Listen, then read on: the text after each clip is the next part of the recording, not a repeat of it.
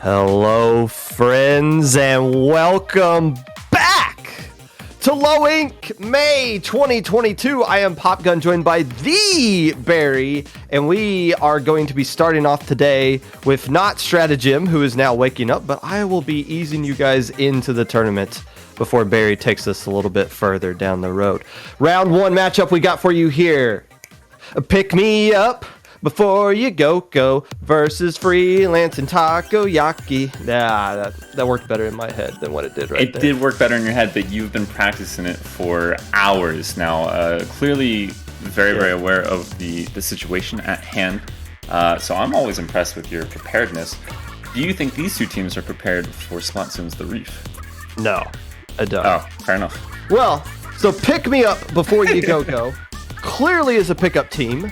Players from Otakos, Irida, and Clownfish, which is, I believe, are all EU teams. So they should be ready to go because it's probably later in the day for them.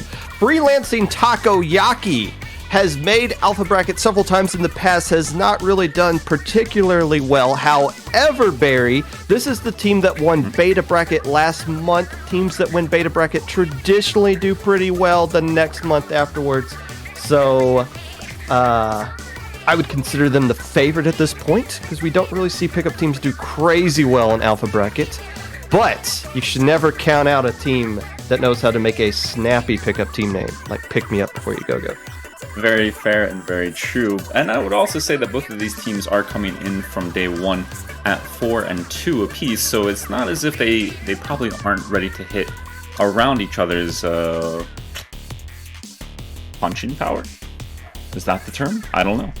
Function power. We'll roll with that. Okay. Well, I said punch. Here's the question. Somebody in the pre-show told me there was a dynamo potentially coming out from Freelancing Takoyaki. And there it is! From Andy. Hey, our scouting reports are correct. Thermal Ink dynamo. Okay. You love to see it. And only 1 K-Gal. How about that? Instead of 4 from the side of Pick Me Up.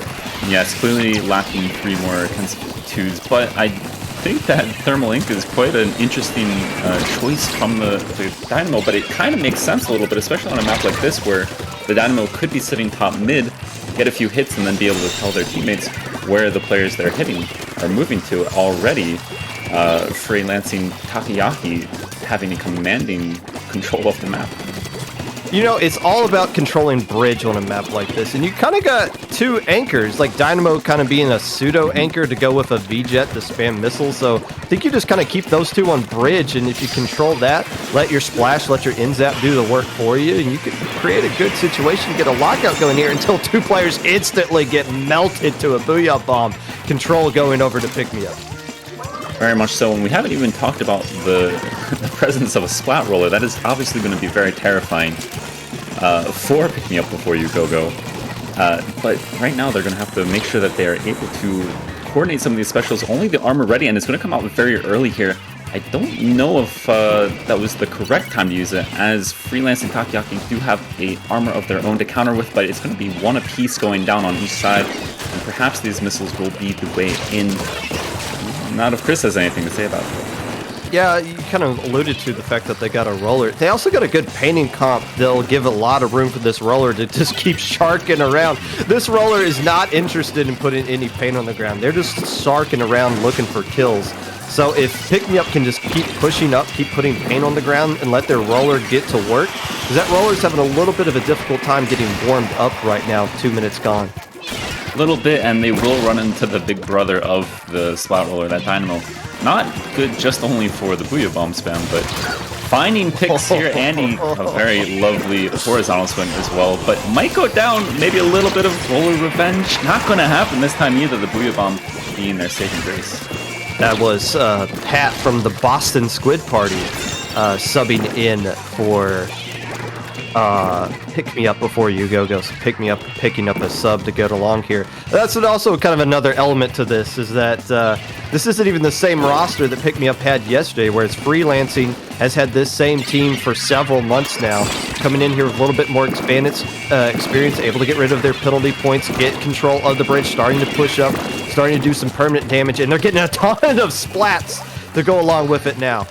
They sure are, and with only the Splat Roller remaining, as Splashdown's not going to be able to offer a whole lot of utility with this retake here, so look for them to obviously go to bridge and maybe jump down onto one of those zones with the Splashdown, but they're going to have some work to do to get in here in the final 10 ticks of the zone.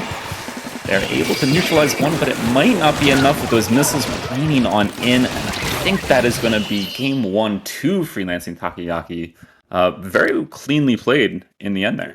Yeah, their experience just kind of being the difference in that game there. They knew what areas that they needed to control. They knew what their role was. Hey, I need to be up on this spot. I need to control the bridge. I need to push up and start attacking from the front. I need to spam missiles, which is always a key feature in the day and age that we're in right now. So, how do you feel about that, personally, as a fellow backliner? Look, I've been on the record. The one thing I cannot play against is an E-leader. A good, I know you can play against a good E-leader. You end up going Nautilus. I'm aware. I will dodge you if it comes down to it. But I know missile spam erased. It killed off my natural predator. It killed off E-leaders, especially with double armor. You constantly got to run for your life, and it takes 2 shots to kill somebody. And that's going to be the story of this low ink. Barry, is you're going to see, hopefully, a lot of Charger players have been rearing their ugly heads in Alpha Bracket the last couple of months. And it's very likely we're going to see a Charger versus Charger matchup as we get later into the tournament, possibly Grand Finals. So the question is, what team counters that the most? That's what Molly Whoppers did last month. Now, for Freelancing Takoyaki, they're not really going up against an anchor player right there. It looked more just like you got a ballpoint, but a ballpoint's got enough mobility to kind of be just fine dealing with that kind of pressure there. But this is counter pick, and pick-me-ups often go with Rainmaker at Blackbelly Skate Park. I like the fact that they went with Rainmaker, because if the other team's going to do a Dynamo and possibly a C-Jet here, you want to kind of maximize the more speed that your comp has as opposed to a 1.5 anchor comp that Freelancing was using last round. That said, I didn't get the sense that there was going to be a whole lot of backline presence, so I don't know that there will be a counter Ray to come through here for Pick Me Up Before You Go. In that situation, I do feel that the Custom Jet tends to win on this map. Yes. Now, the question is Freelancing going to come off of that? I know they can also use the Crapited Blaster, but I guess, they also got a deep roster. So I don't really know who the Crapited Blaster player is, but Andy's back in. I'm assuming sticking with that Dynamo. You know what you could do? You could do Vanilla Dynamo as well if you want to just kind of stick with that, if you want to keep the Stingray. Very unorthodox pick, but it's low ink. You can kind of get away with anything. Game 2, best of 3. Freelancing Takoyaki 1 win away from moving on to the next round. And that is that the Vanilla? It is! That is the Vanilla. It looks like there's one change, and it's low switching off of Junior moving on to NZAP. Everything else appears to be the same from both of these teams, except for, as you did make mention of, Andy moving off of the Kenza Dynamo and onto the Vanilla Dynamo, already bringing out that Ray. And that's going to force Low back towards spawn here, try to prepare an armor to defend this initial push from Freelancing Takoyaki. One that could be pretty solid here if another set of missiles come out. Yeah, that opening Stingray, if this Inkjet can kind of slow down this push right here, and it can't, as the Dynamo that fired off the Stingray now in the front lines, kind of pushing the way forward for Freelancing Takoyaki, working around this right side. A Booyah Bomb coming out, and it lands perfectly, somehow does not get the splat, ultimately follows up right there, but look who's got another Dynamo Stingray ready to go. Oh, you got the Stingray right all the way up front there. The Ray coming from the front of the lines, okay. Frontline Stingray is something I highly respect, and able to find the follow-up kill on Pat J there with the swing as well. Clearly able to make use of both the main weapon and the special. Haven't even seen the Ink Mines come out yet. Don't forget that is actually not the worst thing in the world on a map like this, where you can kind of concentrate those choke points that the Rainmaker has to come through and really prevent anyone from sneaking up to create a path for the Rainmaker. Not that that looks like it's going to happen anytime soon here for Picking Up Before You Go. While they do have 3 specials at the ready, Freelancing Takoyaki in a very comfortable position. Yeah, and they got a good defensive comp. They're doing that, anchor and pseudo anchor kind of thing. That comp is built for getting a lead early and then just bleeding out the clock and holding on. Now that they're not using C-Jet, they're using V-Jet, but you got to think how quickly they're getting those Stingrays. That combines really perfectly with those missiles that you're going to get constantly being cranked out from that V-Jet right there, instead of Dark opting to pick up the Rainmaker and get a push going here. But still, it's this is going to be a hard one for Pick Me Up to come back from, simply because freelancing comp is built for this exact situation. It certainly is, and they're going to have to use the aggression of the weapons that they have here. Pat J finding a beautiful pick there with the Kensa 52 before going down to the Southern Bomb, but I like what I'm seeing there from the roller in that moment. I want to see more of that, especially if they can utilize a lot more paint coming out from this NZAP and the 52. There's a lot of blue on this map right now, so if you're picking me up, you really have to focus on map control, combo some of those specials, and then look to make a push. Yeah, same story as like last game. You need to create the path for your roller to cook for you. And it looks like they're trying to do that just now. Jakey doing a good job of staying alive, just being a big pesky fly that can't be swatted right now. Takes care of low and gets the Rainmaker to boot. Wow, how did that player not get splatted there? I'm not entirely sure, but Jakey able to find two, along with two more kind of cornered by their presence, allowing for the full wipe, and this is going to be a bit of a struggle here, again, for picking up before you go. One going down early to the Ray, and a lot of players in front of that Rainmaker trying to fight for a little bit more ground, able to find another pick with the Rainmaker itself, and so long as they avoid some of the bombs, I think they'll be able to continue this push and get a few more points on the board before our roller time does eventually pop up, a delayed wipe, and this could still be game.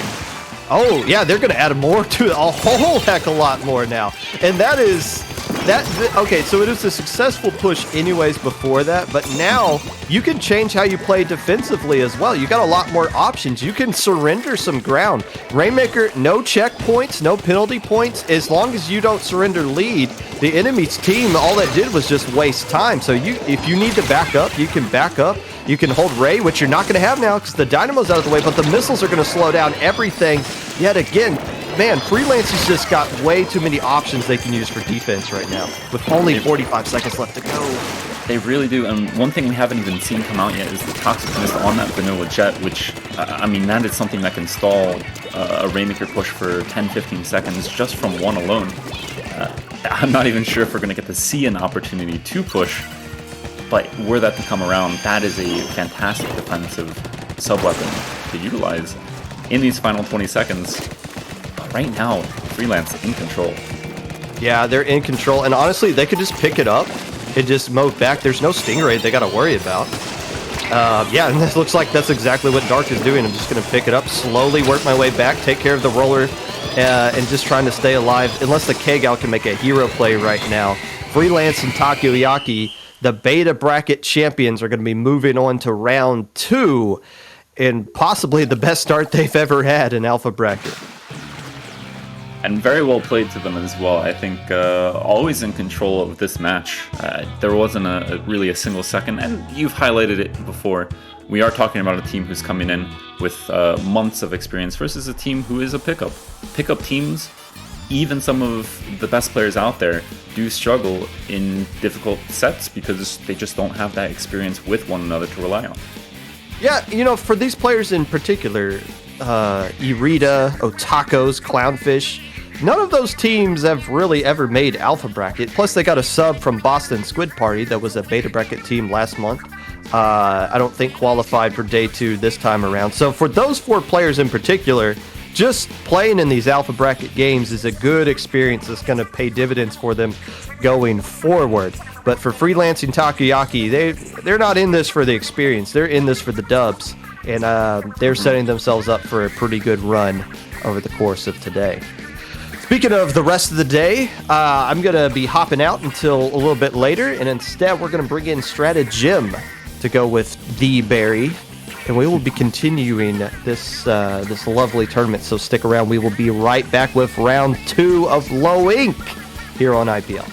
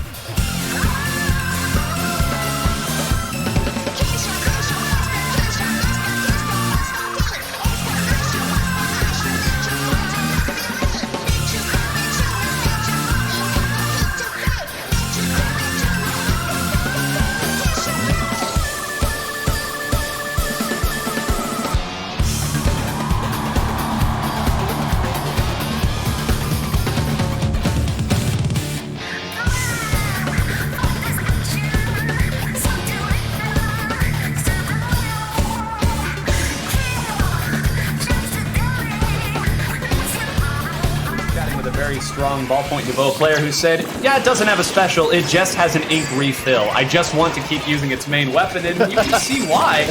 And still pushing in here, Agent Octo's going to get a chance for a flank. Get 3, has about another 4. This might be game already. They're going to have at least one special. Get rid of penalty points, and Crack United will force a game 3. The ballpoint goes down yet again. That ballpoint is going in. Now it's all-out rush for the left side of the zone, and now we're seeing bodies flying all over the place. 2 more players going down, make that 3 for the side of Crack United, and who's the last player standing? It's the Squeezer. Reset, so they're going to have to waste time on that, unfortunately. Both sets of missiles were used, I want to point that out, and they're just now getting forward. So those missiles landed and already did their damage before the opponents really have to push up, which they still used the bubbles and got fantastic points out of that, Hoenn. That was a big push there. That was a nice pop as my ops just paints up. Yeah, paint And key here. takes a chance. A lot of wide areas, a lot of areas to try to shark. You can see that Sploosh on the other team tried to shark. Ooh, MPU! Oh, that's 3! They're going for the quad! They got the quad! They got it! The Booyah Bomb! That is going to stop as well. That's going to be game there, Hoenn, unless some magic happens here.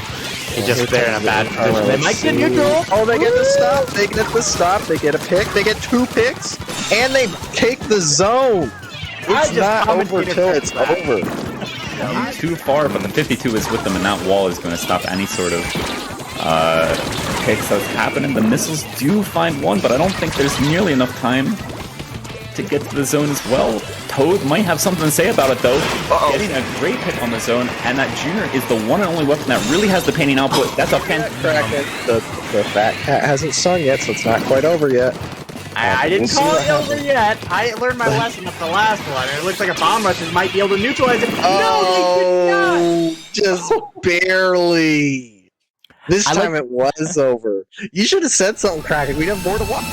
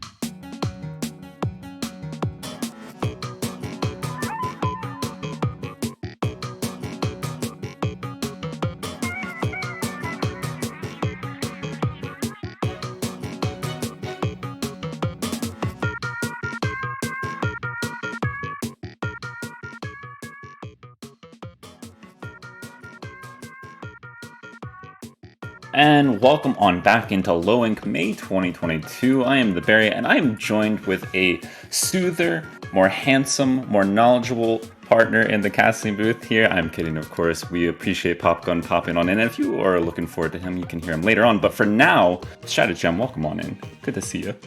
Welcome, welcome. Thank you for saying all of those true things about me. Yes. We are here to watch Inked Killers versus Up the Ante. So we're just about to load in here. The teams are going to be discussing their team comps and everything, loading into Splat Zone's Ink Blot Art Academy. Yeah, it should be a map that everybody's familiar with. One of the 3 most popular Splat Zones maps, I would say, out there, along with the Reef and Mako Mart zones. Both of these teams, though, fairly familiar teams that you actually have gotten to see a fair bit of Up the Ante at LTC. Yep, they were there. And you yeah, I did. Looks match. Like they might have a couple of players tagged onto their roster who may not be like an official part of the team. I'm not quite sure there because some of them have the arrows pointing up and some of them don't. So I don't know. Maybe they're being inconsistent there, or maybe that's just it's like a little bit of substitution to make sure that they had a full roster to field, but should be familiar to those of you who were watching that. And should also be the favorites moving into this matchup, 5-1 in day 1, whereas Inked Killers 4-2, but did come off of a upset in that first round of day 2 here, so they already seem to be off to a hot start.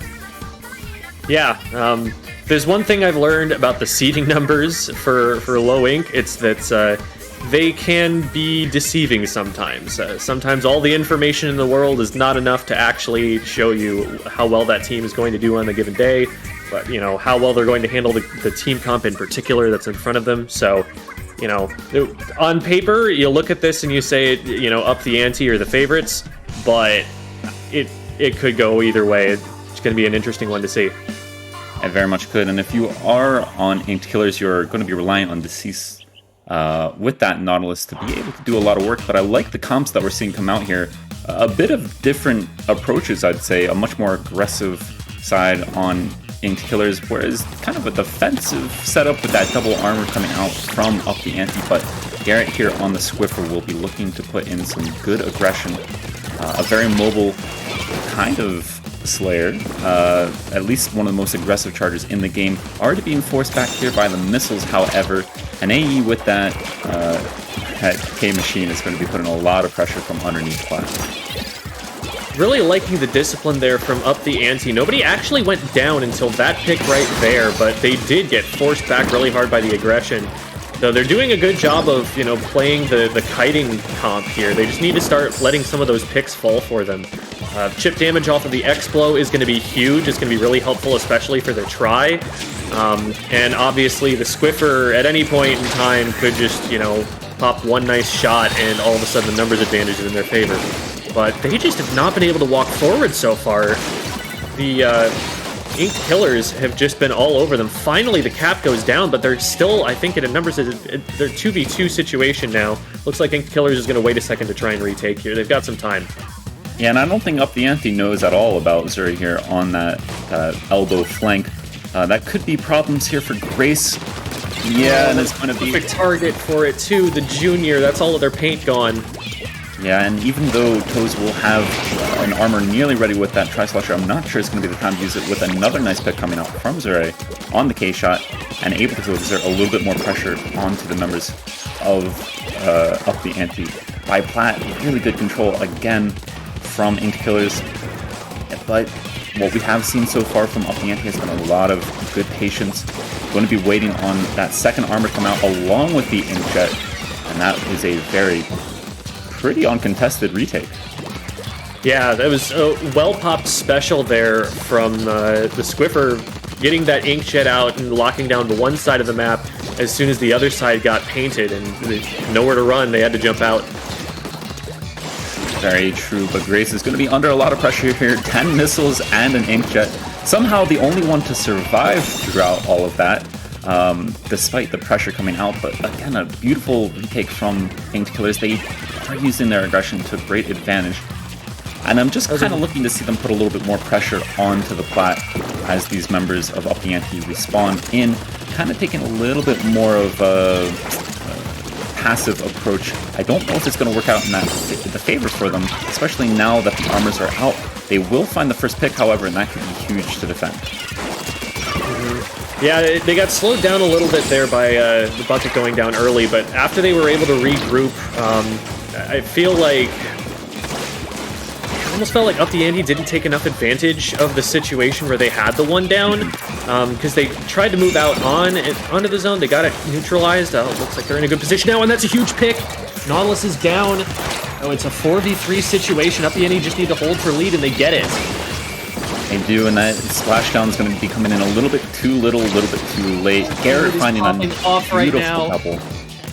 Might even be able to get that last one, and then it's just going to be a 1v3 Deceased versus way more paint than they're able to put out. Nearly finding the pick on the next splasher, but it's going to need the zone to be the focus of that paint.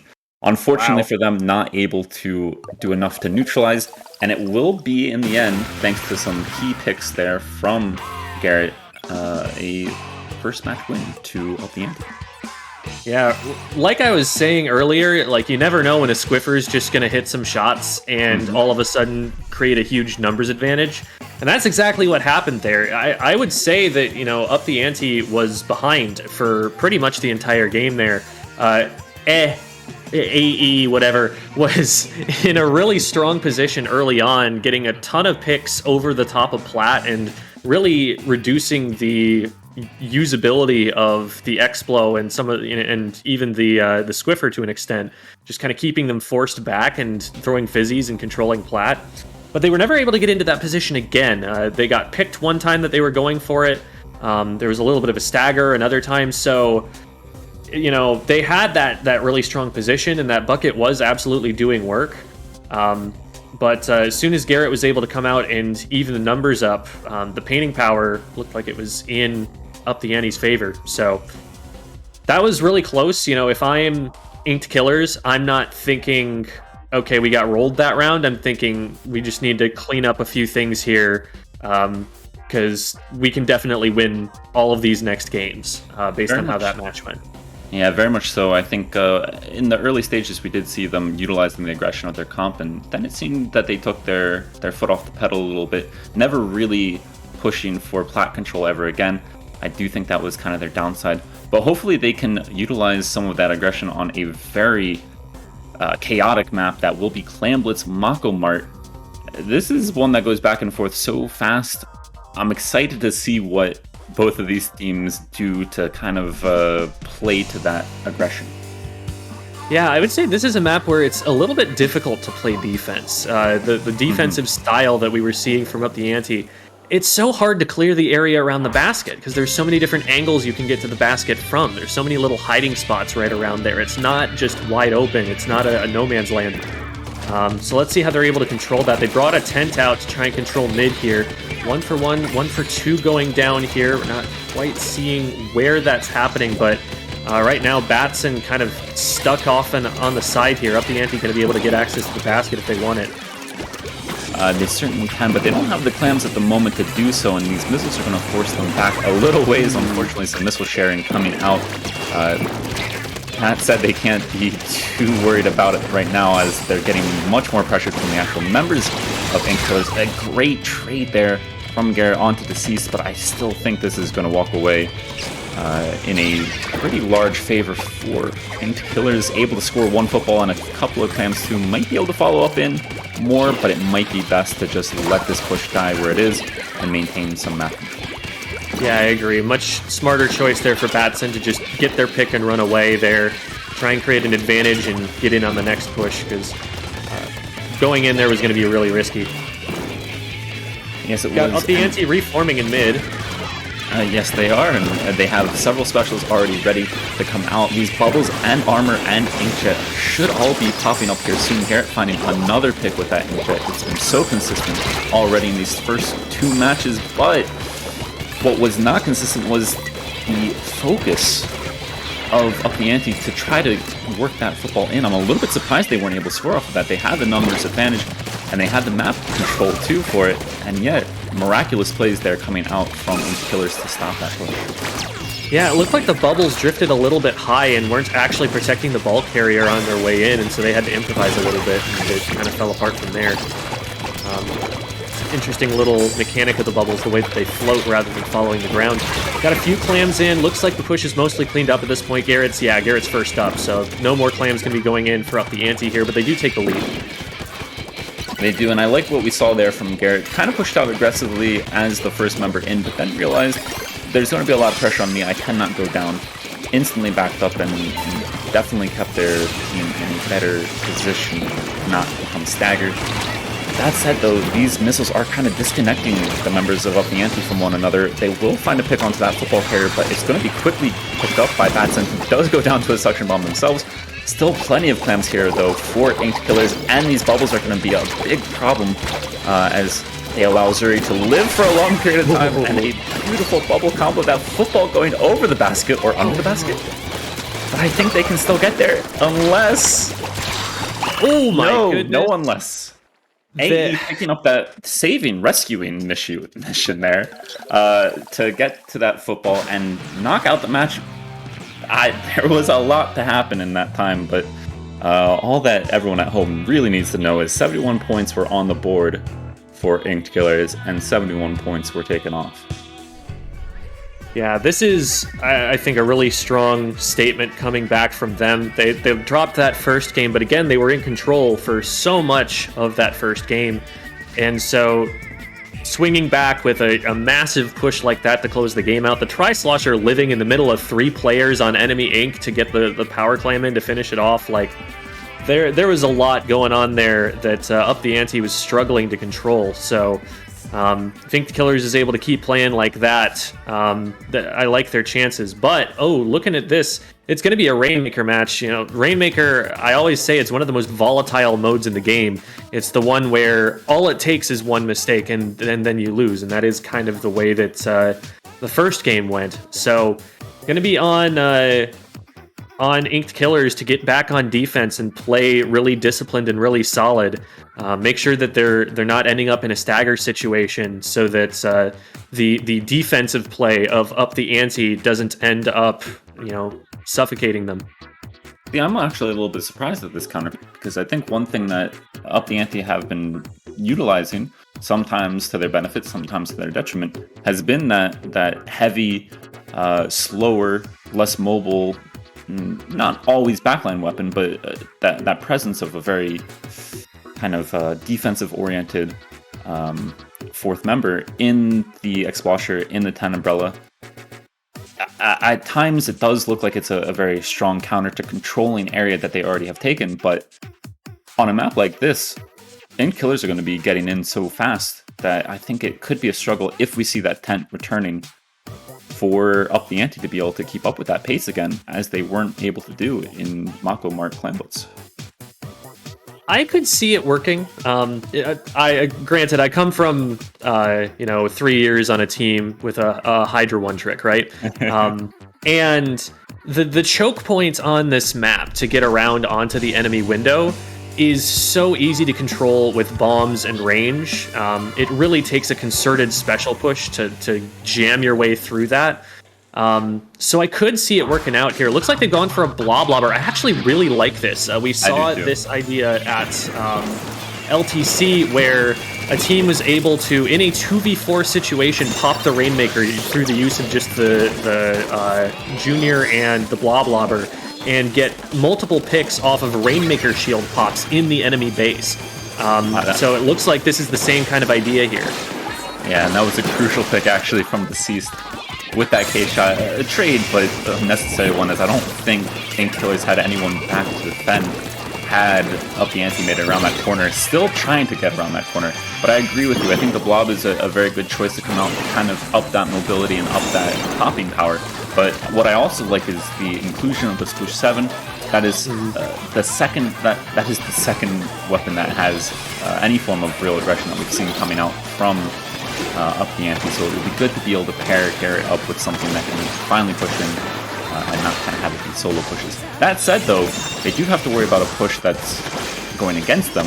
A nice hammer coming out from that Spruce 7. Lemon trying to find another with the Yeet, but not going to be able to do so. That Tri-Slasher will find the double, and kind of still under a lot of pressure here. I'm not sure if that pickup of the Rainmaker was the call in that moment, as it's going to allow for Inkling to push it a bit further here. It really doesn't seem like there's any let off of the pressure. Yeah, it looked like they were trying to drop it down, but they did not get all the way over the ledge and put themselves in that 1v3 situation. Fortunately, the popping power of Up the Ante coming in to save them here. One other thing I really like about that Sploosh is that it's just one of the fastest weapons to pop the Rainmaker shield with. It just does so much DPS to that shield. So between a Sploosh, a Junior, a Bloblobber, they, like, even at a numbers disadvantage, they can win pops, and that was what let them get that pop so quickly, get it dropped down into mid, and try and reset. A lot of damage done already, though, from some unfortunate staggering early in that push from Inked Killers, so Up the Ante's got their work cut out for them right now. They're going to need to really win some fights and make some strong special pushes into the enemy base. Yeah, the staggering definitely costing them points, but I'd also say they look disconnected at the moment. It really needs to be more of a team effort with people grouping up. And at the moment, they don't have an answer for Sure, who's popping up all over the map. This Inkjet could be painful, finding a last pick, too, with that final shot of Inkjet. Garrett does have the most powerful weapon in the game, the Rainmaker itself, but will go down here. Grace trying to back away and defend that jumper. Not going to be able to do so with all the pressure coming out, especially with that Inkstorm. Again, I think this is a moment where you kind of just have to collect yourself as a group if you're Up the Ante. Otherwise, things could only get worse. Yeah, I think Up the Ante's comp is capable of functioning somewhat at a numbers disadvantage, which is nice, but not too big of a numbers disadvantage, and I feel like Inked Killers is just going in and killing them a lot of the time and making it so that they're too far behind to really rally and get something major done on the objective. They've got some missiles on them right now. Let's make sure that they survive those. Yeah, Rainmaker going to get isolated by that, so they're going to have to kind of reset here. And look at Deceased, sharking in the trench. Okay, decides to jump out. But that is the power of Up the Ante's comp right there. Able to get that pop and pick Garrett continuing, and this might be their strategy all along. This might be just have someone run on, get the Rainmaker, and then keep on popping and picking. And it's something that's kind of working out. That Splash Ball being used to good effect, but unfortunately for them, that fall off. Oh my goodness, sorry. A beautiful double with the main weapon. And that has definitely eased a lot of the pressure off of Inked Killers here. Already starting to move the Rainmaker, not just away from their own pedestal, but towards Up the Ante's. That hammer handled very deftly by Inked Killers, but they run right into some blobs, so Rainmaker not going to be able to progress too much further. Didn't really need to. All they were really looking to do there is kill some time, because they have only 35 seconds left to make this push at this point. So this might be it for Up the Ante. You can't keep picking up the Rainmaker when it dies if the time is out. So that strategy of, popping the shield in the enemy base, it has maybe 10 more seconds of viability at best. After that, they're going to need to keep the Rainmaker alive. And right now, they've not managed to do that for any length of time. Yeah, but maybe with that first pick onto the Tri-Slasher, this is that time. The Ultra Stamp coming out here, and I think the Rainmaker carry went down. That's a very important pop, but there's so much pressure from these missiles and bombs. Grace is going to be lucky to survive even a couple seconds more. Well defended there at the end from Inked Killers to take a 2-1 lead. And again, I think this is kind of where you start to look back on the early game, right? Maybe not the most optimal counter pick coming out here from Up the Ante. Kind of played to some of the strengths of Inked Killers, but it still was a manageable match. Had they not become staggered during Inked Killers' first push, I think that 25 would have gotten them lead, if I'm not mistaken. Yeah, that 25 was a solid push, and you, in your mind, you're always comparing it to the score as it currently is, but 25 is a winning push in a lot of games, and but that's kind of how it is in Rainmaker. Rainmaker is a test of how disciplined you can be on defense. It's a matter of, can you stop the push every single time and never let something slip through. Because letting something slip through once and then, getting battered around for the rest of the game can still get you a win, as long as you're able to hold on. So, Tower Control Starfish, what do you think of this counter pick now, coming out from Up the Ante? Do you think this is a choice more in line with what you would be looking for? Truthfully, no. I'm very surprised that we're not seeing a map come out that is a bit more slow paced. Really, this is a map that's going to allow for a lot of flanks, and it's not to say that Up the Ante can't also go for flanks themselves. It just seems that the playstyle of Inked Killers has been so fast paced, so chaotic. Where we saw Up the Ante succeed the most was in that first game on Inkblot Zones, where they were able to take control of the map and really work on locking out the other team. In maps and modes that you're just going to see kind of pure aggression take the lead, that doesn't seem to be Up the Ante's strong suit. So I'm a little bit surprised to see this as the counter pick. But we, of course, will hope to see myself proven wrong, I would say, because I'd love to see a Game 5. Yeah, we have seen Up the Ante have some pretty creative comp choices, and so maybe they have some kind of specific answer for this particular map mode. Looks like they're bringing out a Rapid Pro, so something we haven't... a Kensa Rapid. Mm-hmm. Something that we have not seen from them just yet. Now, we won't be seeing the triple armor coming out from them, but what we will be seeing is the Stingray variation of the Sloshing Machine. That is a disgusting kill there from Deceased on that Nautilus. We'll take out Garrett very early on, and that is kind of going to be an issue, as that would have been the best weapon to kind of poke and prod away at these members of Inked Killers on this first push, as we see Garrett already back and finding some picks too. Not just some picks, some beautiful picks at that. A beautiful double coming out there and able to kind of steal the power away. Maybe one and another one. Yeah, I think perhaps back away and take that numerical advantage, but we'll go down there, but should be back soon enough to hopefully help defend this first checkpoint. Yeah, I feel like you want to be seeing the Rapid here act kind of like an anchor, where they are the ones who are trying to keep themselves alive, so that if nobody else, they can contest the tower a little bit, with that AoE damage, with that little bit of extra range. I like the way they're playing around the corners here, but they're just pushed so far back. Like, the tower can move for free at the moment. This is a really, clinical performance from the front line of Inked Killers here on how to protect the tower. Tower hasn't needed to worry about anybody for a little while here. They've just got frontliners up in their base, Inkjets up over their bats. If you have to deal with that, you don't have time to deal with the tower, because the tower is past all of that.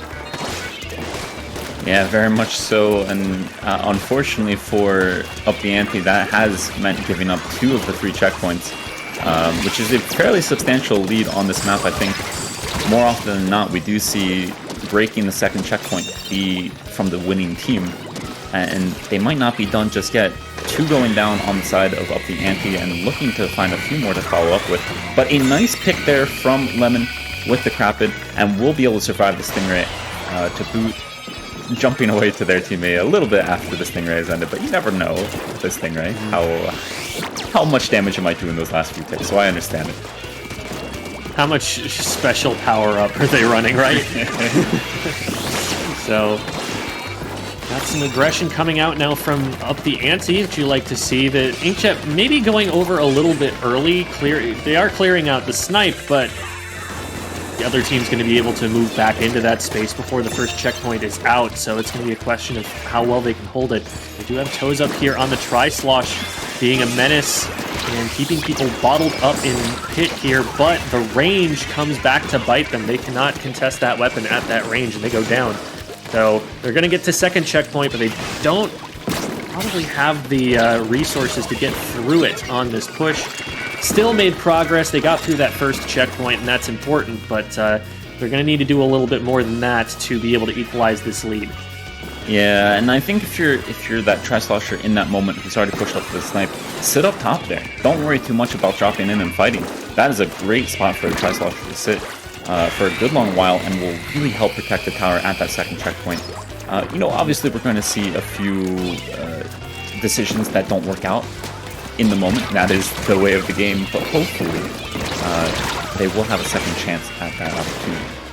As they are able to find some big picks. Yeah.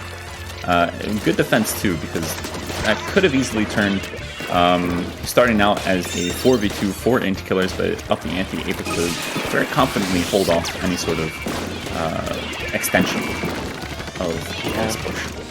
And I like the way that Up the Ante was pushing up until that point. They knew that it was a priority to get control of Snipe. Once you have control of Snipe, you have a lot of different options for where to drop down and apply that pressure. They had people bottled up into Pit, which is exactly where you want them. It's a place where they cannot contest the tower. So lots of good things happening there, but the defense at the second checkpoint here, an absolute brick wall for Up the Ante to try and get through. Just specials popped at exactly the right times. They had paint control the entire way through.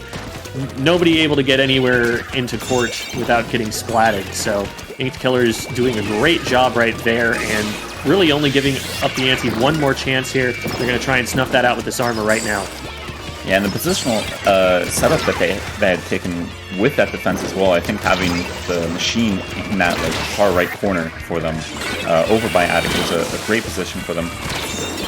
At the end here, it will be difficult for Up the Ante to be able to get onto the tower, but they get there and they have an armor come out as well, so there is one last chance here, but with an Inkjet up and now the Ray coming out, this is going to be challenging to make sure to sit on that tower just long enough.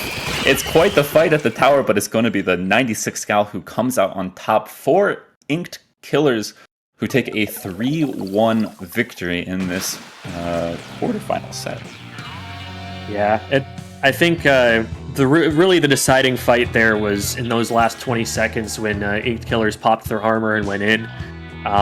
Because they were able to get the numbers advantage there, they were going to be able to get people into position.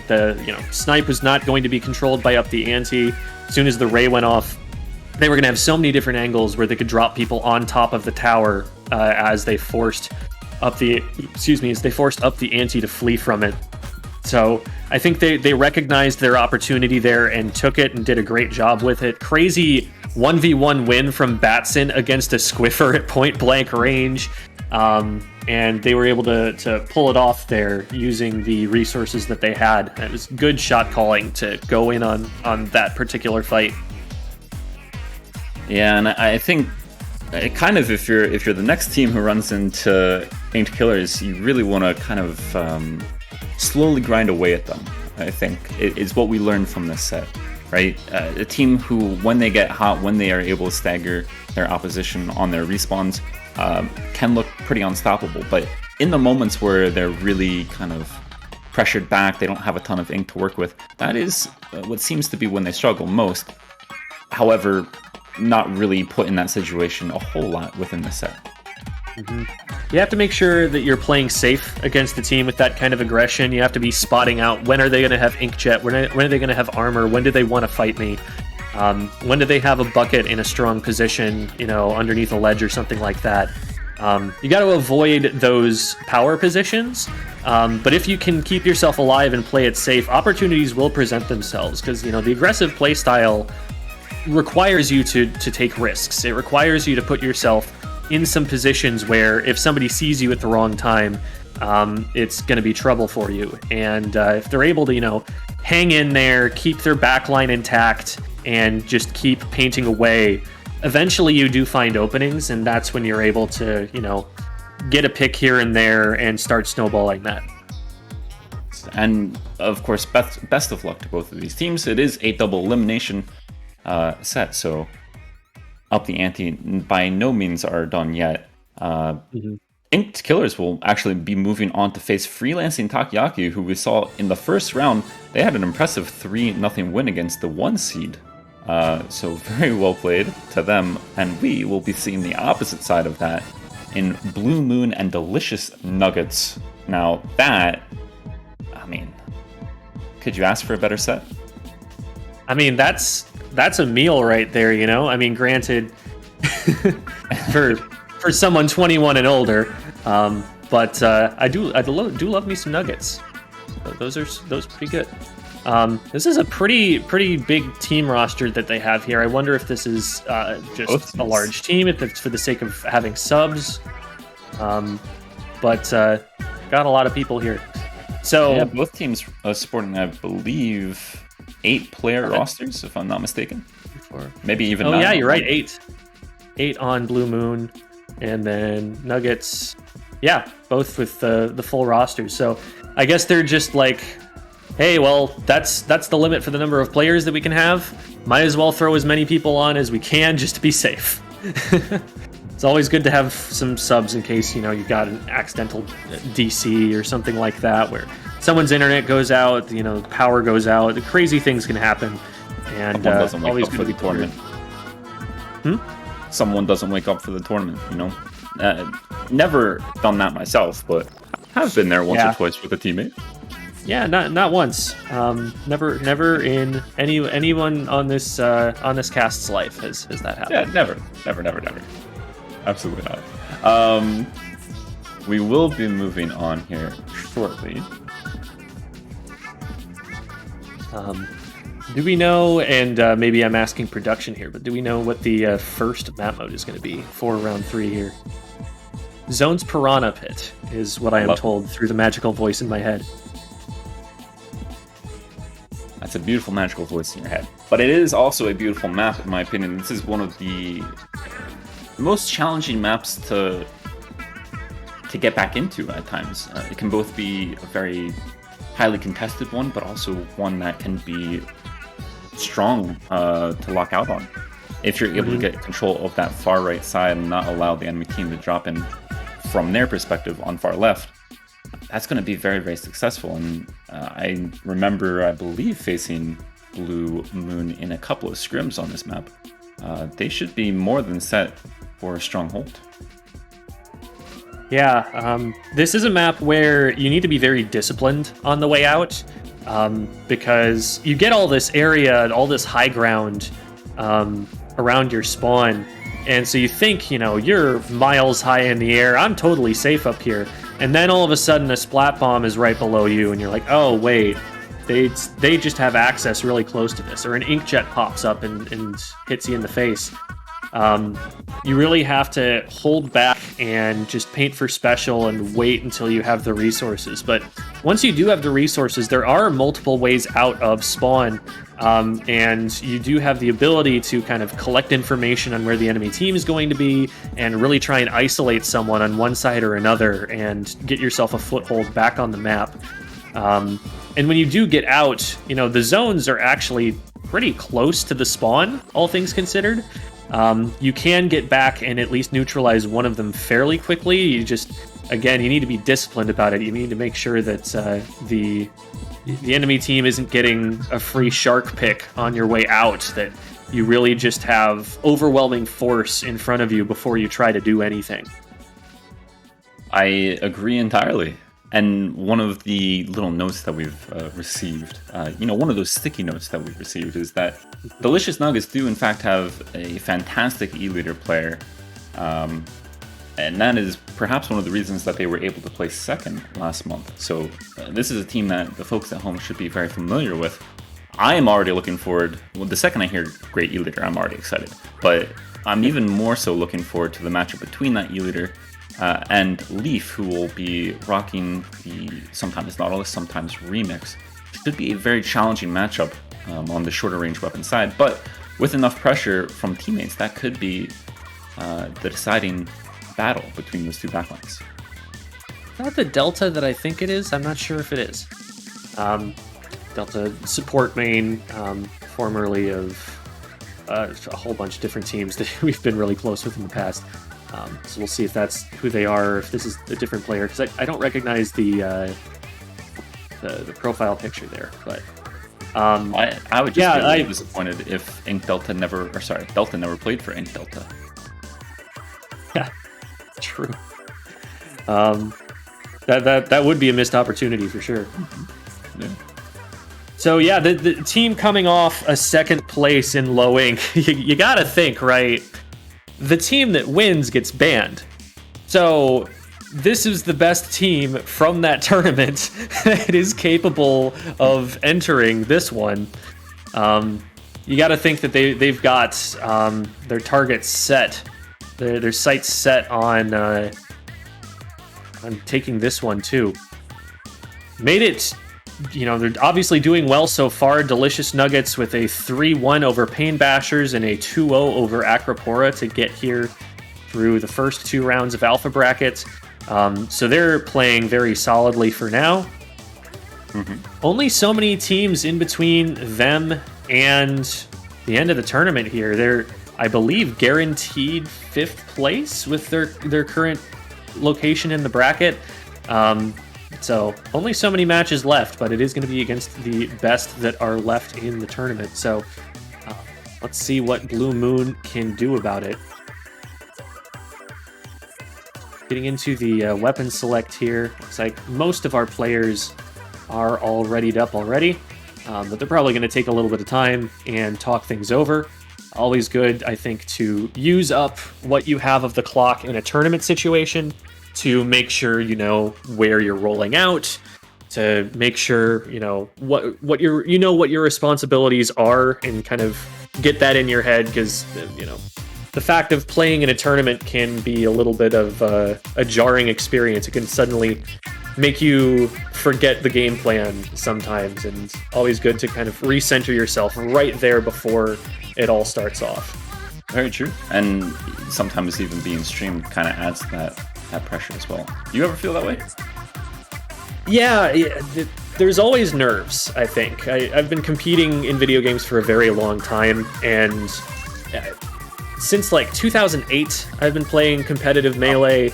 Every time I sit down, even if I'm not on stage and I know it's a tournament match, I still am a little bit more jittery. I'm still missing some things that I wouldn't normally in practice. It's just something that you're always going to deal with as a competitor. It never goes away.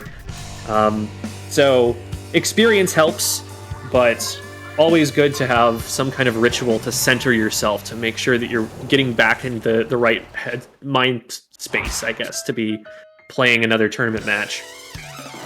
Agreed 100%, and hopefully both of these teams do have that headspace in the right place.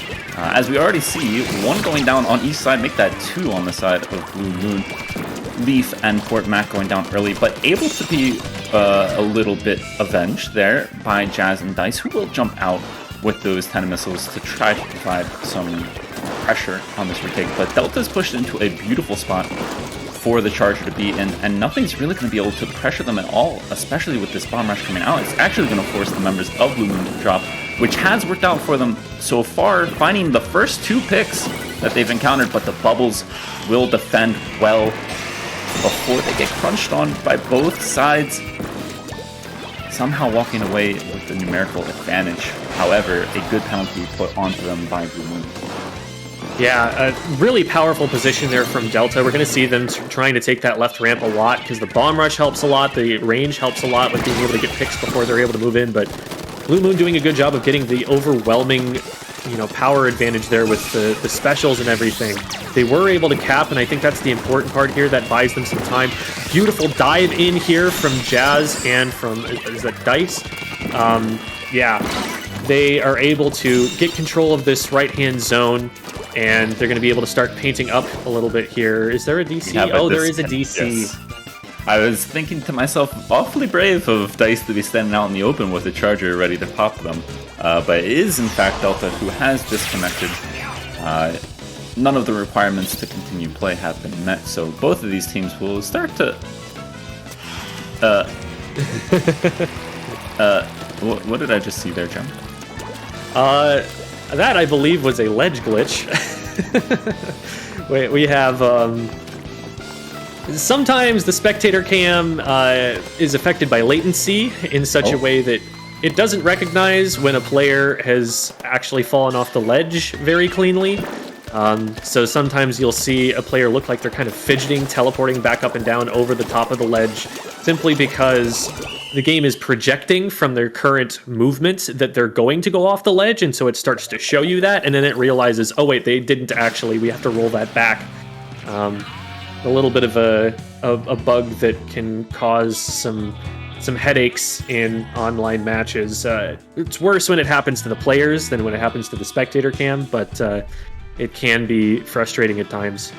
Awfully suspicious is what I would say. Yeah, careful. Or maybe that was getting what was awfully close to happening. the Among Us word. Yeah. You don't want to set the chat off. Well, there was some stuff happening in Useless. Anyway, we should be seeing, I would believe we'll see Delta rejoin in here. To be fair though, in a set of this pressure, perhaps in the back of the minds of the members of Delicious Nuggets is maybe we bring in one of the other 4 members who we don't have to worry about disconnecting. That it's not always on the player's end, you know, because those IPs, they can be a little bit spotty from time to time, but it would be a shame to be down a set, or down a match in a set from having to disconnect after already having to disconnect. We will see Delta join back in. I think that probably speaks to their quality, but hopefully there will be no more disconnecting, as we do want to see a clean 4v4 all the way through.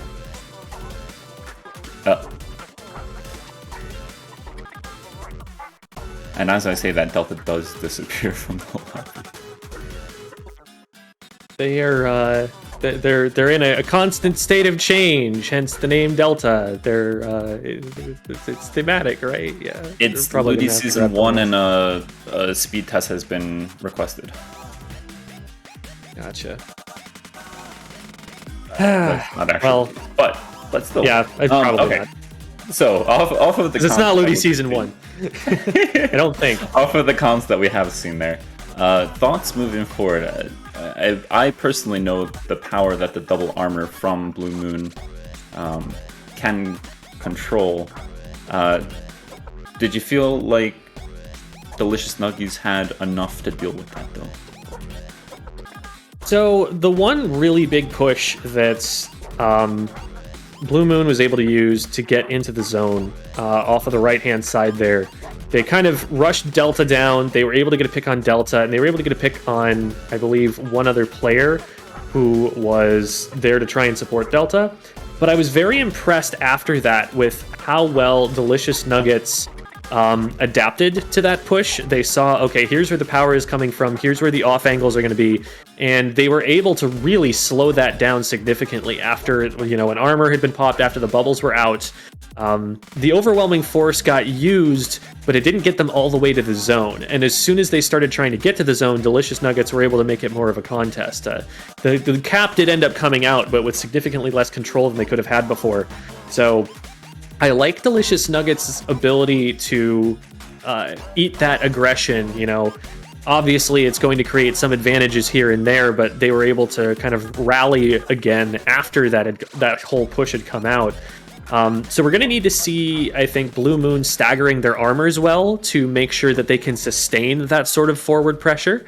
And I think, you know, if Delicious Nuggets does end up having to replace their charger here, we will have to see, you know, a little bit of adaptation to the game plan from them, because they're going to need someone else to lock down the left-hand side. So, you know, maybe that throws a wrench in things. Maybe this is who they've been practicing doing this with, and now they're not able to play with them. That does, you know, create an extra variable. But I think based on what I saw, Delicious Nuggets is team playing very well. They're able to spot where do I need to be, when do I need to be there. And so if they can keep that up, one big special push shouldn't be enough for BlueMoon to be, you know, taking control and taking leads here. They, I think, have the ability to make them fight for it. Delta's back in. They're going to try it again. Fingers crossed for Delta's connection. You know, thoughts and prayers. Yes, we have seen the router reset come into play here. I think you're spot on with should we see Delta have to make way to another teammate, that will definitely change up the game plan a bit. But I would say even if Delta, and hopefully fingers crossed that this is the case, is able to play all the way through this set, there could still be a necessity for some strategical changes. Having faced double armor more than I would like, it does not only mess with a charger's ability to influence the game, but it messes with their mentality. It becomes frustrating after a number of times of hitting armor and breaking another armor, and you say to yourself, I can't get a kill. But hopefully they are up for that challenge, because they don't really have another choice at the moment. Obviously, no comp changes as it is a replay, but maybe a fresh start here to see if these two teams can learn just a little bit from the opening moments of the last match, or the same match. Looks like we've got Delicious Nuggets sweeping the left ramp by force. They get the fight win there, and Delta able to hold down the right-hand side. Delta immediately moving over to the left, just like they did before, but the missiles are already out, and that's going to make it a little bit more difficult for them to get into position. Delta actually goes down, so advantage here for BlueMoon. Let's see if they can take the zones and get some extra picks on top of it. Beautiful pick there from Leaf, and I think actually that open was the exact same two members, Leaf and Port, going down as happened the first time around in this match. But much stronger hold here from the two remaining members, Dice and Jazz, to keep their team in a good position here and start putting some real good points on the board. Port finding a beautiful pick there. We'll be looking to cap that other zone to try to add to their score, but more importantly than anything right now is staying alive. Absolutely, and as you say, that Port Mac jumping right out to stay alive here, knowing that they don't have the support of their backliner, and so smart play there. I really like Delta being up on this ramp for a number of reasons, but one of those that's, we saw showcased is that position happens to also be very strong for a splat lane. It's very easy for them to get shots over the right-hand side using right peak advantage. It's also very easy for them to, drop down and start to try and take control of the enemy bump here where Delta's trying to survive. Great pick there from Dice. So that positioning is forcing, I think, BlueMoon to respond, but so far they've been responding pretty effectively and keeping Delta being too much of an influence on the game as BlueMoon take the lead here. Yeah, and scary moments there for Leaf. I'm not sure they were aware of that laser coming out. Oh no, we've seen the SD coming down, and that could be detrimental. I think that was their bomb rush. Meanwhile, the bubbles will come out, but it's not going to be enough to cap both zones at once. So that was a very unfortunate time to be falling off the map, especially as they were, with that bomb rush, going to be able to cap the zones and put another penalty on BlueMoon. However, BlueMoon have continued to roll with this momentum and have already taken so many points off. Still waiting on a couple more specials to be available to Delicious Nuggets, but these missiles are keeping them back for a time being, and it's going to be now or never. Yeah, this is going to be awfully close. The bomb rush going out and taking control left. The bubbles getting control of the right. Great special push there. Doing exactly what they needed to do, getting the burst paint right onto the zones so that they did not get those extra 4 ticks. That's a very short amount of time. And so able to just barely hold on. But yeah, you're right. Like, we like to sometimes joke like, oh no, camera operator, look someplace else. We didn't need to see that. But also, like, that was a pretty crucial mistake there. The bomb rush going down and them losing one of the best painting weapons on their comp right when they needed to recap the zone. That cost them a lot of points, but I think they're making up for it right now. They get a good pick there. Port Mac stuck on the right-hand side, unable to influence the zone up against the weapon with higher range than they have.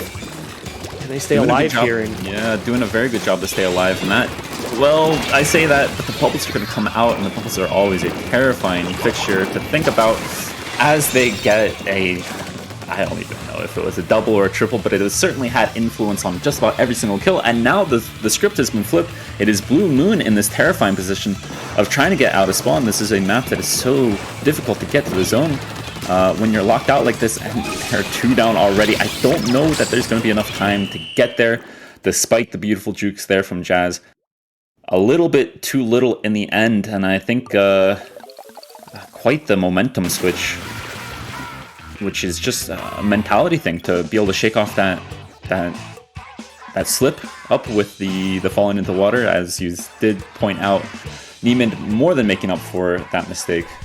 Beautiful 10k A from them, and certainly a lot of influence over the match.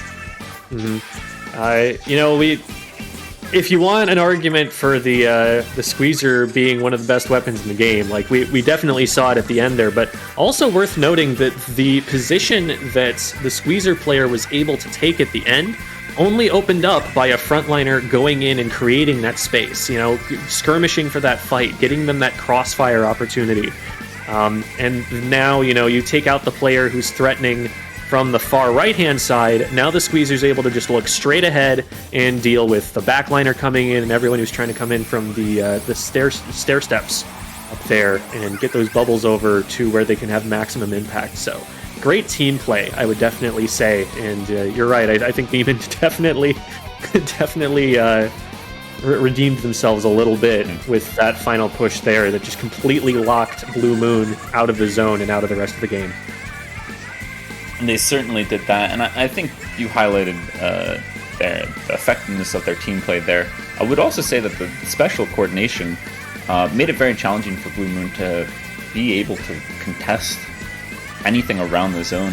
When you have double suction bomb rush, kind of what you'd be relying on is Leaf's Booyah Bomb in that moment to really be able to neutralize those bombs.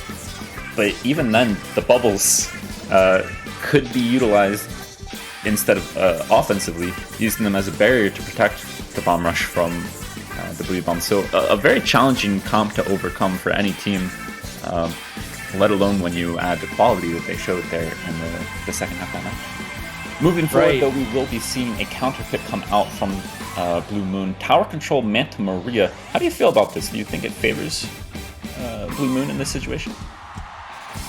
So, this, I mean, I like the map a lot for like a Tri-Slosher. So Port Mac is going to be happy here because they just get to sit in the streets and go, haha, you can't be here. It's just such a dangerous sharking position for any of those ambush weapons that like to hide under ledges. So that's going to play in their favor, definitely. I think, really, though, a lot of the battle here is going to be for, can they keep Delta from the strong positions on Mast and Bunker? And can they keep the front line from rushing them over the top left when they're on defense? Because I think Delicious Nuggets have a really strong asset in this E-Leader player here. It's going to have a lot of control over mid. And they've also had this good coordinated aggression and strong, fast front line that are going to be able to kind of take the flank routes. So we'll have to see. That we see BlueMoon coming out with this all frontline composition here. They're going to go really aggro. Quick trade in mid there. Delta getting some good value out of this E-Leader. Mac already in the street before the push even starts. Getting a trade and a 1-for-2, not a bad situation at all. Should open up some space for the rest of their team on the other side. But push probably stops here with the paint advantage that the blue team is going to have. Well, I'm not so sure. I think if they're able to get a member of the team up the top left, no, never mind now. I take it all back. This push is done. Lucky to get away there, I would say. Jazz is doing a good job to not go down to the aggressing splash. And that was a really important time to live. It's allowed for the jumps to come through safely and allowed for this push to continue.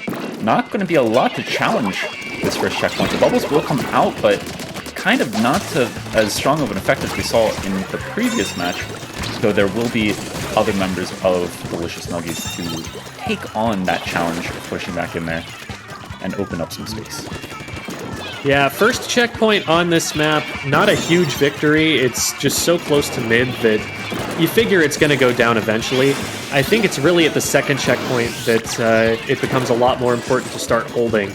And we're seeing the specials come out now from the blue side. They know that this is when they really need to be fighting back, and it's a good opportunity to see what they can get done in mid here. The armor goes out. What are we going to see? Ideally, I think we see the Inkjet coming out soon. Probably going to be waiting for another armor as they don't want to go down to just one snipe. Make them hit 2 shots, but I do like the change, the more aggressive comp, though it is going to be a challenge still to deal with that E-Leader and the Squeezer, but good team play there to find some picks. Port Mac getting another one to follow up with. Really scrappy fights. Nobody coming out on top, really. It's just and leading to a delay of the game, trades back and forth, and it's not really lead that's important right now. It's getting enough control to get through that second checkpoint, and neither team is really getting that yet. We might see that with the Inkjet coming out here. Can Leaf get some benefit out of this? Right now, kind of just being given that space to avoid going down, but it is good space to be taken, as they've been able to break through the second checkpoint. Not able to find the pick there, Delta onto Leaf, but, well, I say but, that would have been a really good pick too, because BlueMoon are kind of Splatoon 1 in this. They're jumping in rapidly and repeatedly, and they're just brute forcing this tower to the third and final checkpoint. Jazz, the last one alive for them, but doing a beautiful job dancing around that tower. And we'll take it all the way down to 17. That is a difficult lead to take back here for any team, but Delicious Nuggies already taking control of mid, and we'll be looking to find a quick little pick to really open up this map for them.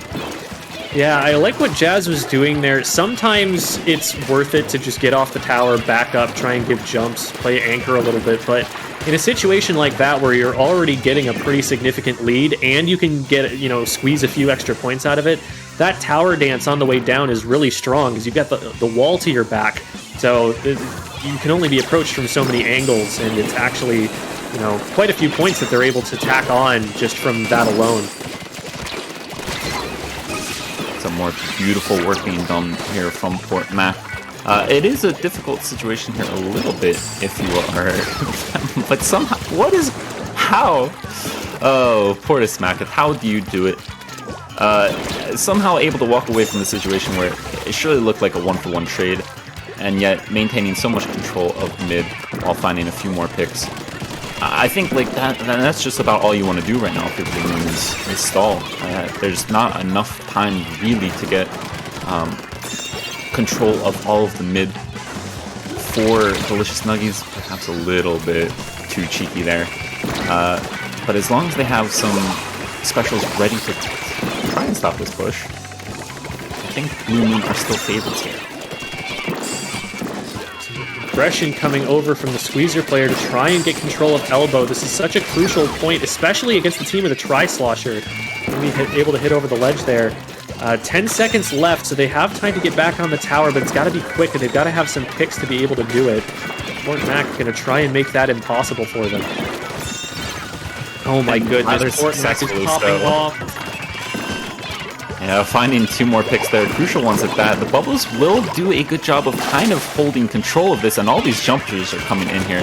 These suction bombs could be big. Oh my goodness. Was that a quad bomb? It very well might have been, or it might have been two bombs getting a couple of kills apiece, but that was every member of Delicious Nuggies on the tower and two suction bombs doing a lot of work. Really disgusting stuff there at the end, but more than anything, I think the willingness that BlueMoon had to continue, I wouldn't say feeding to win, but you'd almost say feeding to win, kind of ended up being the difference maker in the end. That 17-point lead really felt a lot more comfortable than what they would have been at had they not gone for it the way they did. I agree. And you have to give a lot of credit to Port Mac. A lot of those pushes were started off the back of fights that on paper BlueMoon lost. Port Mac just sharking around mid, it looked like a veteran move. It looked like, this is kind of a Tri-Slosher one-trick sort of play where they just know exactly where they need to shark to catch people out on that map in the middle there. They were dodging around the aggression from, the longer ranged weapons like the Nautilus expertly. They were using the tower for cover, the sharking in these little spots of ink that were hard to see. And they were able to get so much value in the mid there that they were able to kind of keep this side of Delicious Nuggets back, despite, having an E-leader watching over them. They were able to push them back far enough to get those pushes started. And once they got through that second checkpoint, they just milked it for all it was worth, and that was what they needed to do. Did they do it well? Well, I say hopefully. Hopefully we'll be able to see a bit of a response coming out here from Delicious Nuggies. As they have chosen Plan Blitz Mach, and mark the second time we'll be viewing this map today. An interesting pick from my perspective. I think sometimes backliners don't do too well on a map like this. Yeah, So- this is a map that gives you a lot of flank routes. You could get someone jumping over the box on the left. You can also get someone swinging around on the far right. You can get someone running all the way up onto bunker, the toilet paper rolls on the far right. So lots of different options that they're going to have to be shutting down to keep Charger players safe here. But if you are able to get into one of those power positions on, say, the enemy stacks during a push, I can see that being a really powerful position where you'd have to watch out for Delta here. So we'll see how they play it. But I would agree. Not necessarily a map that you'd think you want a really like hard backline weapon on. Mm-hmm. And not only that, but I think what we saw from these first two matches is that BlueMoon played a bit better against the comp that Delicious Nuggies is bringing out when Leaf moves off of that remix and on to the Nautilus, allowing for more cohesiveness in the aggression that's coming out.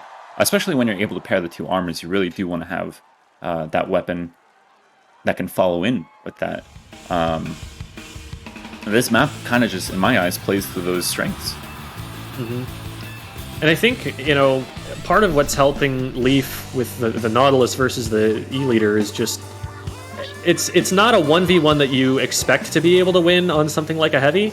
And so just like don't even try to play the same role. Just play, a little bit more frontline and try and get some picks on the other players or try and flank and catch someone off guard. Yeah, the backline armor sure is dwindling. Anyway, as one armor has already come out, we do expect to see a second one coming in here. But before that is able to arrive, that is 2 down on the side of BlueMoon. So already looking very comfortable here. Perhaps as good of a map as it does appear on paper, in my eyes, to be in favor of BlueMoon. If you're just really comfortable on a map, you play it even if it suits the other team too. But in this moment, it does look like BlueMoon have had a good response, already looking to find the pick onto the football carrier, and Port will be able to trade 2 for 1. You always take that situation, especially when it means forcing the other member of Delicious Nuggies to drop all of those clams to rescue the football, neither of which they'll be able to walk away with. All the while, BlueMoon is able to pick up a football of their own and are looking to create this point. Jazz gets that in. It looks like it's able to get out, not quite safely. Right as I say that, everyone blows up. Delicious Nuggets not really letting anything more happen off of that push. Very well defended. They had all the angles covered, and now they're all the way back in mid. Getting another pick, too. That's huge. That could snowball their momentum towards another push here. The specials come out immediately. Great momentum-based play here from Delicious Nuggets, and they're going to score. They're going to get a whole bunch of clams in. Bomb Rush coming out to try and stop this, but... Or no, not the Bomb Rush. That was just a lot of suction bombs. Holy moly. Well, the Bomb Rush is going to come out from Delicious Nuggets to try to continue this push, actually, and is done so. They are looking for 2 more clams. If they're able to find them, that will be game. The jumper might not be coming in because Delta has seen that the other members of their team have gone down, but they are still trying to take out other members of BlueMoon with some delicious picks. Obviously, when the double armor comes out, that can be the end of the Charger's influence, but you make the most of the moments where the other team doesn't have armor, as Delta has, and that is the kind of push that it leads to. Mm-hmm. Yeah, that was a brilliant time for Delta to be looking for picks, because the other team is going to be trying to push up into mid. They saw how aggressively and quickly the other team played, and they're trying to match that aggression. But if you run into a Charger's sight line, that can slow you down a lot. This is a good scoring potential here, but again, just the right side being locked out so hard by Delicious Nuggets. They've got someone up there, and it's just not that much of a problem. The push is already done. Leaf has nothing to do here, and they have to back up. Yeah, I think that was a bit unfortunate for Port. It appeared to have just died to fall off from the NZAP shooting over the ledge. Not a lot you can do about this, especially when you have Leaf already defending the position, but they are looking to go again. Really just fighting for mid control and map control, and with one member getting taken out there by Delta, that is going to be a little bit of a halt to the progress they were making. Would have been even worse if Leaf had gone down on that recall. Mm-hmm. I think the big difference here is just that BlueMoon has not managed to get the picks to really start a push here and take full control of the enemy base. They've been able to kind of sneak in with a couple power clams, but that's not going to lead to a sustained push. You need to be like getting the defenders distracted. You need to be making them look elsewhere than where the clams are going out from. And every time they've gone in to try and score, it's been a power clam and then nothing else. Yeah, and that is definitely the least effective way to push in clam blitz. Most effective way to push in clam blitz is to open up the basket and have a bunch of players there with some clams to keep on scoring with. That's going to do it. That is going to do it, especially when you can jump in that power clam, as Delicious Nuggets have done. Obviously, they know this map in and out. 2 beautiful pushes was all it really took. Of course, that initial one to open things up a little. No, yeah, just 2, right? Yeah, I think so. Yeah. Yeah, it just occurred to me, Niemand. So this is, I think the .de means they're German. For, you know, the German. I would believe that, yes. And that is the country code. That makes so much more sense now that I'm looking at it like that. But it's like, why is the DE capitalized? So Niemand means nobody, auf English. So Sprechen Sie Deutsch? Not a lot. Same. Not enough is where I would go with that.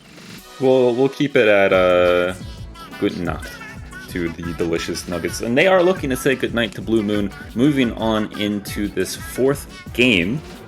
If they can put the nail in the coffin here, they will move on to winners finals. Of course, BlueMoon do have a counter pick in hand, so Rainmaker, Humpback, Pump Track is where we are heading. Another fast-paced map that I'm sure they'll be looking to utilize that aggressive comp on, but if Delta is continuing to hit shots like they did in that previous match, it will be a struggle. Yeah, this is a Charger that demands respect. Yes, and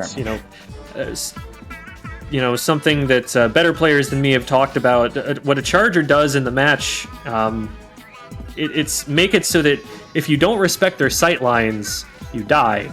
Now, the stronger the players gets, the more they're going to respect those sight lines. But even then, respecting those sight lines, that's forcing you to play from behind cover. It's forcing you to take more awkward positions. It's letting the other team have some space. And Delta is doing a great job of making it so, like, if the other team doesn't respect that he's out there, if the other team tries to play too fast, they lose momentum instantly. And so he's been doing a great job of setting the team up for good pushes by sneaking in little picks here and there. But I think if BlueMoon can be a little bit more disciplined about playing around cover, they might be able to minimize the impact that Delta is having just by taking the right positions when they're trying to push back in. And I would also say that it does at times look like BlueMoon is kind of taking a lot of 1v1s. We obviously do see Port winning many of these 1v1s, but one of the things that is benefiting Delta, of course, is having the players in front of them that are doing so well. The Squeezer and the Splash in particular have been doing a fantastic job at providing cover and protection to Delta to really feel comfortable in the spots that they're taking up. That is something that is invaluable to a Charger player, to not have to constantly be worried about being flanked, being pushed. So to have this type of control that they do has definitely been really comforting and productive. We do see Niemand switching off of the Splash and moving over to the K-Shot. A good call, as the missiles can offer a lot of pressure, but it's going to be the pressure of this push that will first need attention. BlueMoon already on the offensive, find themselves in a 4v2, hopefully another 4v2 for them. Actually, oh my gosh, it's Rainmaker Humpback, it's Rainmaker Humpback, it's Rainmaker Humpback. That so clutch from Leaf to get the pick on the Charger there. No Ray to stop that push. And there's, oh my goodness, all the way to 6-2. They need to touch the pedestal. Yes. And it's only a minute in, so they have a good amount of time to do that, but the way that BlueMoon was able to just immediately set the pace for that game, that's something that I'm sure Delicious Nuggets are probably reeling from a little bit right now. Yeah, and it is Rainmaker Humpback, which means that you can get a knockout in about 20-30 seconds sometimes, but at the same time, no lead is safe on this map. Even something as far pushed as 6, all it takes is one ill-timed wipe, and that can be lost in just a matter of moments, but BlueMoon are not looking to let that happen.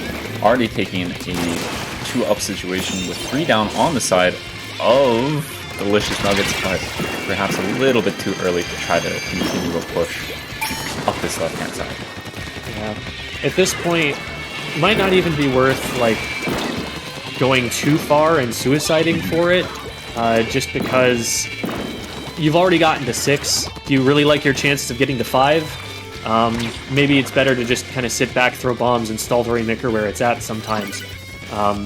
But you know, if you see an opportunity, like you said, no lead is safe here.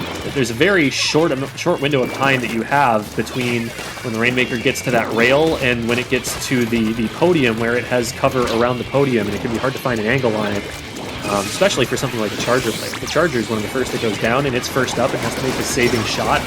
That's really difficult to do on this map when you get up towards the pedestal, and you can use that to protect yourself. So if you can get to that zone, you know, I totally respect trying to go for it and try and just get that KO and finish it up right now. And they might be able to with 2, well, now that they're fully wiped, they will obviously not be able to, but it did look like, for a brief second there, with 2 members of Delicious Nuggets kind of pushing behind the Rainmaker, going into mid for that fight. It did look like it was a questionable position for the 2 remaining players to be able to hold up the Rainmaker. Obviously, things have worked out very well for Delicious Nuggets, but they're going to need things to work out a bit better here, and with an armor and a missile coming out from BlueMoon, this could be a struggle to push through. Yeah, I completely agree on the 2 people dropping behind it. Very scary. You're depending on your teammates to hold off in a 2v4 at best. Yeah, going to be strong defense coming out from BlueMoon there. Love the Inkjet. It's just a really strong special for this particular map mode because it covers so much of this choke point so well.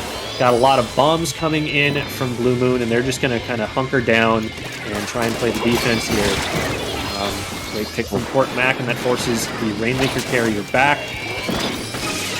I think more importantly than the pick itself was actually the Rainmaker having to drop in the mid. That has bought time for BlueMoon, but it might not be enough time here. This is a dangerous situation, and they're kind of feeding one at a time.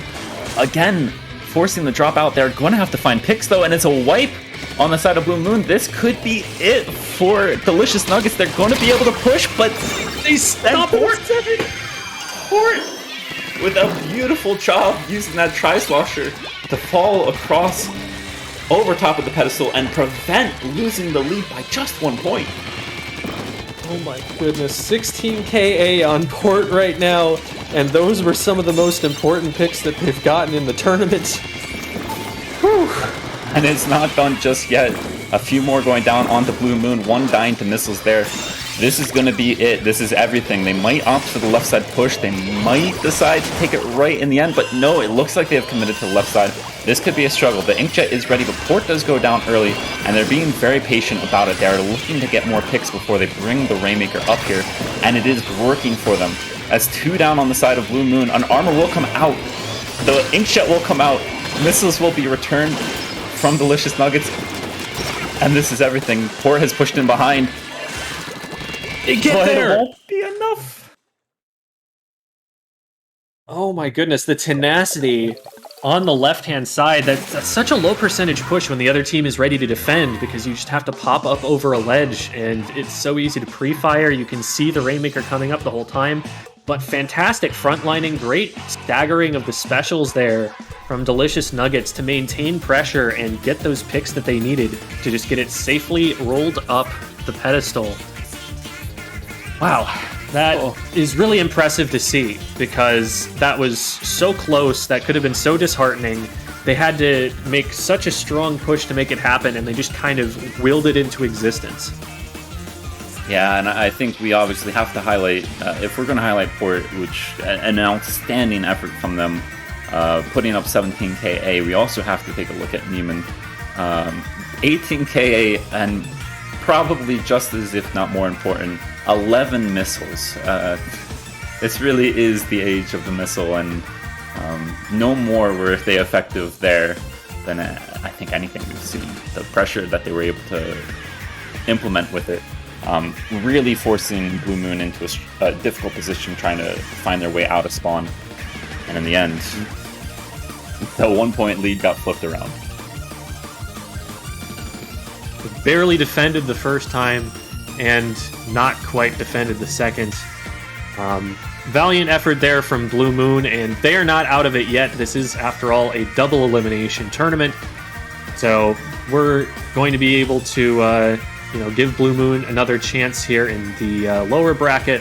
But Delicious Nuggets will be moving on into winners finals here against Inked Killers, who have made their way past Freelancing Takoyaki since we last saw them. And that's going to be coming up soon. But that, I believe, is going to be it for us on the mic. It has absolutely been a pleasure, Barry. Always a good time being able to hang out with you and talk Splatoon. And I've been Jim. Thanks y'all for watching, and we'll see you when we see you. Stay tuned.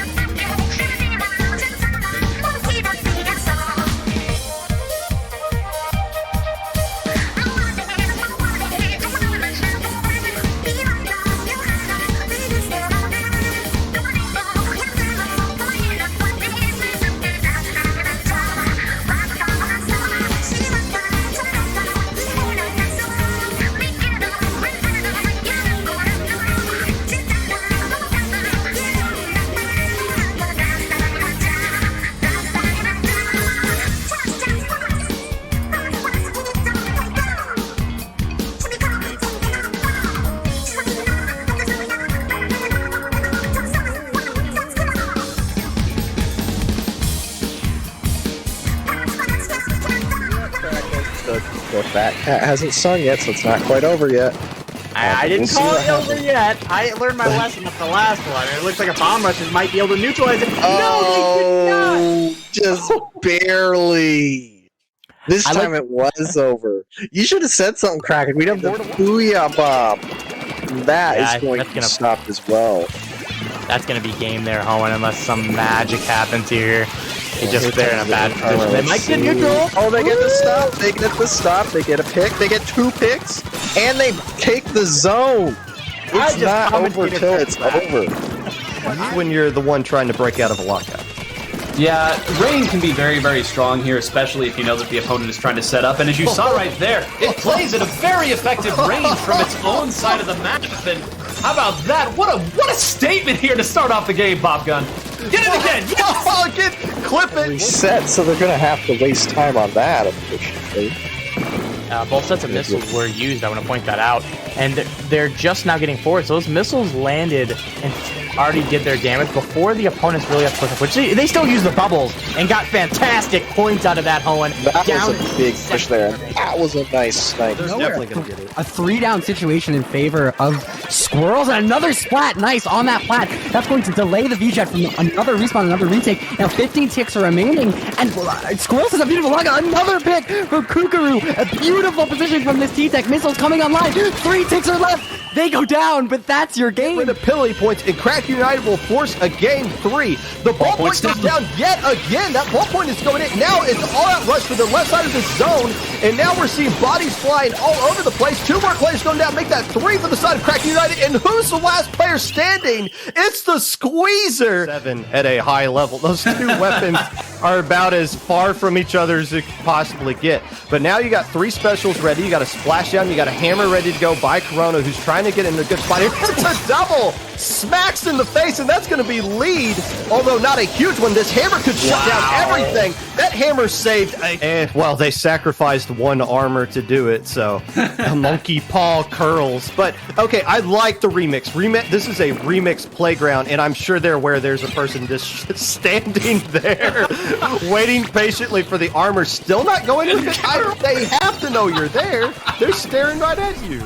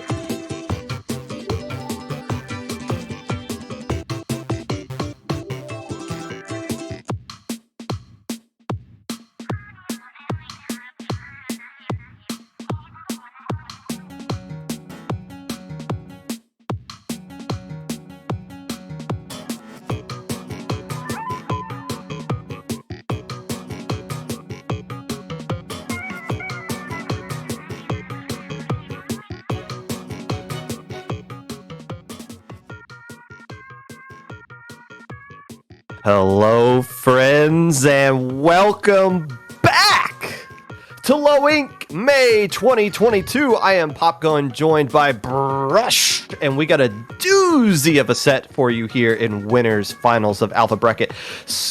Inked Killers taking on the reigning, defending second place team from last month, the Delicious Nuggets.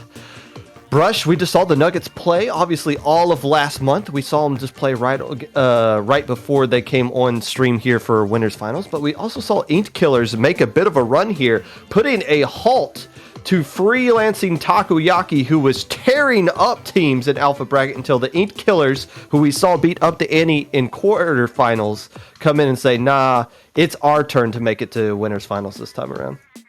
Yeah, I think it's always fun to see, teams merge groups. Inked Killers, obviously a mix between Squid Killers and Inked.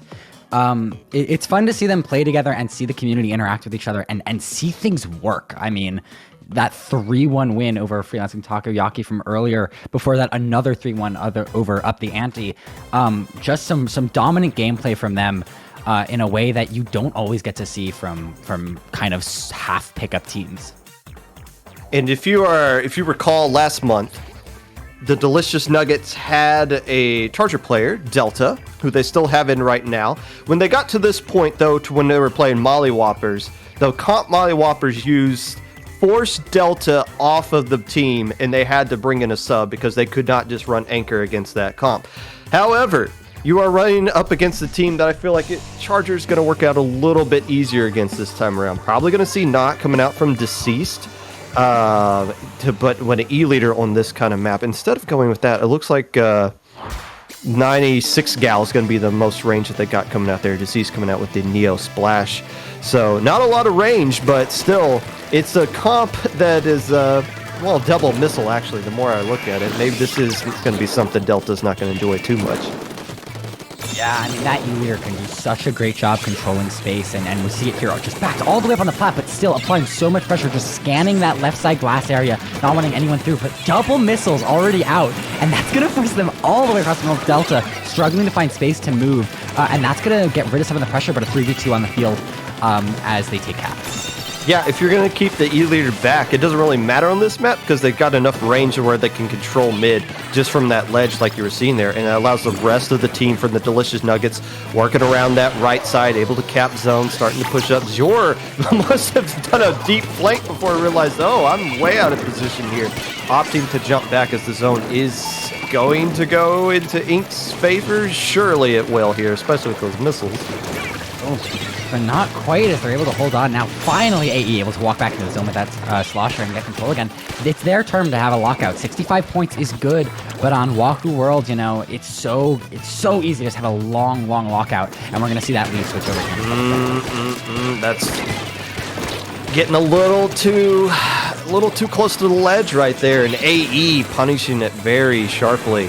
And look, they still got missiles built up already. They got armor to work with as well. This is a good situation here for Ink.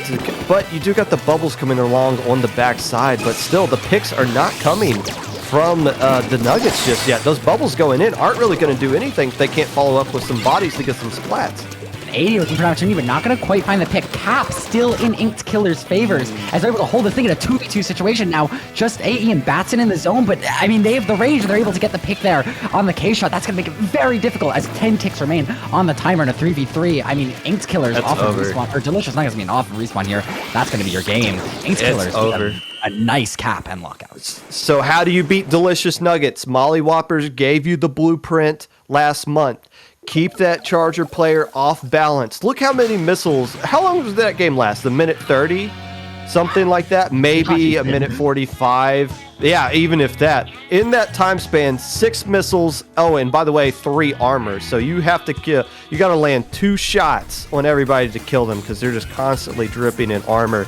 That's difficult to deal with, especially in this meta, as maybe we saw in Squid Junction last night. If you just spam those kind of specials, certain weapons, you either are really insane with it and you can deal with it, or you just kind of have a little bit of issue getting anything established. And that was a map where E-leader's really strong. Anchor players love playing on that map, especially in the position that Delta was in. So now here comes the question, because they faced this issue last month. How long of a leash do you keep on Delta? Do you let Delta stay in there knowing that they're going to keep running those double missiles, that armor comp? Or do you take that player out and say, we got to fight fire with fire. Let's bring in and do our short range comp, which was just as good as it was as their anchor comp was last month. Those are questions you got to figure out. And in a best of 5 set, you don't have a lot of games to kind of mess around with to find the right solution. For sure. I mean, it feeds this what feels like an age-old debate at this point. I mean, anchor and have that jump in point, or are you playing aggressive? Are you playing that special spam? And clearly, it's working. And it's a really difficult decision to make. I mean, especially when you have that missile spam, the double missiles coming out and constantly pressuring. It's so difficult to hold your ground and hold your space. I mean, you have to back up and give room to breathe before you can then push back in. And that is incredibly difficult, especially for some of these teams. I mean, I think these two teams, obviously with some alpha bracket experience, but not every team that these two teams have faced in the tournament so far have had that experience and know what to do against such an aggressive and pounding comp. Yeah, Inked and Squid Killers, both in their own right, pretty consistent alpha bracket teams. But like we've seen when Legato and Kraken United did a fusion dance in a Minnow Cup, you kind of put the best players, maybe not the best players, but the right combination of two different teams together, you can get something pretty special going here. I did look it up. AE and Jur are both from Squid Killers, Deceased and Batson from Ink. So you got the perfect split right now. And that's what you need to see. I believe that was Delta with the early sit down on the squiffer or the squeezer right there. That's what you're going to need to see. If you're going to run Charger against this enemy comp, your Charger needs to start making some shots like that early and often. That's the pressure you need to keep through this entire game. I mean, even with the paint control in Delicious Nuggets favors, or the paint control, sorry, now in their favor after that beautiful pick in the early. Ink Killers on the back foot, obviously, trying to push back in here. Batson holding this left stack, and the squeezer player going down once again. It makes it so difficult for you to push up when you're that one down armor online, bomb launcher online. Delicious Nuggets gearing up for a push with their 25 points. And you know, they played Blue Moon here. This is one of their favorite maps to counterpick. Obviously, they feel pretty confident coming into this one. Squeezer with Addy is kind of the key here in the Squeezer versus Squeezer matchup. Got some bubbles ready to go. AE working around this right side. It seems like AE has been a bit of the difference maker for Inked these last couple of games, getting into the right spots, able to ledge camp kind of perfectly and harass some players. They're really having a difficult time locating that vanilla slosher. That's going to allow them to hold in here as no points have been added to the board yet. A minute and 20 seconds into this game. Finally, Ink Killers looks like they're in advantage, though Specials going out or ready on the side of Delicious Nuggets to defend or even push back into mid. It's going to be difficult for them as you see them kind of back up on the map here. That's going to be missiles online, but a beautiful pick from Delta, and that's going to give them a huge advantage as Delicious Nuggets can finally take a move back here. And a 4v2 series with bubbles ready and armor online. They're the ones, once again, who's got the advantage, ready to push, ready to move up. And that splat that Delta got, they were doing it while missiles were locked onto them. It's how do you make the adjustment? You know it's coming. You know you're going to be constantly sit missiles your way. How do you make the adjustment to it? And that's really what's been the difference so far in the set. Why Delta's able to be somewhat effective here, but it's going to have to come down to the rest of Delicious Nuggets to kind of step up and get some more map control so that they can keep pushing up here. You saw that opportunity to get a push going and got absolutely nothing for it, but still, once again, look who's shutting things down for the time being. I think the pole missed there, but it's going to go in there. Batson doing a nice job holding this upper area. They are going to go down, and that's going to mean some clams that they were hoping to score are not going to go in. But 74, nothing to scoff at on a match that's been half this game completely stalled. But finally, you know, it's this trend we see over and over again. You see points on the board, you start to see momentum moving, and all of a sudden you have a much more dynamic game. So hopefully these last 2 minutes, we're going to see these two teams really moving, really gearing up. Missiles online for Delicious Nuggets. Or sorry, for Ink Killers. Yeah, this is 3 minutes gone by. So far, you haven't surrendered a lead. On a map like this, we usually see points just come flooding in. It's hard to play 3 minutes and not surrender a single point to the enemy team. That's not to say that Delicious Nuggets haven't had their opportunity to do just that, but yeah, this is another chance they've had man advantage for a little bit. They got specials, they got bubbles to work with. They just can't really find a way to crack in there. So credit to Inked Killers for at least holding control of their basket, even though they have zero control of mid. But now they're starting to push up. Delicious Nuggets really are looking for that Charger pick, and Delta, they're getting them, but maybe not at the right times. They're finally 2 down in favor of Delicious Nuggets. They're able to push in 3v2 situation. Points start to fly in, and that's another ball, and that's going to give them the lead of 60, but the third one not going to pass. But there you go! Lucifer on the side there, able to get the third score with the ball, and that gives them a lead of 40-74 with only a minute left in this game.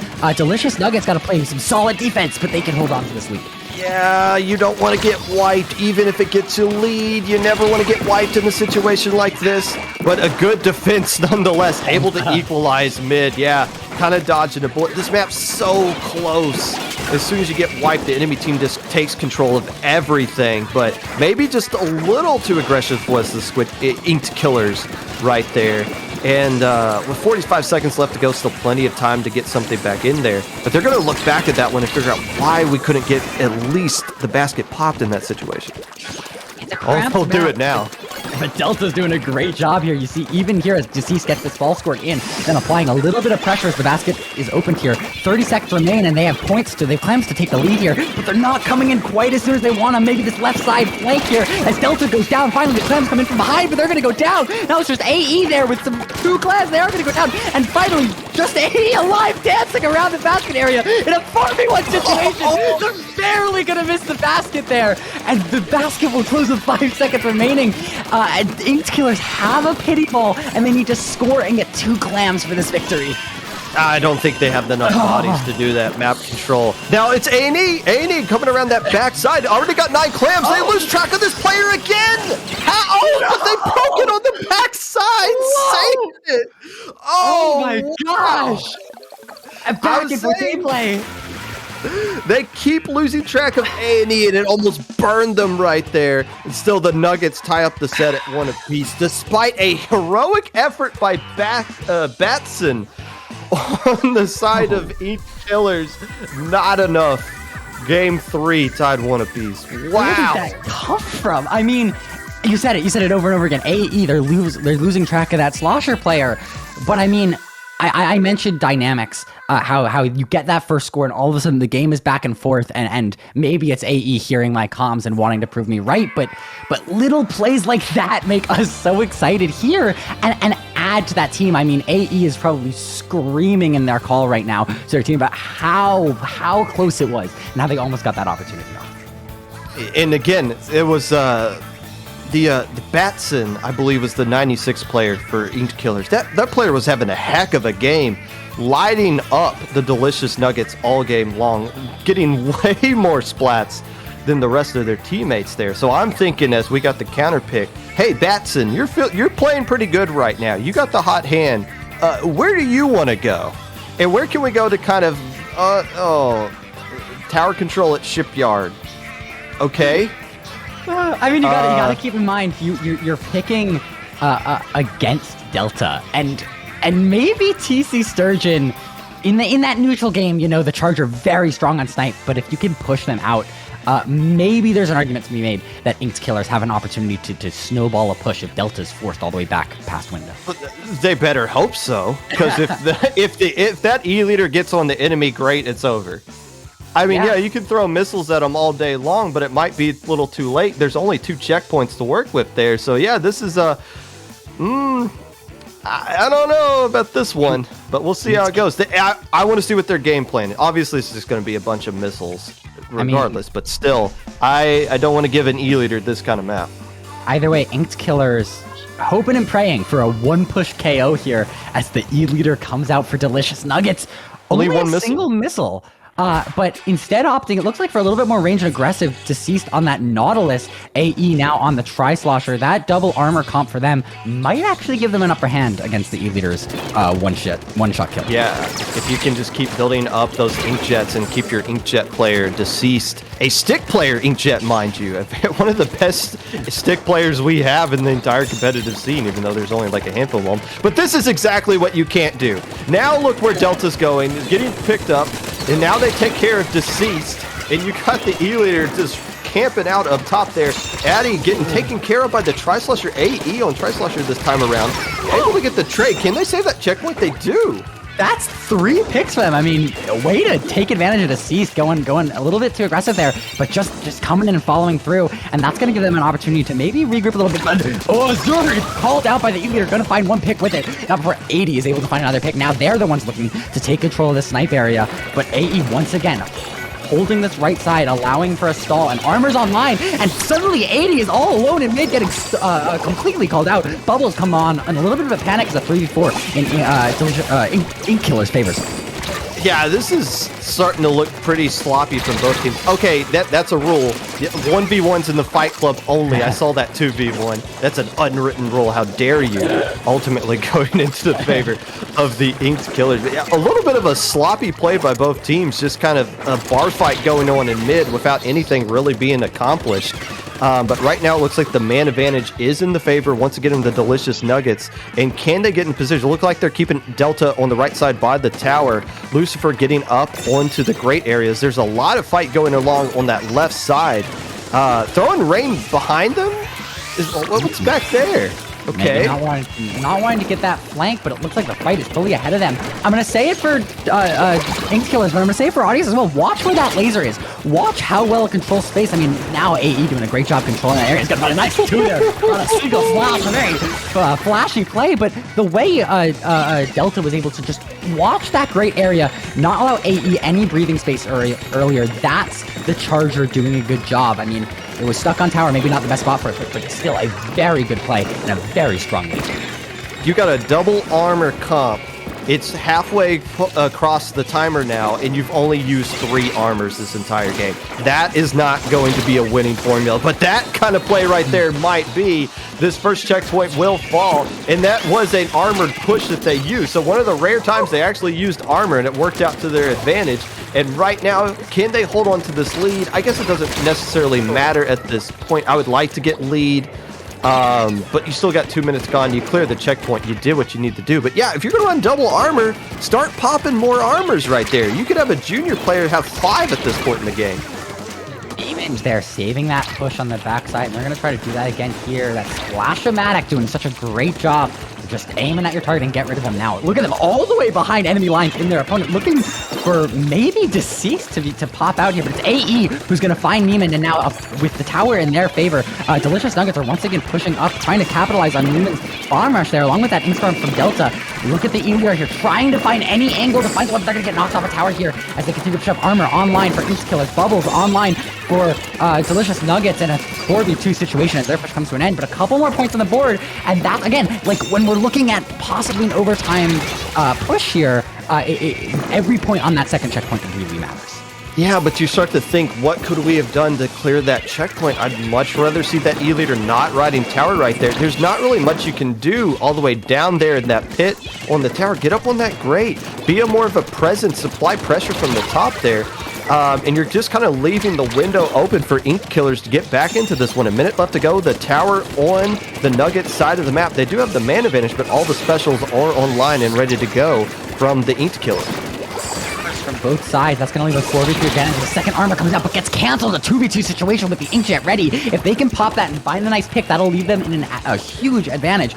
But it's not going to happen as Delicious Nuggets are able to hold on to mid here. 2 specials are ready for Ink Killers. Deceased moving around this right side. We're getting called out by Delta, and that might be the decisive pick for this game. AE now forced to dance around mid, getting completely called out, and they're super low on health, and they're going to go down as well. A 4v2 situation in favor of Delicious Nuggets as they have the lead. They just need to hold on to mid for a little bit longer as Lucifer on this right side, getting rid of Jur, making sure this game stays in their favor. But Ink Killers finally back in mid, and they're going to look for one more opportunity.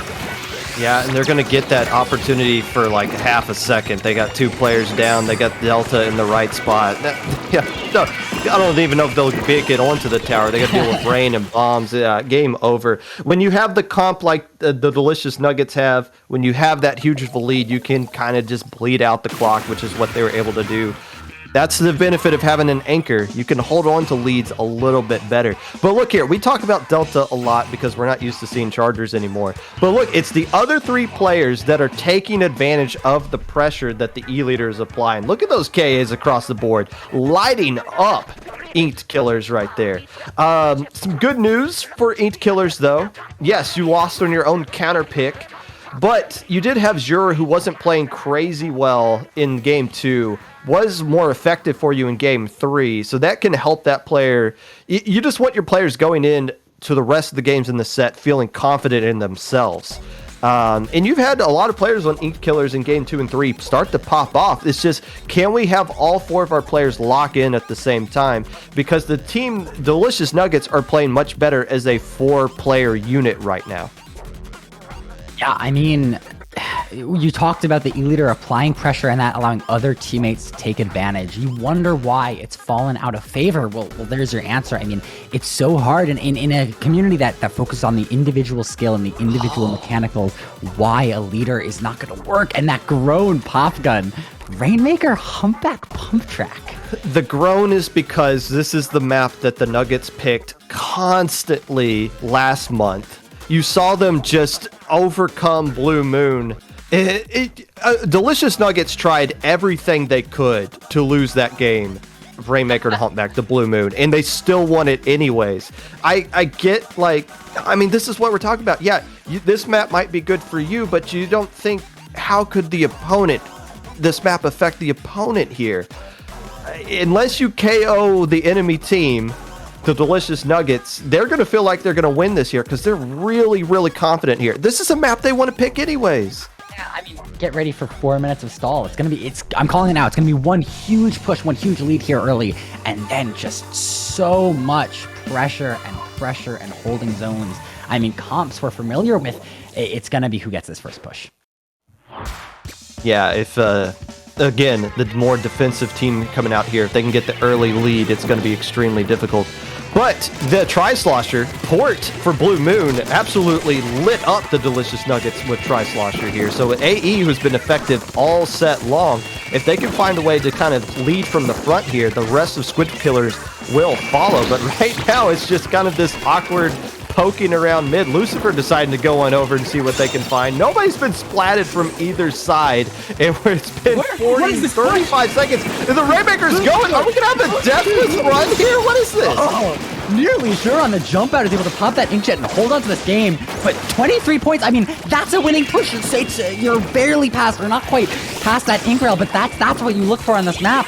And now Inked Killers in for a hell of a match trying to hold on to, or trying to push against 23 in the first minute. And AE hopping there and going down.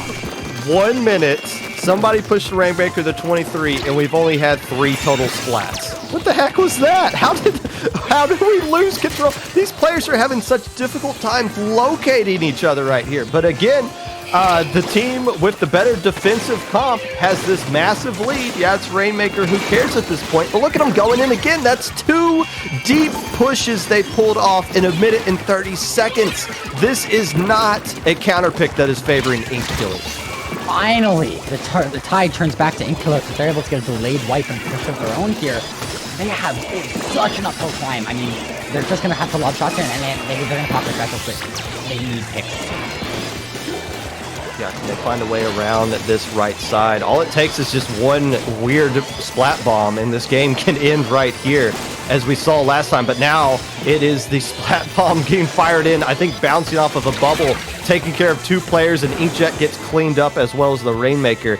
And nice defensive hold right there. That's the difference. 23 remaining. You can adjust how you play defense, and you can just kind of bleed out this clock right here. But right now, it's Ink Killers, the team with the more aggressive comp, that is way on the back foot. Once again, we're going to Delicious Nuggets get a push and a Ray moving. They're going to expand their lead out of nowhere. And there you go. Boom. Dunk that Rainmaker. It's on the pedestal. That's your game. I mean, wow. Yeah, no. Counter pick against your opponent. Yeah, I really question both of those counter picks. Again, I think it's just more of this is what we're comfortable on without thinking how the opponent is going to be dealing with that. Those are maps the Delicious Nuggets are more than happy to play on. It's almost like they were the ones who made the counter pick. After they lost game 1, they decided what game 2, 3, and 4 was.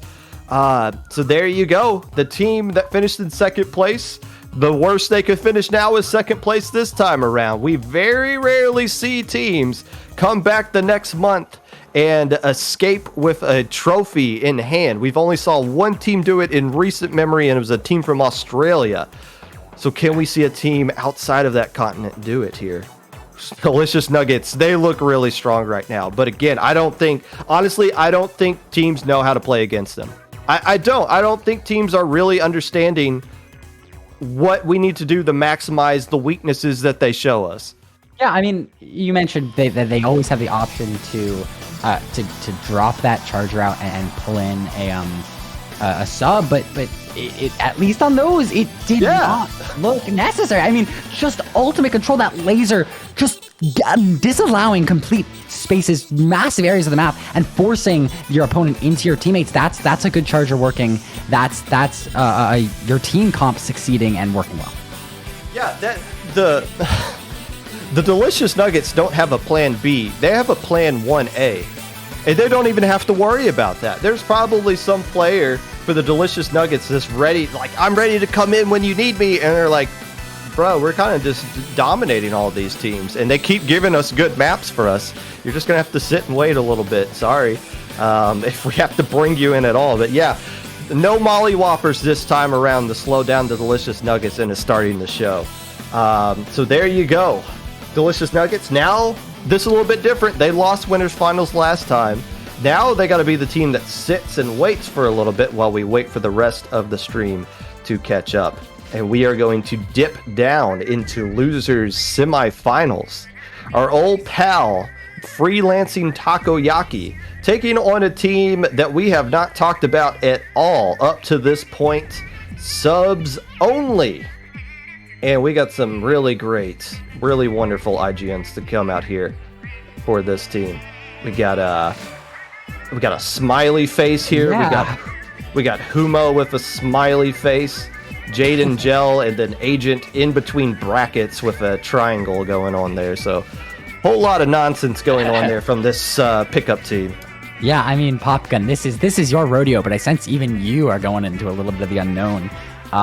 It's really always nice to hit a team you know so well, Freelancing Takoyaki. We've seen them a million times. We've talked about them so many times on the stream. But subs only, again, for Freelancing Takoyaki, they don't know much, and maybe that's enough to catch them bewildered. You know, even if I don't know every individual player specifically, the beauty of being a low ink head TO is that I get to cheat and I have bots that find that information for me. Humo, I believe, is formerly of Myopsidus, which I think Myopsidus has gone over a bit of a roster change recently here. So let's see. So smiley face, that's going to be the more interesting one. This player is formerly from Apocalypse. Actually, I think when I looked over this team, most of these players are formerly from Apocalypse, which might not mean anything to some people. That was an alpha bracket team, I want to say 3 months ago. But still, technically a pickup team.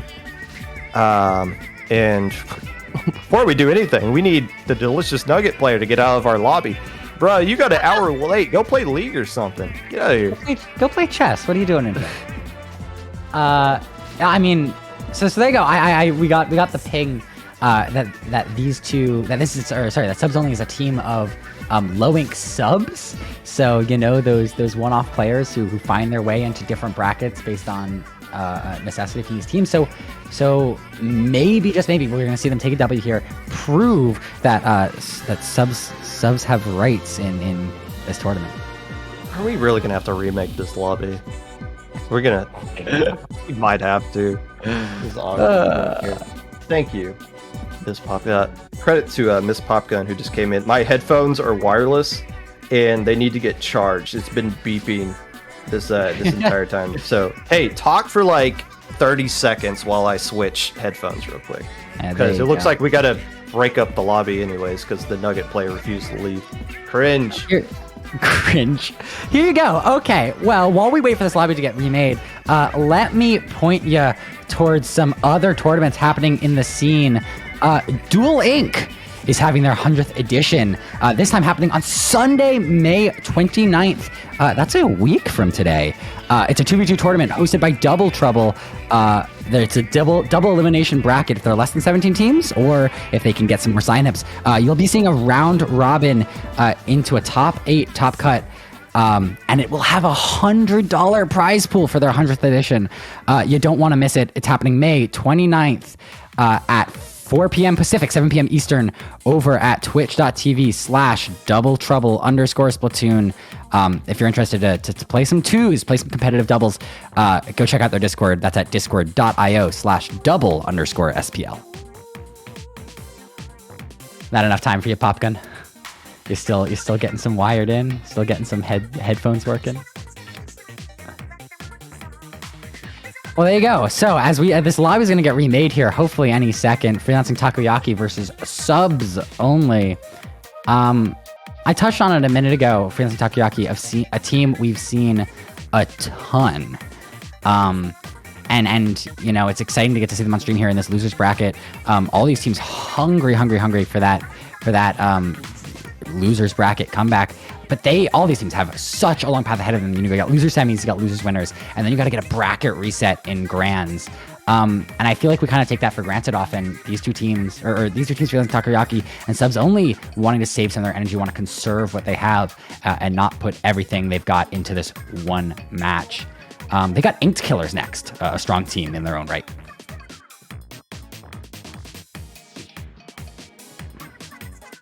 But first, we're gonna have to hit each other. It's a best of 3 set here, so you know, talk about energy a little bit less taxing on them.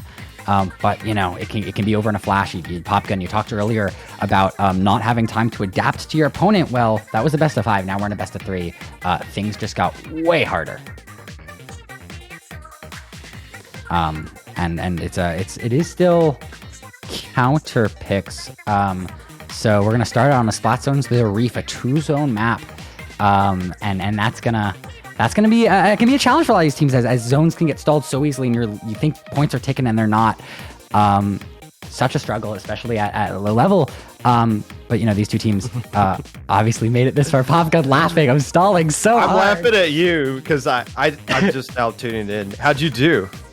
I gave them some dual ink action. I gave them talking points, don't we? We got talking points. I gave them some dual ink action. The 100th edition. I'm excited. I'm hoping to get into that.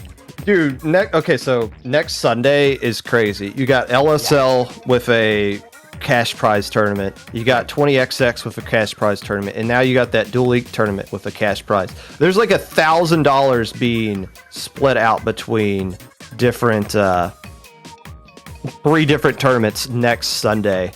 That is hey, not bad for a dead scene, I gotta say.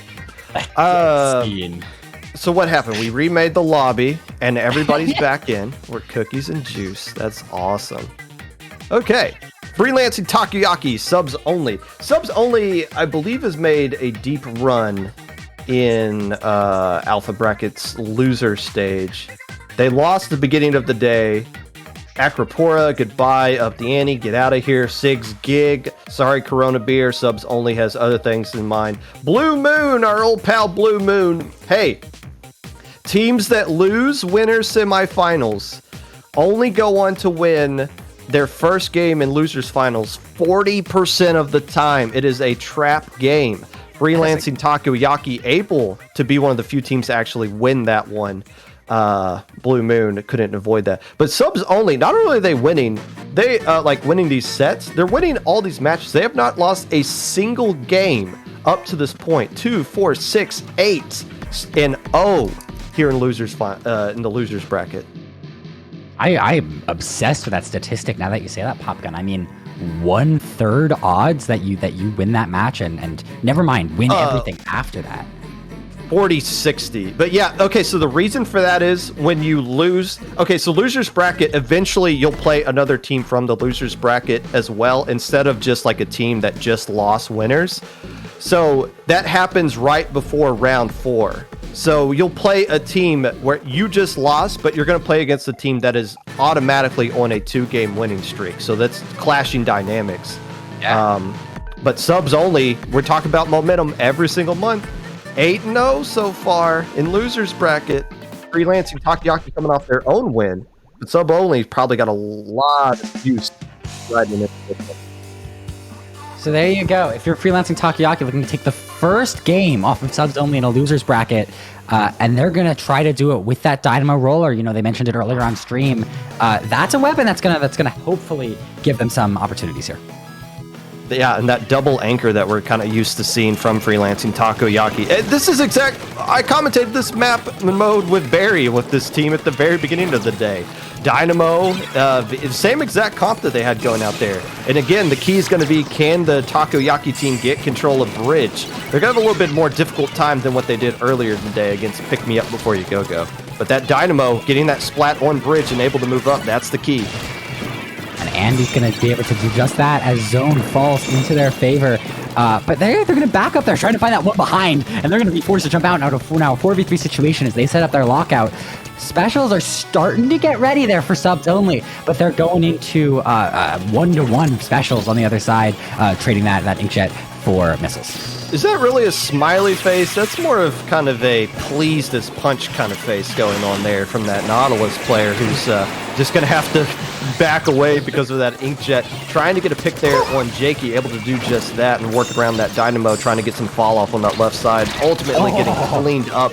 So a lot of back and forth, not really accomplishing anything except for whatever team is in control of the zone. And it looks like it's going to be the Takoyaki team in a second.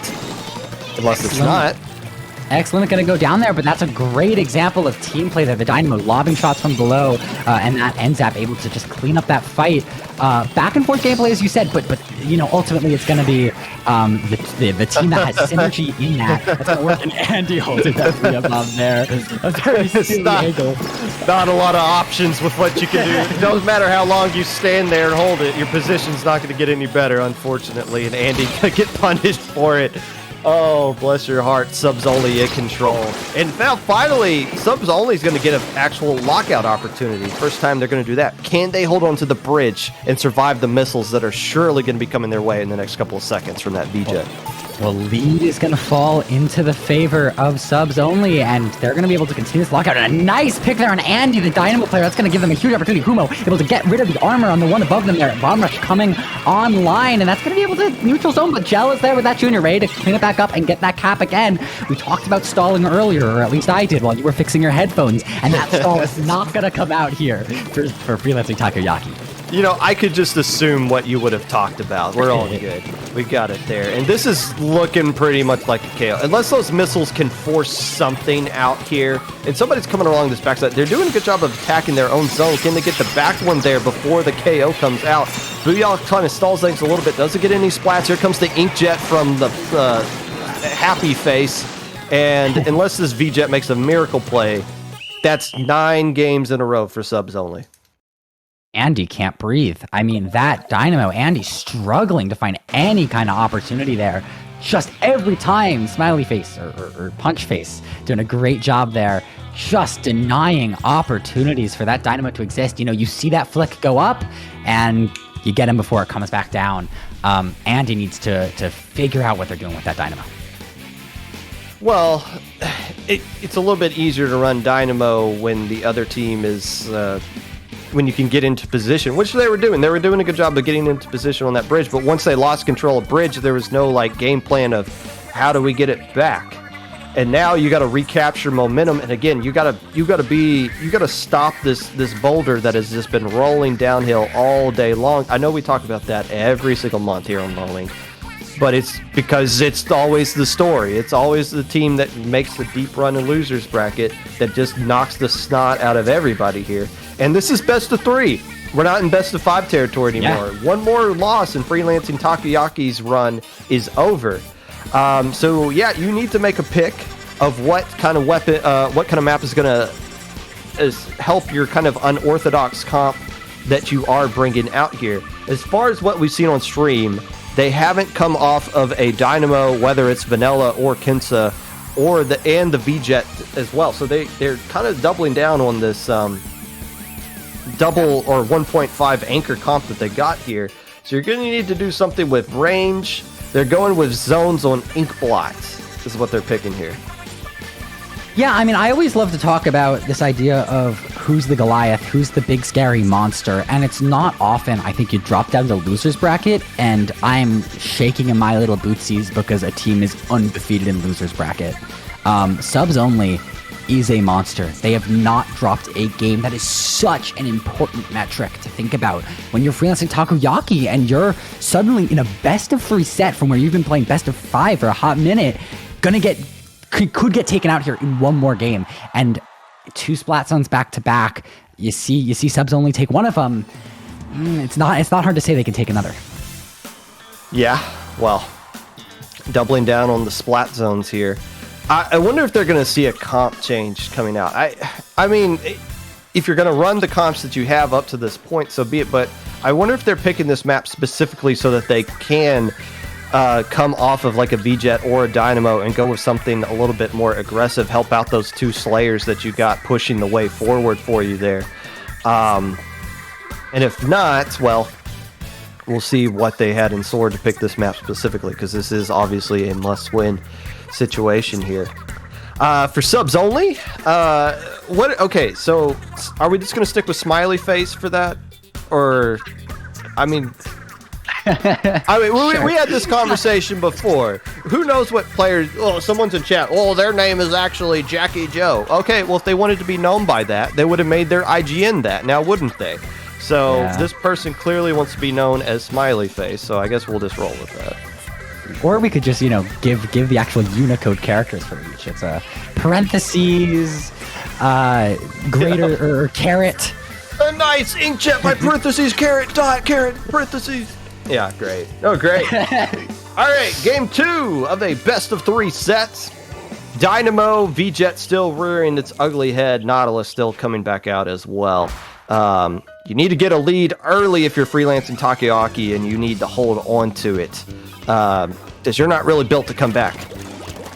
And they're going to do exactly that. They're going to be able to get paint down in zone first. We see Smiley Face there with that Nautilus doing a good job pressuring top mid, not letting Andy breathe on the other side of the map.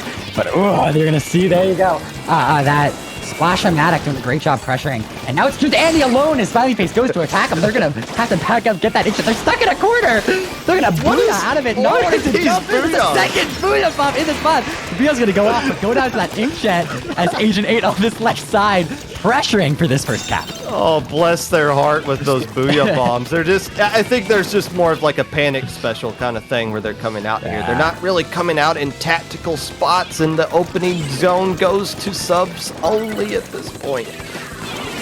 So much for being sneaky there, Jakey. Called out by those missiles. Bomb Rush coming online, looking to make an opportunity with it. Booyah. Along with it, though, one after another, that's going to lead to Andy being alone on the right side. They're not going to go down, but Booyah does not go on zone where they maybe wanted it, and now a 4v3 situation in favor of subs only. They're able to keep this zone cap, and no more specials for Freelancing Takoyaki. 50 ticks remaining, and we're not even a minute 30 into the game.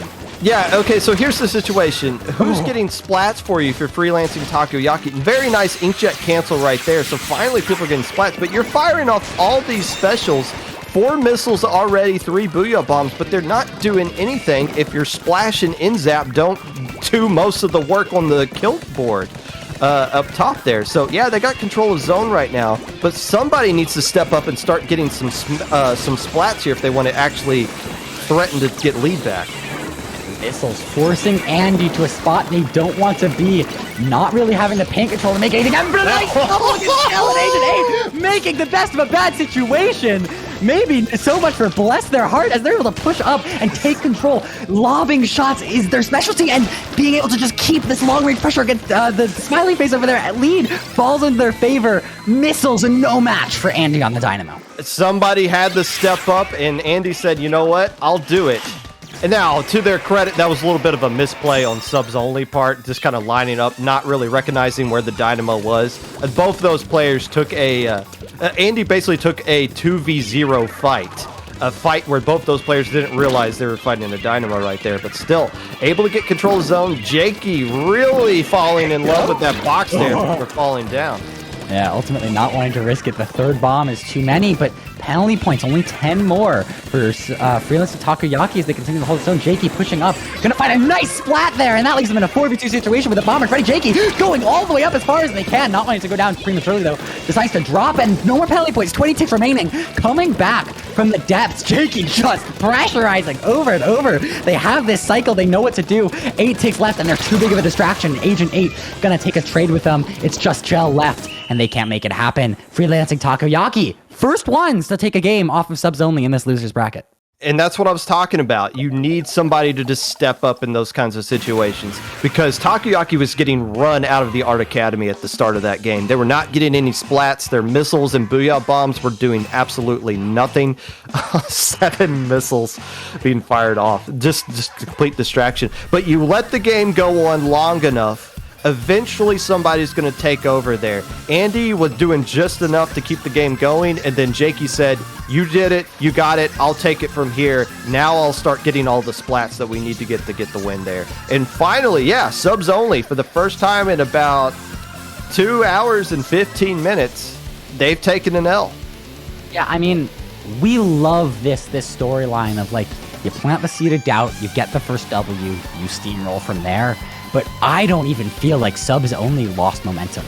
I feel like they were in that game maybe until the last 20 seconds when Jakey just started decimating that flat area. But I mean, 9-1, brush that one off, stand back up, you throw another punch. I mean, I don't feel like from where I'm sitting, subs only is out of this set. Well, no, I mean, this is the final game of the set. They have control of the counter pick. The only thing is they haven't made a counter pick in a couple hours there. Now, with it being a best of 3, the advantage is you have all the modes to pick one. It's not like a game 5 where you've already won on 2 modes and you're only limited. Well, I can only pick Rainmaker or Clan Blitz. Now you get to pick your best map and mode that's not a Splat Zone one, and they're opting to go with Rainmaker at Snapper Canal. And I know JPEG is just waiting for somebody to fall in that canal. We're slowly building up a montage of players just falling into the water for no reason whatsoever. So we always are fans in staff chat whenever this map rears its ugly head. But yeah, I like this. It's hey, they're doing a double anchor kind of thing. Let's maximize our aggression a little bit here. Now, here's the question. Is Andy going to use the vanilla dynamo? Because they opted not to go with C-Jet last time they were on stream with Rainmaker. They wanted to keep that V-Jet, combine it with missiles, with the vanilla dynamo Stingray. So a very extremely defensive comp that we're expecting from Freelancing Takoyaki. And if they don't get the lead, we talked about it last time, if they don't get the early lead, it's going to be difficult for them to come back, even more so in a map like Rainmaker, where you got a lot of speed that we're expecting to come out from subs only. Speed wins Rainmaker games. I mean, it's as easy as that. Jakey there at the end of the game for Freelancing Takoyaki showed that they have speed of their own, but the way Andy's been playing with that dynamo, I mean, it's such a difficult weapon to pick up and move. So we'll see how these two teams are able to overcome that challenge, especially as if you get that one wipe, you snowball down street and the game is over. I mean, obviously it's their counter pick, subs only. They got to be feeling good. Now, game 3, winner gets to move on to losers semifinals with a date. It's a team I already forgot about, and loser here gets to watch the rest of the stream and enjoy us coming up with names for these players on stream here. Agent coming out with the 96 gal. Again, that vanilla dynamo going to be building up a Stingray. That Splash going off way on their own. Jakey's trying to take on the whole army. But now they're going to have missiles and Stingray coming out, combined together, the classic combo. Eventually, there. Armada, both guys are late, that though. missile. And now Smiley, they move up, get a nice double here, just one in snipe, and they have the advantage of Smiley as they're able to just pressure from afar. The Rainmaker is going to go down, and that's going to stall just long enough for Freelancing Takoyaki to stay in this game. But it's just excellent here watching this Rainmaker and an Inkjet. Oh, that recall. A nice cancel from Excellent. They're going to be able to hold on here, but Rainmaker going down, and I take it back. A full wipe. There you go. Subs only. Picking up that Rainmaker. Moving forward. Getting that dunk. ending it as soon as it started. If you're going to build up specials early in the game, you got to fire them. They waited way too long with those missiles and Stingray. They just camped it for no reason and got absolutely punished for it. Smiley Face went up and said, no, if you're just going to not use those specials, I'm just going to kill both of you while you do it, and the game just ends right there. It's the little mistakes to get punished so hard in Rainmaker, and that one mistake was why it was over. Yeah, and I mean, we talked about getting that wipe moving down street. That's exactly what happened. Subs only, 10-1. Moving into losers finals against Inked Killers. Popgun, I'm going to give you the option if you want to stall as I refill my water bottle, or we can throw it to break. You know, there's probably I'm probably getting pinged somewhere that I haven't been reading off any talking points and getting yelled at. I tend not to pay attention to the VC chat unless I get pinged. So we'll do some talking points here. And if there's some replays a little bit, so be it, but we need to stall for a little bit of time anyways.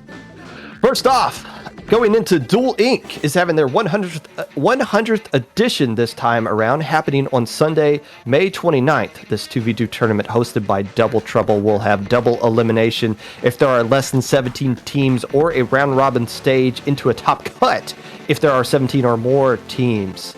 With a $100 prize pool. This tournament will be happening May 29th at 4 p.m. Pacific Time, 7 p.m. Eastern Time, over on twitch.tv /Double Trouble _ Splatoon. If you're interested, go to the Discord, which I'm sure one of our lovely and talented staff members is putting in chat.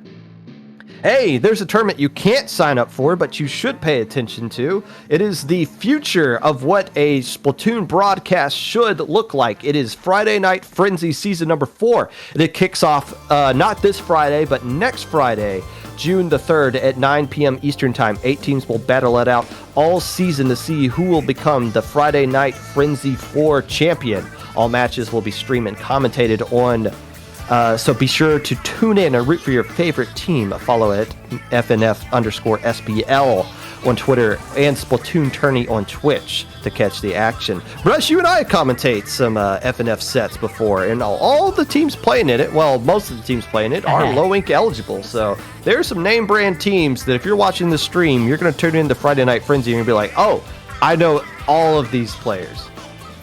Yeah, and it's a fun tournament, at least to commentate. I mean, I've had the luxury of being able to sub for a couple teams over the course of it, and I've always had fun playing. But no, I mean, it's so interesting to see the same map modes and see how different teams can attack the same idea. Really shows just the versatility of the game and how many different things can work and will work. And we're looking at a very competitive season here. I don't know if you caught the team announcement, Popgun, but it looks fun. It does. Well, one of the teams playing in that tournament just so happens to be Inked, and Squid Killers played in last season as well. Yeah. So those two teams combined together to be the team that just lost to the Delicious Nuggets in winners finals. Now the next team up to try to stop the boulder rolling down the hill in subs only. Inked Killers taking on subs only here.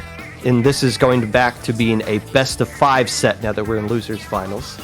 But subs only, a lot of momentum, and I think that's the first time they made a counter pick in 2 hours. It was clearly the right pick. They knew exactly how to play Rainmaker at Canal. And if I'm Inked Killers and I'm watching this and I'm saying, wow, our counter picks were not particularly good in that winners finals, maybe if it comes down to us, we should avoid that map and maybe that mode altogether.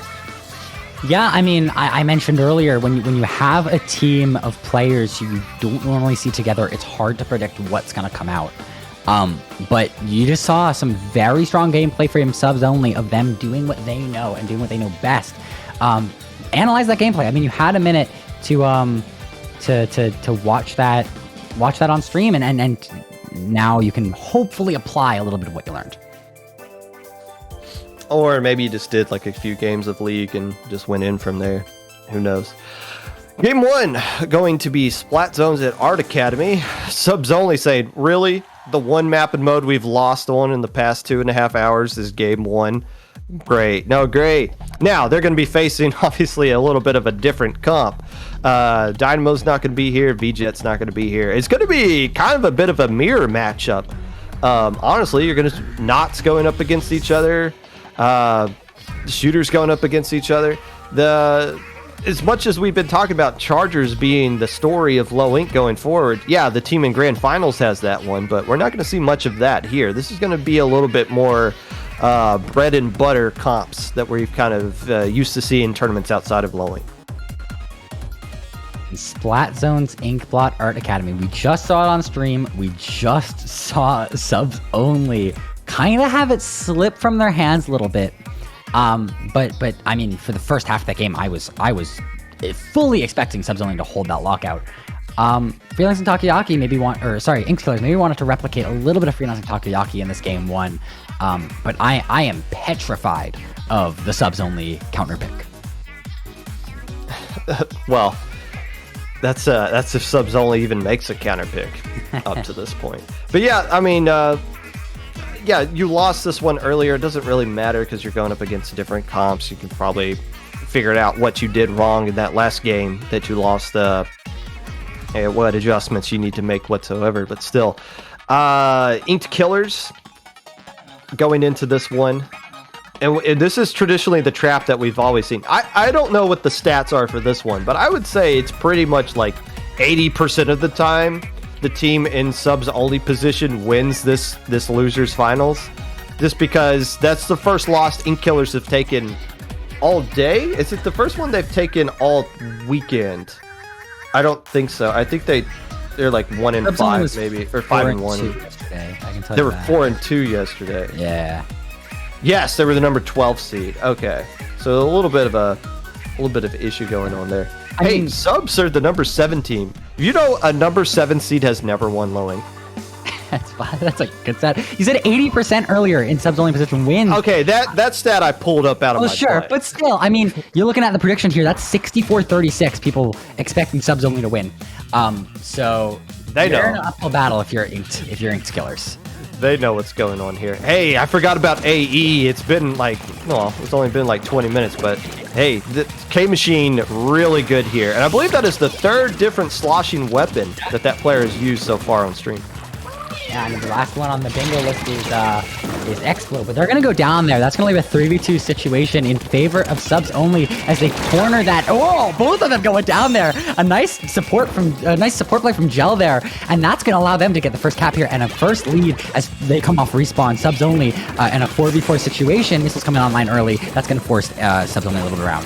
A little bit of sluggish start coming off of the team that had the slight break versus the team that hasn't been. How about an Inkjet correct straight to your face? Doesn't feel good. Now man advantage into the favor. Splashdown gets canceled though. That would have capped zone. That might be enough for Subs Only to hold on to zone right there. Not that canceling splashdowns are the most amazing thing in the world, but still.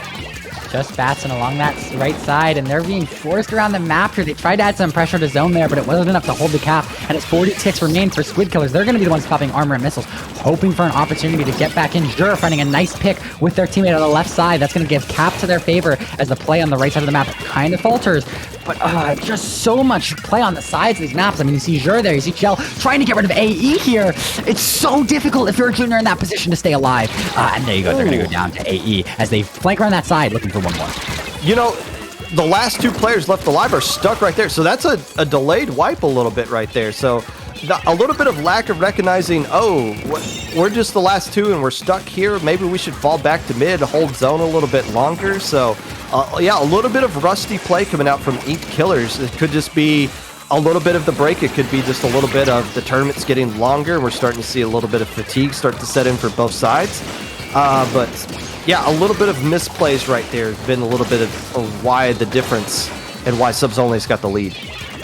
Cease with the Inkjet pick. That's going to give them an advantage, but not before another 2 go down on the field. That's leaving a 3v2 as the K-Shot, again, after Subs goes down, and an unfortunate down there. Deceased winning that Nautilus 1v1. That's going to leave them an advantage as penalty points once again tick down in their favor. They're looking to take the lead back off of this hold. Deceased doing a great job controlling that left side with their range. Yeah, and you don't want to overextend. Here's the question. Do you let them have control of their plat? Do you go up there, try to fight them there? Do you let them build up some specials? Good news is, if you're Ink Killers, you got rid of all the penalty points. You're doing some permanent damage. Nobody's died yet. You're landing a splashdown, but ultimately not able to do much more. This should be zone. Yeah, I don't see Humo losing that one fight, and Batson being the last player left alive is going to jump out. So still, damage done. You added some points to there, but just a little bit of question of how you're going to get the lockout next time, because you got to hold on to zone for a good chunk of time to get lead. Yeah, what happened there and what works there for Subs only as they push back in zone is they dropped as a team and they found a target and then they found a new one and they kind of went one at a time for another, and that worked them and that allowed them to get the cap here. And now it's the smiley face on the left side of the map here looking for another pick, and they're going to go down. But no, still even on the field. 3v3 situation at 20 penalty or 20 ticks remaining for the KO. Batson's been having some real hero moments so far in this tournament, trying to stay alive right here. Can they win that 2v1? Not really. And Deceased, even if Deceased is able to get a splat, they don't have enough paint with that Nautilus to do anything. That's game one going into favor of Subs only. They learned from the mistakes the last time, and Ink Killers is having a little bit of a sluggish start off the gate. Hey, that's what happens when you've been waiting 20 minutes. I mean, that's par for the course, I feel, for Ink Killers. They just have to wake up now. They have to say, okay, we're in this set. This game just happened. I mean, we tried to get a hold and we weren't able to get it for long. We need to wake up. We need to make these smarter plays. We can't be letting the fatigue get to us. And now here you go with the counter pick. You don't want to be negative here from the commentator booth that we're in. You don't want to be critical. But the counter picks that Ink Killers used against the Delicious Nuggets were not good. There's no way around it. So what kind of counter picks are they going to use here? Are they going to go back to those maps they picked last time just because they're comfortable there? Which, fine, fair enough. If you can't find it with the mirror matchup that they kind of got here a little bit, the only advantage is you have like the slosher, which the other team doesn't, so you got a little bit of an arcing thing. That's why probably Clan Blitz at Mako Mart makes sense for them. Maximize the A and E you got here. Batson was really strong here as well. I don't know if Zhure's feeling like they should be coming back out with that squeezer, considering how ineffective they were against the Delicious Nuggets on this map, but still, this makes sense. Even though you lost here last time, your weapons are probably going to be at a slight advantage against the other team here.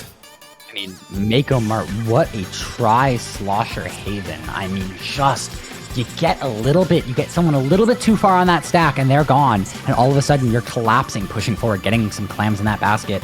It is so easy to get snowballed on here, and that's what you're looking for if you're Ink Killers. I mean, the way counterpicks works is you're going to have to win on one of your opponent's counterpicks, but it starts here. It starts by winning on your own.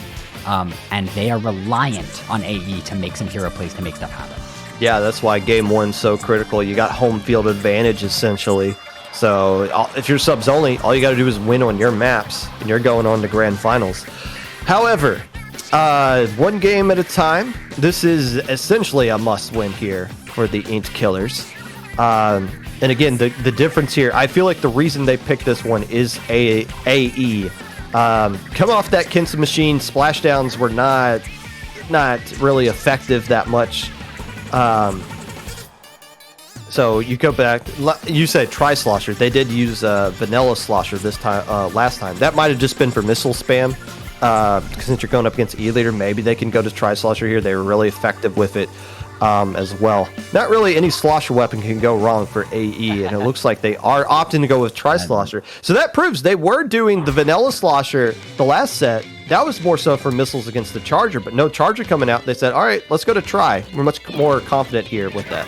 Your armors on this field are Batson's 96 gal versus an NZAP on the side. Oh, but AE, I'm going to interrupt myself. There you go. That's the player looking for AE. Hooray! Looking for the fourth now. Just an armor player alive, that NZAP, and they're going to be the one getting a ball to their AE. Doing the heavy lifting here. A triple into a ball dunk, and they are on the upper hand. It's a late wipe in their favor. Hey, that's why they picked this map. That is exactly why they picked this map. That's the only advantage they have against this mirror comp, and they took full advantage of it. And now, are they only going to get 65 remaining off of that? Really? Wow, that is not a good push at all. And now look how many players they've lost off of that. AE wanting to hold that stack so desperately, maybe cursing themselves a little bit, not quite able to get the payoff they wanted there. But look at them, they're sharking the stack again. They're just sitting there waiting for any opportunity, and they're gonna fall right into gel. AE, the beautiful plays on these stacks. That's gonna give them just free picks, free advantage throughout this game. It's up to their teammates though to capitalize and get Clam scored. You know, you had Jur on the side of Ink Killers use Squeezer the last time they were here, opted to go with that K shot instead. Already has matched the KAs they had in the last game, so that player's getting a little bit more confident as well. Ink Killers are building themselves up and doing a good job of recapturing zone, recapturing mid, I should say. But they need to get more points off of this. They've been dominating the first 2 minutes, but it's not really been reflected on the scoreboard. Yeah, but I mean, part of me doesn't even think it matters. I mean, Ink Killer struggling to get anything going, and AE still up on the map despite being to that. But finally, there you go. That's the going down. That's the targeting the pick you need, and that's going to give the opportunity for Ink Killers to get in here. But they can't find clams. They don't have any. Yeah, it's just clan economy not into their favor. And now that they finally got them all, everybody's back online. Missiles came out. Looks like Batson kind of overextended a little bit, got taken down, but the Nautilus goes down on the side of subs only as well. So a little bit of back and forth. Inked Killer's able to force this back into a neutral situation, which is a huge dub for them. But this is still a tie ball game as far as I'm concerned. 65 remaining is nothing on this map. 2 minutes and 30, that clock is starting to look dangerous. You're past that halfway point. You need to make a move, and the 3v3 on the field, subs only are the ones with their double special ready that are going to make a move. AE going down, getting called out by the smiley face. That's what you need to do. If you are Inked Killers to stay on this map, they're going to not be able to get a ball because the 4 clams are ready for them. A 3v3 situation. They're struggling against Batson on that 96 gal. They don't quite have the paint control that they maybe want, but they're going to be able to stay alive, dance around this little block, and find an opportunity with this check. Yeah, nice play there by Smiley Face, not to force a fight that they're not going to win, because like you said, there's no map, there's no ink for them to move around with. Agent able to clean up a trade situation right there to pop the basket and get this Booyah Bomb, and a ton of clams online ready to go. This should be lead into the favor of subs only. How much more are they going to get though? 2 more players going down, and they're trying to force something on that right side, and Deceased not really in a good situation to try to get some follow splats right there. Ultimately does clean it off. Yes, 38 remaining though. That's the kind of push you would expect the Ink Killers to get earlier. Oh, you just opened the floodgates. I mean, I talked about it earlier. The one push leads to a dynamic game in clams, and all of a sudden, you're going to see some back and forth here. You see along the right side, Batson and Jur doing a good job getting paint down. Batson now pushing up, looking for an opportunity on the right side. The balls is going to get tossed around as the Inkjet comes online along with that Inkstorm. That's going to allow Batson an opportunity in paint control to move in. They're going to get that dunk now. 1 minute left on the clock in 3v4 situations. Batson goes down. AE finding a nice pick on the player in mid. They need clams in the basket. Now they have them on their players, but they can't seem to score. Jur, there you go. There are the clams. Moving all the way up now, getting that ball dunk and with it a lead. And the super jump on the pity clam. Not going to find the ball in 45 seconds. Remember, cleaning that up. There's the score. They need one more clam to end this game. And AE doing exactly that. Coming back, dynamic game out of nowhere. There it is. There's that push we've been waiting for. You can flirt with fire for only so long. Eventually, you're gonna get burned. And finally, Inked Killers was able to burn them on that one push. Everyone jumping in from all over places. And even though a couple players were struggling to get splats on there, it doesn't matter. They all played the objective perfectly when it came down to that final minute right there and tied this one up at 1 apiece. Yeah, you know what? Squid Killers now, to stay in this tournament, they need to reverse sweep on one. They need to win on one of their counter picks and win on two of subs only picks. No, it's one. That was one Killers that won that, right? Was it? Am I? AE, the Tri-Slosher, subs only. No, AE's on Inked Killers, dummy. What? Yes. It's 1-1. The score is 1-1. The subs only now gets to pick here. That's why Inked Killers picked that map, because they wanted their Tri-Slosher to win. You silly goose. Commentator moment indeed, I see in chat. It's been a long day. I don't want to hear it. It's been it's been a longer day for subs only. I'll tell you that. They want their day to get a little bit longer here. They're picking Clam Blitz on Piranha Pits. Okay, they just lost on Clam Blitz. Oh man, this is another snowbally Clam Blitz map. This is one of those maps where it's like, as long as the timer's going, you don't really care if you have the lead or you're losing, because you know it's so easy for somebody to just get a ton of points here. It's going to come down to the Nautilus play on this map. Nautilus versus Nautilus matchup here. What Nautilus can get established and set up and be more destructive against the other team. Deceased not really having a great game despite the win for Ink Killers in that last one. If that player can step up their game here and start dominating, Ink Killers can regain that map control. Because one point that you're trying to make, home field advantage still in the favor of subs only, because they just got to win their own counter picks and they win the set. Ink Killers have to win on the enemy's map at some point. And this is probably, I don't know what the other counter pick would be for subs only, but I feel like this would be a good opportunity for Ink Killers to recapture that map advantage, just because AE has been effective. And if you can get Deceased going, you could find a way to win this one. But so has, honestly, Smiley Face has been playing a little bit better, too. That's exactly where I was going to go with that. I mean, I am terrified of AE still. We talked about the stacks on Mako Mart and the ramps on Piranha Pit. I mean, I don't know about you, Popgun. I confuse those callouts all the time. So AE, if they can get established there, no Inkjets in mid are coming online without AE immediately getting those cancels. It's a scary try map, or a scary slosher map, no doubt. K-Machine, maybe even more so. Well, I mean, a lot of maps are kind of scary, but some of them don't really maximize things as much as Mako Mart does. Soda Slosher with 2 mains of quick respawn. Was this Splatoon 1 Soda Slosher coming out here? Okay. Also, no Nautilus from Deceased, instead opting to go with the K-Shot this time around, as I'll call them Humo, Smiley Face, able to get a nice double, even though one of them ends up in the trade there. So that's we'll be keeping an eye on Smiley Face. I think they're going to be the X factor, or the main factor for subs only in this set.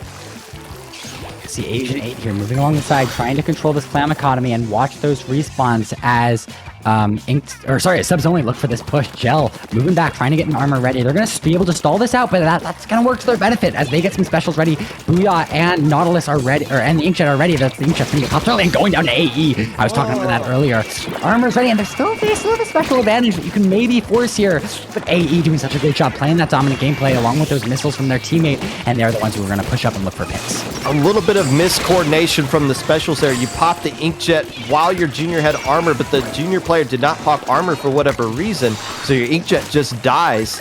Ultimately, though, able to come back, get control mid. You got all of the clams on the map now as well. So sub only in a good position. Can they coordinate their specials this time around to stop this push, or to get a push going?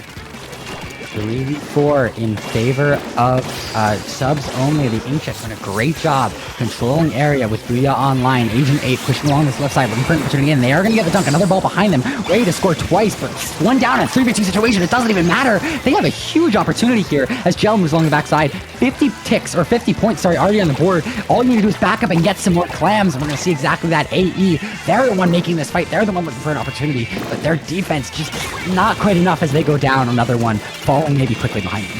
They couldn't get it in time. If they got that in, this game's over.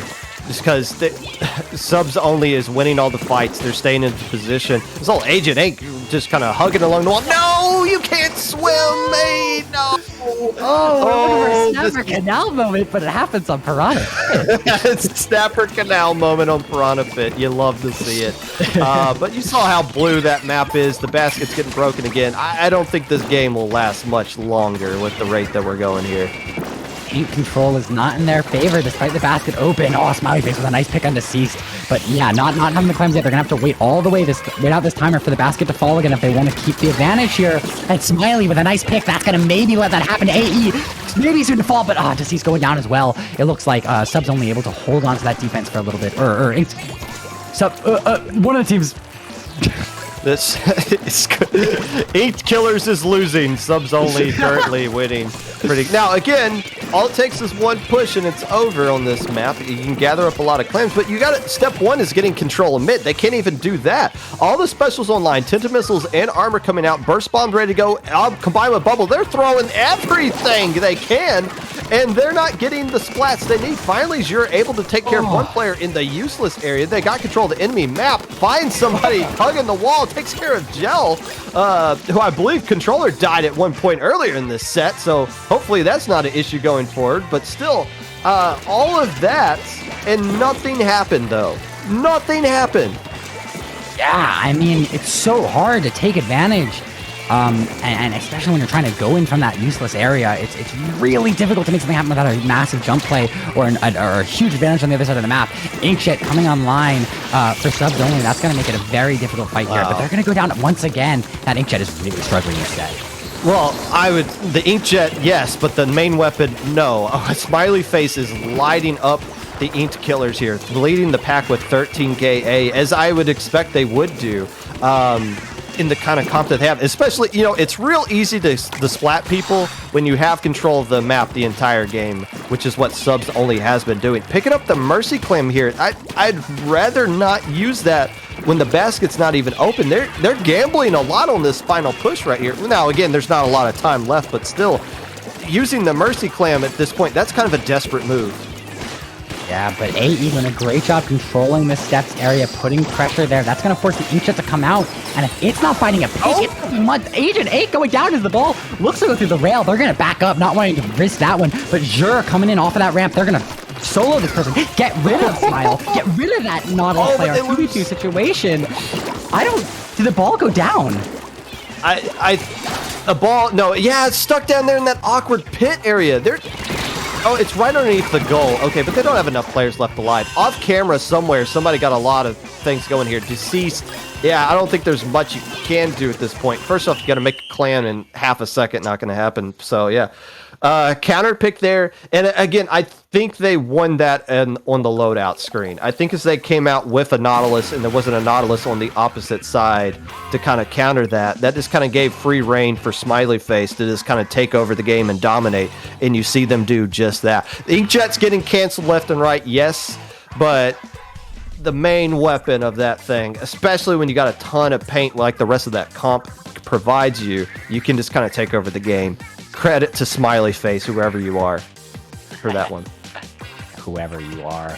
I mean, I'm feeling the pressure of subs only. I'm feeling their hunger here. It's such a tall order to try to overcome a team that's just been dominating so hard. Yeah, and now we talked about this again. It's game one. Winning game one dictates the entire set. So each team's winning on their counter picks, which is all fine and dandy. But if you're Inked Killers, at some point, you're going to have to beat the other team here. But that's all. First off, you just got to worry about game 4. You can't go to Clan Blitz. You can go back to Splat Zones, but it looks like they're going to go with Tower Control on Sturgeon Shipyard. So this is the map they picked against the Delicious Nuggets that were like, why would you do that against the enemy E-leader? Well, now you're not going to have to worry about an anchor player, so you can probably play the playstyle that you wanted to play with the mirror matchup. And again, you think about the only advantage we have against the comp that they bring out, since it's so similar, is the slosher. A lot of angles you can kind of work here with a slosher. Yeah, I mean, I'm worried about those Inkjets going to head-to-head. We did not see a mirror Nautilus comp that last match, and as you called out, that worked. Sorry, no, I guess it was struggling. I'm losing all of my names here. Subs We're coming up to a break, buddy. Nautilus, We're coming up to a break. Hang on. Working well on subs only, and if we see those Nautilus mirror comps, I'm not sure how well Smiley Face is going to be able to do there. Pop Gun, save me, please. Okay, so if you're Inked Killers, you want to get back into this one. I want to come out early. I want to get the lead early. I want to set the tone. That's how they won that second game, right?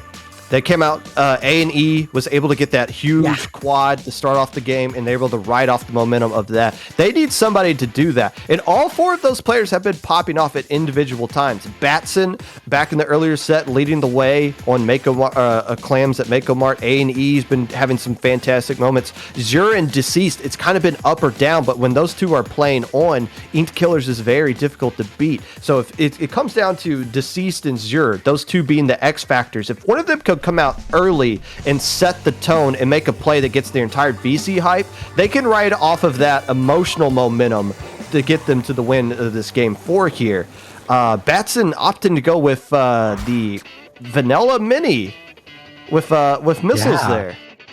So you're seeing the Mirror Nautilus again, but that missile pick from the Mini, they have to prove it working here, and right now it's subs only with more mid control, but they're gonna go 1 down, a 3v3 situation now, as Smiley Face struggling to make an opportunity with that Nautilus, staring down that Mini on the other side of the map.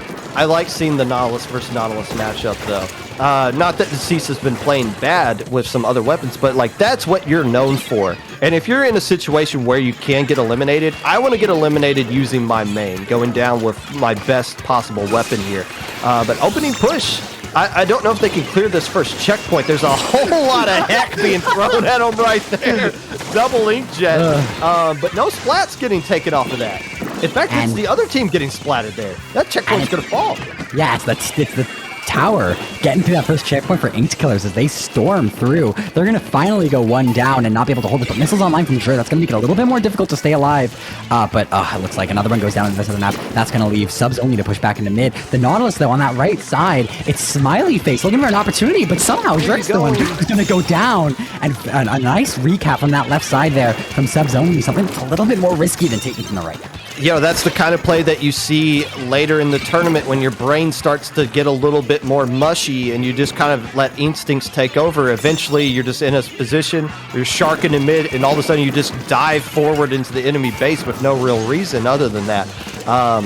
But right now, all 8 players are going to be experiencing that at some point, especially subs only, because they have literally not had a break at all this entire time, and they're never going to get one. AE trying to get established up in the base. Why would you fall down there? Yeah, a little bit of misplays going on by both teams that we probably haven't seen them use earlier in the tournament. Yeah, I mean, it's so hard to make something happen. I mean, 3 specials are ready for subs only here, but they're struggling to find an opportunity to pop them as they're stuck here on their snipe area, and missiles are going to force them around. Gel going down. That leaves no armor for their team, and the 52 gal will fall shortly after. Batson going down on the tower. That's going to leave an opportunity for them to push, but just a 3v1 now, and it's AE riding, and for the first time, they're going to play a little bit more passively, and it's going to benefit their team as they're in a huge advantage. Right now, that desperation inkjet. If they can save this checkpoint, that would be enough to keep them in this game, and they do by the skin, barely hang on to that checkpoint there. That second one's so critical to get across there, but still, that might pay dividends for them later on down the set. But they got a lot of ways to go here. Squid Killers, even though they've been making some mental mistakes, they're getting the splats when they absolutely need them to, especially right there. All the specials online from the subs only, but they're still the team that loses the player first. Smile getting rid of one of those inkjet players. That's going to leave them in a 4v3 advantage as Hugo comes off of respawn. You see him jumping in there. Gel riding tower needs to get through this checkpoint. But missiles are going to stall that just long enough that maybe there's going to be an opportunity for ink killers here. But in a 4v3, make that a 3v3. I take it back. Humo going down as well. Winning that fight. Batson versus Smiley. That's going to be huge. But now it's just Gel alive. They're going to get through that tower. They're going to get through that checkpoint. You talk about it over and over again, how vital it is. But they need one more push, and there's a minute 30 left of the game. Interesting that they were taking all those fights on the right side. That was just more of a distraction. It doesn't matter if we splat you or not. We're keeping your attention away from the tower at the checkpoint. And that's all they needed. They don't need to get lead off of one push. A minute 15, that's plenty of time to work with. You clear one checkpoint and you can set yourself up for success down the road. And now they got another situation. Deceased, wisely backing off. I was thinking they were thinking about taking a fight right there and said, you know what? No, let's recollect. I got an inkjet. We got missiles ready. Let's hold this last checkpoint in the final minute. Umo not wanting to ride the tower. They're going to let Gel take over, but they're going to get forced all the way back here from those missiles. Now looking for an opportunity to find a pick on the right side. Not going to quite find it. As 45 seconds tick down. They need to start moving quickly, and that Inkjet's going to allow that door to open. Not quite finding a pick immediately off of there, and falling off the map. That's going to make their special reset there. In a 3v3 situation, Agent 8 forced to turn behind themselves, looking for a pick and fight club, and they're not going to fight it. Batson with that mini, getting what they want. Now it's Deceased on the tower in a 4v3 situation.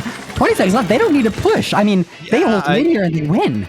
I mean, they're in a winning situation right now, but yeah, you don't want to just deliver the tower to them. You want to make them swim through your ink and get to it. And you've got all these specials built up, but no specials on either side really to go with in the final 5 seconds here. That probably should do it, unless Gel can do something miraculous, and they cannot. Game 5 coming down the pipe, and I smell a Rainmaker at Snapper Canal coming around the corner. Gosh, I mean, we've already gotten one Snapper Canal moment in this set. I'm afraid of Dose. Almost had one there with the Inkjet. Yeah. That's half. That counts as half of one. We're at 1.5 Snapper Canal moments, and we have not played Snapper Canal. Deceased. Look who stepped up when they needed somebody to step up, leading the pack with 10 KA, only one Inkjet. Deceased having one of their better games so far in the set. That's exactly what they needed. Yeah, I mean, Batson as well. I want to draw attention. That's the first time we've seen them pull out the mini this set. And I saw them, I mean, tearing it up. That Fight Club play towards the end there. That was vital for their team, getting the double off of that. I mean, the weapon diversity, when you feel like you're in a rut, maybe switching up is the play. And if you're right, if you're smelling that Rainmaker Snapper Canal, I worry that Inked Killers is not going to have a response.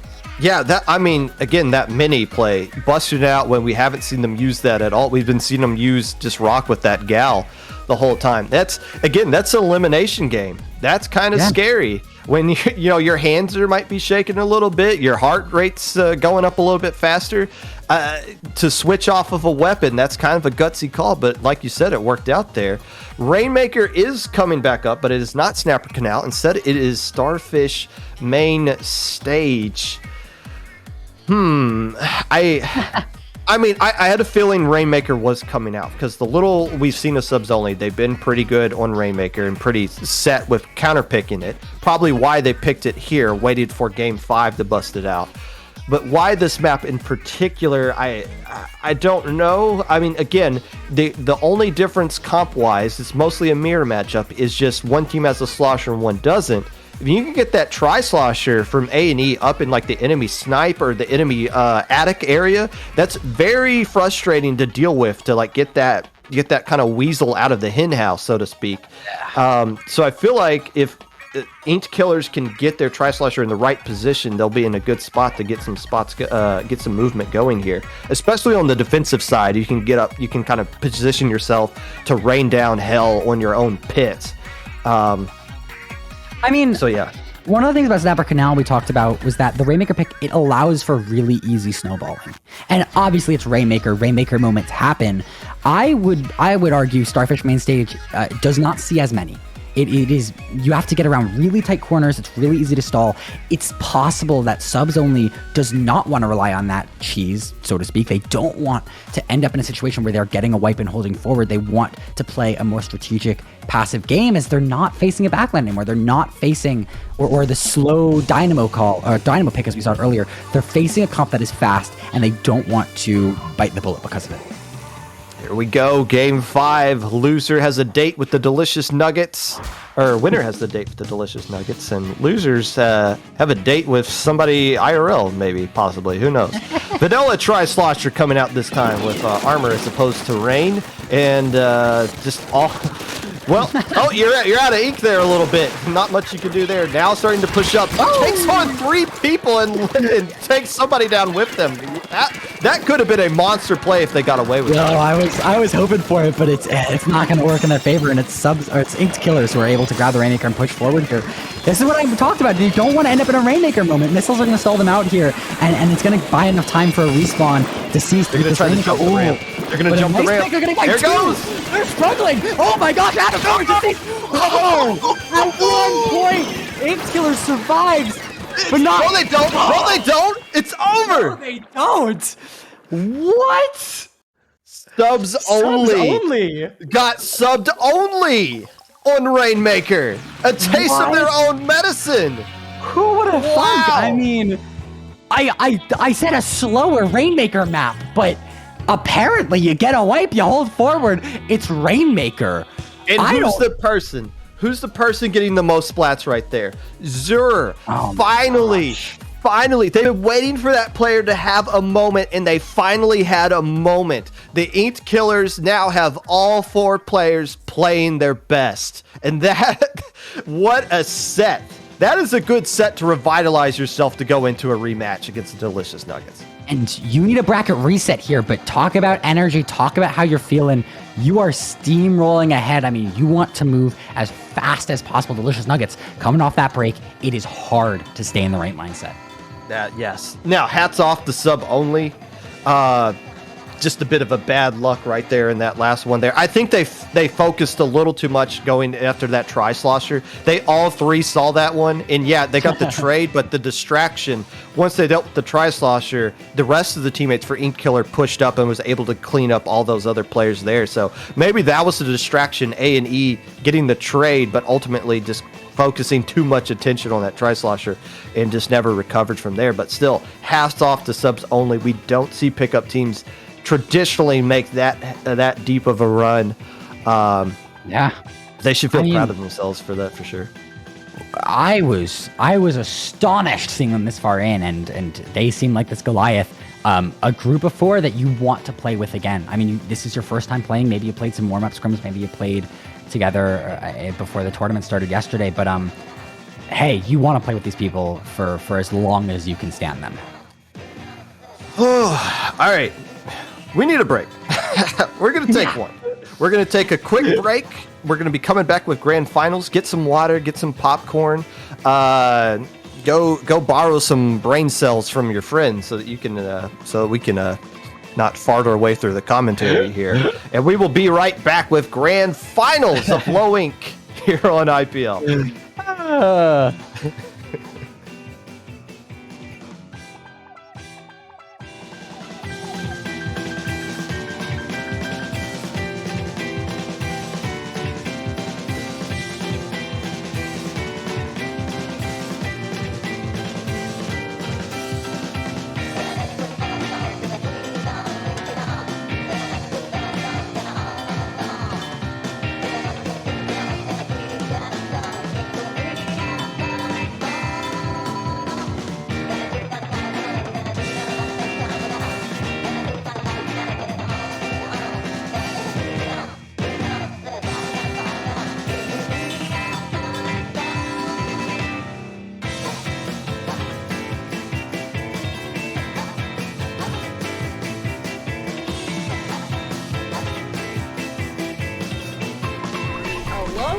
But however, they do have the tower pushing. They got the Booyah Bomb to come out, missiles coming out. Now they're pushing together.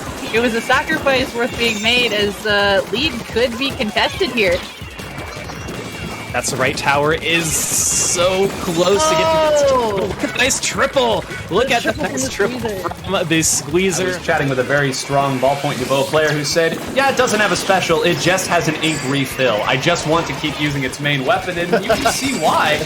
And still pushing in here, Agent Octo's gonna get a chance for a flank, get 3, has about another 4. This might be game already. They're gonna have at least 1 special. Pickup should be thrilled that it's only 59 remaining. They got all 4 of their specials ready to go, and trying to get control of the enemy bunker is Plasma yet again, being just a nuisance with this Blue 7. Takes a bad turn, somehow corrects though, is able to get 2 players down. Should have been splatted along the right side. The monkey's gonna get lead. This is the part of Rainmaker where it really gets silly. We pop, we try to get points. Some of the most skillful maneuvering of the Rainmaker I've seen, surviving 3 specials, rotating back down, and you know, oftentimes we say diving after the Rainmaker, not really a good spot as they take the lead again. We said we get silly. Look at this, moving all the way through. Is this a dunk? Unreal! 7 at a high level. Those 2 weapons are about as far from each other as it could possibly get. But now you got 3 specials ready. You got a splashdown. You got a hammer ready to go by Corona, who's trying to get in a good spot. It's a double! Smacks in the face, and that's going to be lead, although not a huge one. This hammer could shut down everything. That hammer saved out. And the Raptor was the only one that really had the opportunity in terms of range, and it goes down. And the Booyah Bomb goes down, that I just pointed out, Helen. It is a 1v1. It is a 1v1 for the moment, but 2 jump in for Glitter Gel Pens, giving them a much better numbers. But the suction bomb on the tower, the Booyah Bomb, that is going to stop as well. That's going to be game there, Hoenn, unless some magic happens here. He's just there in a bad position. They might get neutral. Oh, they get the stop. They get the stop. They get a pick. They get 2 picks. And they take the zone. It's not over till it's over. Too far, but the 52 is with them, and that wall is going to stop any sort of picks that's happening. The missiles do find one, but I don't think there's nearly enough time to get to the zone as well. Toad might have something to say about it, though. Getting a great hit on the zone, and that Junior is the one and only weapon that really has the painting output. That's a fantastic...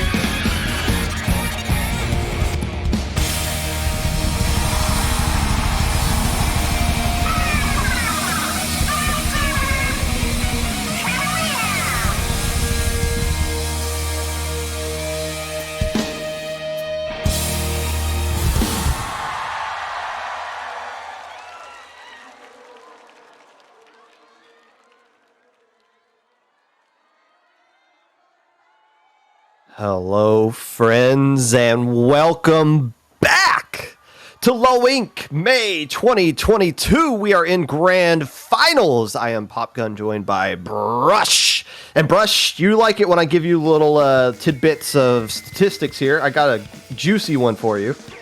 There has been 42 low inks in the past, this one being number 43. Of those 42 low inks, teams that failed to win low ink came in second place in low ink. The next month have only gone on to win low ink twice. So you think that's 41 opportunities. They have only won twice in 41 opportunities. Only once in the 2-day era, the Delicious Nuggets looking to become the third team ever to take home silver one month and then gold the next. Wow. Tall stack. Not, I mean, and we've seen, I mean, we were so impressed by the record of subs only, and all of a sudden, Inked Killers waking up, taking them out 3-2. Hey, you're scared of Inked Killers too now. I think they're scared of us, so they're doing the unclip, and they're like, "Why is the streamer not hitting A?" Hey, we gotta sell this to the audience first. You guys calm down. We gotta preview this match a little bit. Now, the key to this last set here was the fact that Squid Killers or Inked Killers made some counter picks that were bad. What adjustments are they going to make going forward? But if they can come out and win game one, the counter picks don't really matter that much. Well, I mean, they do. If they lose, they'll have to win on their own. But still, win game one, your own counter picks aren't as important as what they would have to be when you're down 1-0. Hey, who is that on Inked Killers? It's AE. It's this slosher player who keeps tearing it up, and Mako Mart is their friend. Yes, they are on Inked Killers. That is correct. They are I'm on glad we Inked got that Killers. established now. They didn't just drop from the other team and get picked up as a sub mid-set. But our old pal Delta's back, and they're going to have armor to work with from that Inzap player off-screen, building up some stuff here. And one player instantly going down from Inked Killers. This is usually where we see a team coming off sluggish, but the opening seconds, Delicious Nuggets look well-rested and ready to go. I mean, that tri-slosher only works if you're alive, and it's Delta on that E-leader, dominating area, preventing anyone out. I mean, Batson forced behind that wall for a minute there. The E-leader is doing a great job, Delta. But hey, now AE is finally able to push up Batson on the other side of the map, doing the same thing. Missiles coming online. You're going to be able to get the cap here, and you're going to find one pick. But you need more than that to get a hold going, and that's exactly what we're seeing here. 4v2 situation, just Neiman there on the Splashomatic and the back lines, and Delta behind them. Yeah, can they deal with this kind of flank? It looks like they'll chase him back a little bit. So when you have a rematch here, it's all about the adjustments that you make. The adjustments coming out from the side of the Inked Killers, instead of vanilla slosher, they're going with vanilla try. So instead of double armor, they'll still need more missiles, and that's where Batson says, hey, I warmed up with Mini before. I'm going to drop Gal and go with Mini. So that's the little bit of the adjustment that they're trying to make here. So they're going to keep the missile and armor pressure coming out here, but right now they're having a lot of difficulty getting splats outside of AE. Yeah, Batson there, going to find a nice pick, and that's going to leave a 3v3 situation as Inked Killers tries to push back into this zone. I mean, it's so difficult when you have the pressure from Delta. It's so hard to make anything happen when at any moment a laser could come out, but honestly, I mean, only with 2 picks on the map, I'm not seeing the picks on them, I'm just seeing the pressure. Yeah, and that's, you know, they got the missiles they can work with here, but they're not really combining anything with those missiles. Yeah, they can chase players out of the zone, but you're not getting splats if you're not kind of capturing space with it. You can fire all the missiles you want. You have to actually work with it. It's not as simple as just pressing the special button. And right now, the Lockout doing a much better... Delicious Nuggets doing a much better job at creating lockouts here. Penalty points gone. They're staring down a KO if they can deal with that Inkjet. It's not the flashiest gameplay, but it's certainly working. A 3v2 situation, the Ink Killers wanting to get a stop to this hold, but and they're going to be able to get the cap. That's going to be huge for them, and find another pick as Delicious Nuggets get out of the zone. I mean, hey, you're struggling to make flashing plays at you. Struggling there against missiles. A 4v3 situation in Delicious Nuggets' favor. I think that was a bit of a spectator cam moment. I don't think in the actual game they just stared at the wall and just hoped the missiles didn't spine them or something there. But yeah, Delicious Nuggets in control, start to finish. Nice little fall off there. able to get revenge on the splash player going down, but Lucifer rotating back. You know what? You got man advantage. Let's just hold on the zone a little bit longer. Let's let them come to us. We're going to be done with these penalty points, and let Delta punish everybody who oversteps their boundaries. There's one. Delta looking for the second one, but the teammate's going to get a trade. Nitrum there, and Lyman, sorry. And with the 3v2 situation in zone, it's Lucifer, the only one painting there, but this is going to come out, and that's going to leave no one painting the zone for a second. Lucifer getting I speak too soon. There it is. Okay. Getting me a little bit nervous there, but ultimately Delicious Nuggets taking that game. Not flashy gameplay, but I mean a solid lockout there and a nice KO victory. Yeah, and that's something we typically don't see in these low-ink grand finals. It's usually the team coming off the loser's bracket run that dominates game one. That looked like a flip of the script. Yeah, that game wasn't a KO in the first minute or two, but it still was a situation where the Delicious Nuggets were controlling the entire game. It was just a matter of time before they ultimately won that right there. It didn't matter how many times Ink Killers was going to flip the zone back into their favor. And now the counter picks are coming out. You know what maps don't work. Even if there are maps that work for you, you got to keep in mind there is an E-leader on the other team. And even when the E-leader's not getting splats, they are being effective in the game. And you got to be kidding me. You have got to be kidding me. Oh no. You gotta be kidding me. You tried this last time. You literally picked this against them. It didn't work. It didn't work at all. There's a charger.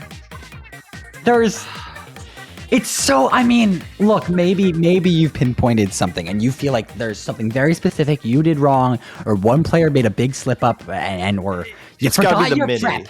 You forgot your prep. You forgot your opener, but hey, I mean, Delicious Nuggets maybe scratching their heads just like us, trying to figure out, well, we won this last time. I mean, what's going on here, guys? Bold move, Brush. We'll see how this works out for them. It's got to be the mini. That's the adjustment they made. They used that in the last set. Maybe they feel really confident here. Maybe we can fire more missiles off, but I don't...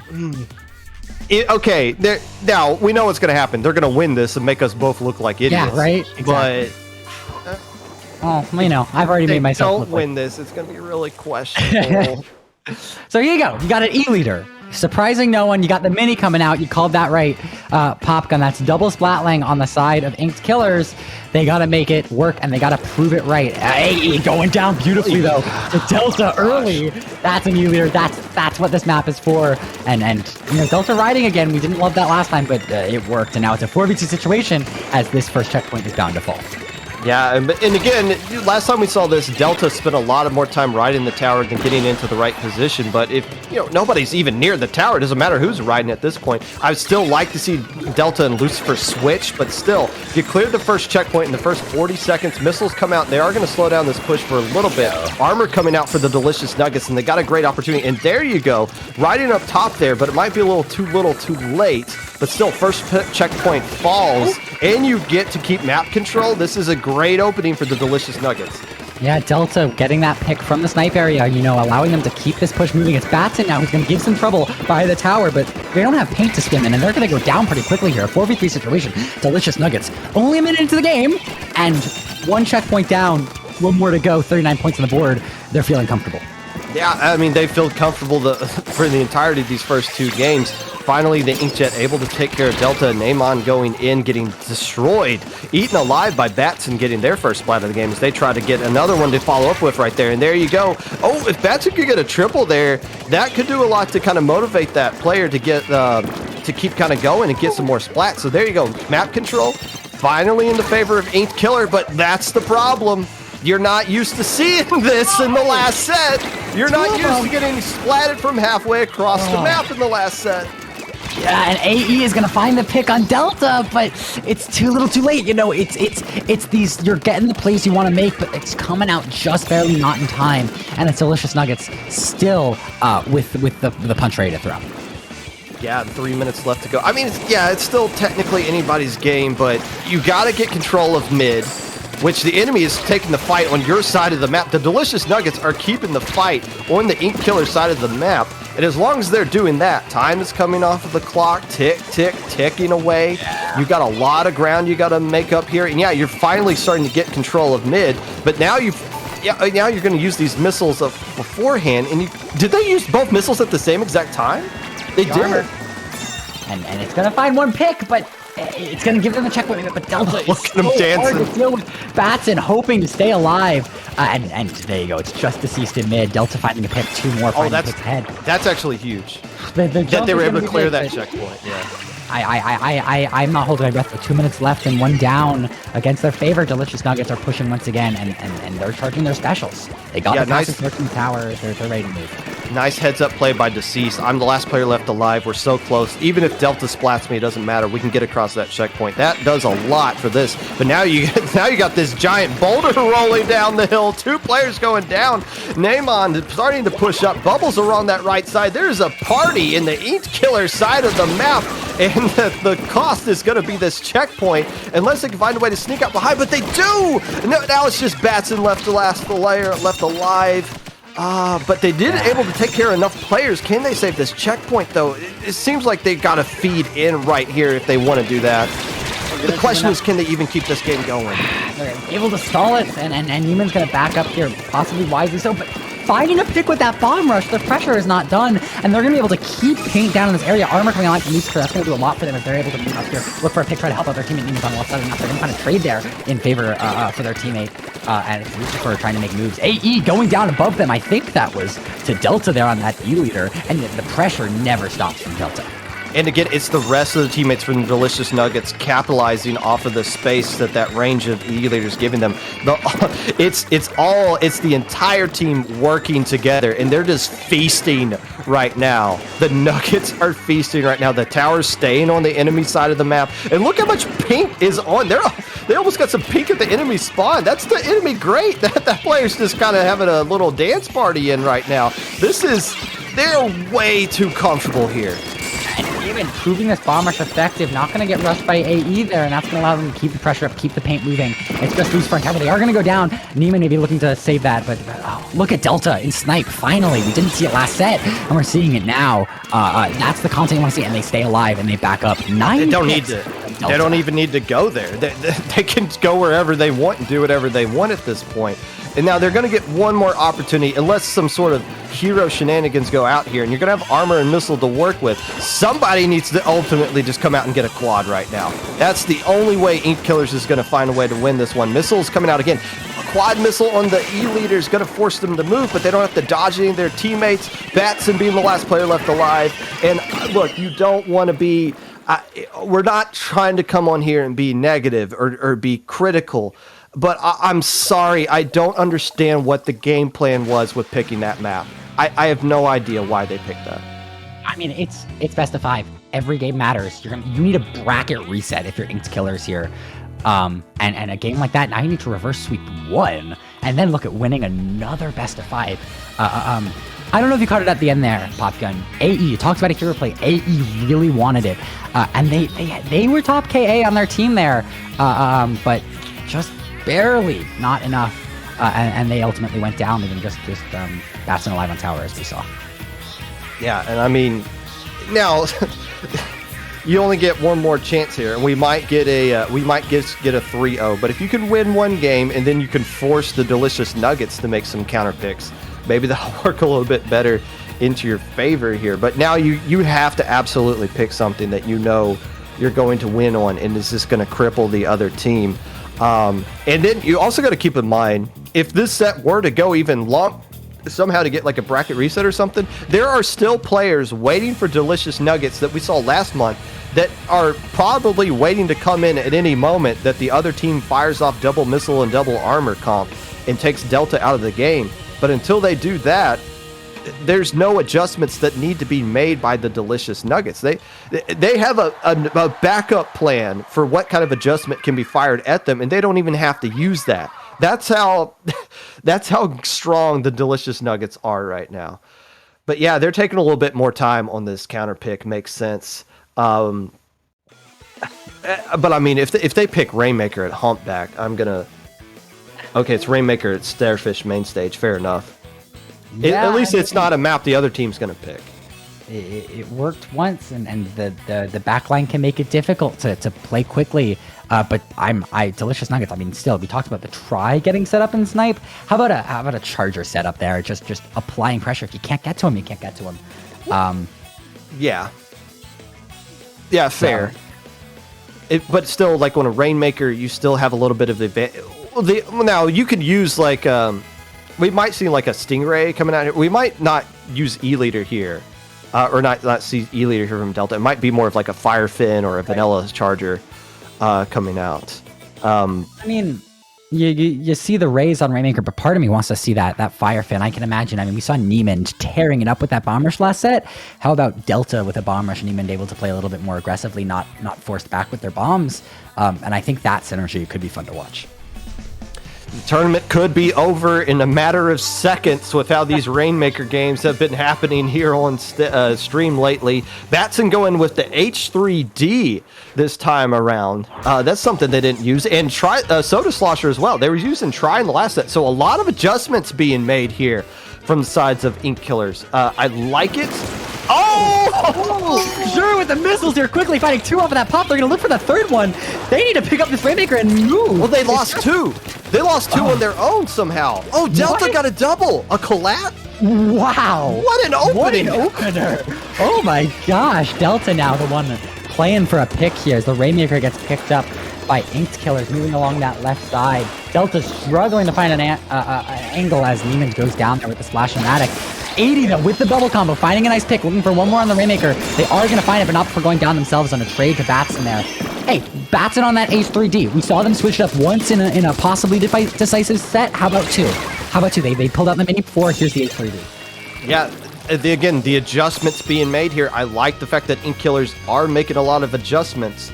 And it's on the Delicious Nuggets aren't in a situation where they have to. They can just keep doing what they got to do. So I like the fact that they're trying something a little bit different here. Completely different from the comp they showed on this same exact map and mode in the last set. So yeah, it's working out for them slightly right now. It's essentially a tie ball game. 58 is nothing here, but both teams are coming out throwing punches and nobody really seems to be getting settled in.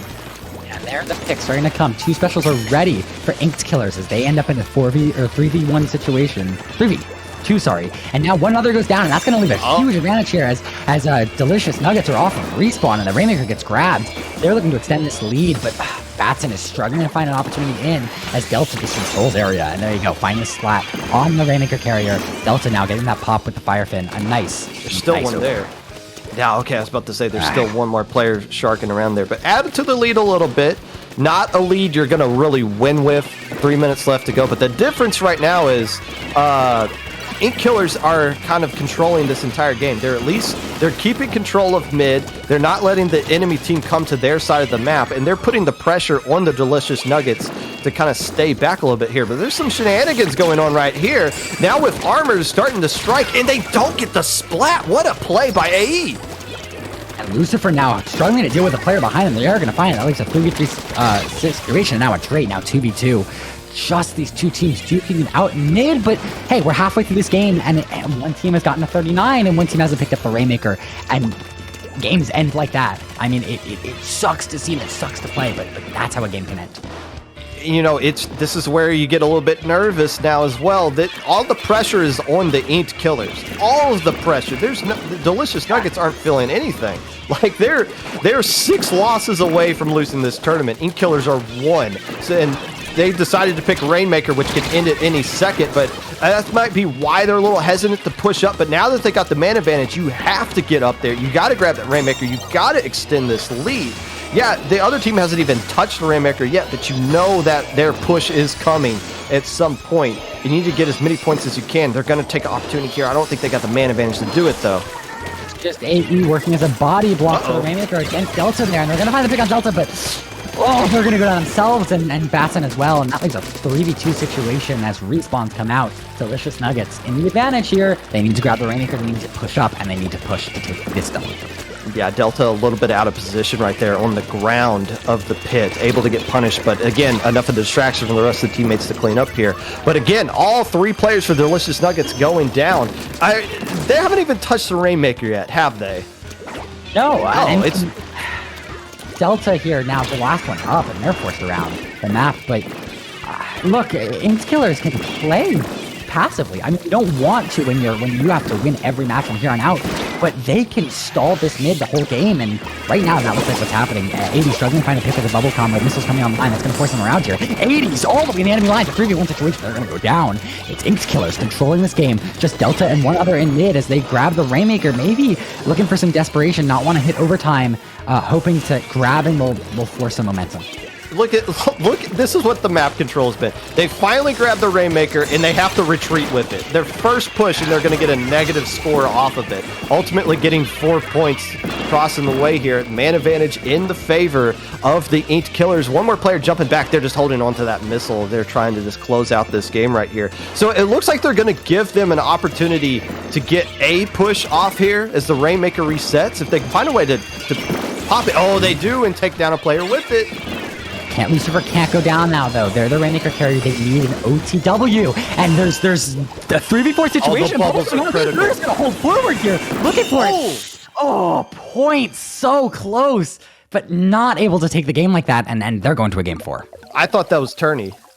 I thought they had the Rainmaker in the bubble. I think the missiles came out, and like too many players were cluttered up into those bubbles, so like all the missiles just landed on them. An area of effect was able to get, but that's why Rainmaker is so nerve-wracking. They only touched the Rainmaker for a grand total of like maybe 10 seconds, and they still won the game. Yeah, I mean. 10 seconds earlier, imagine what would have happened. I mean, I thought it was too, Popgun. I was ready for the bubbles and that Rainmaker moving forward like that. You don't have to get far for that win. But Inked Killers hanging on by the skin of their teeth. Not the first time this set, or the first time this tournament. And they're going to a game 4 on a map they're not picking. And you know what? Maybe that works to their advantage, honestly. And honestly, whatever map you're going to see get picked here from... Delicious Nuggets is probably a map that the Squid Killers want to pick anyways. Let's be honest. So Clan Blitz and Mako Mark, both teams want to come here, so it kind of works out to some extent. So, but still all the pressure on the Squid Killer. Absolutely. We watched Splatzone's Mako Mart earlier, and we were facing AE's. Hey, wait! Time out! Stop! Whoa! Stop this! Stop! They can't play here. They already won this. Yeah, so they can't play. They can't pick Mako Mark because they won Splat Zones there. I thought that was in the first play. You're absolutely right. That was game 1 this set. So, we just hit rapes. We should just. We're hosting, right? We should just like disconnect. Yeah, because I can't pick that. There you go. Yeah. Well, I mean, are they gonna? Yeah, they think this game is gonna count. So yeah, we need to kill this before they waste like 5 minutes. Because I don't think they're going to look at Battlefly chat or something like that. I would kill the lobby. I would just sleep here. Hold on. There you go. And I'm going to do some quick typing here. I don't know what the stream looks like. Just give me like fresh distraction. And not the first time I've done that this tournament. Hey, I was about to talk about Splatzone's Mako Mart. It was the leader versus the Tri-Slosher. You talked about choosing a map that both teams want to go to. I think both of those teams were more than happy to be playing Mako Mart again, but you just can't pick it. I mean, counterpicks, you just can't play a map you've already won on.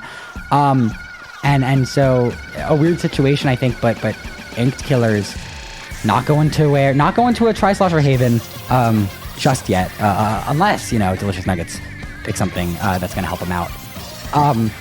Game 4, hey, you talked about the pressure on Inked Killers. Really, Inked Killers, they need to win. They need to get this reverse sweep. They need to get 2-0 here, and then go to another best of 5 bracket. We talk about this reverse sweep, and we talk about this bracket reset so often, but it truly is such a difficult mountain to climb.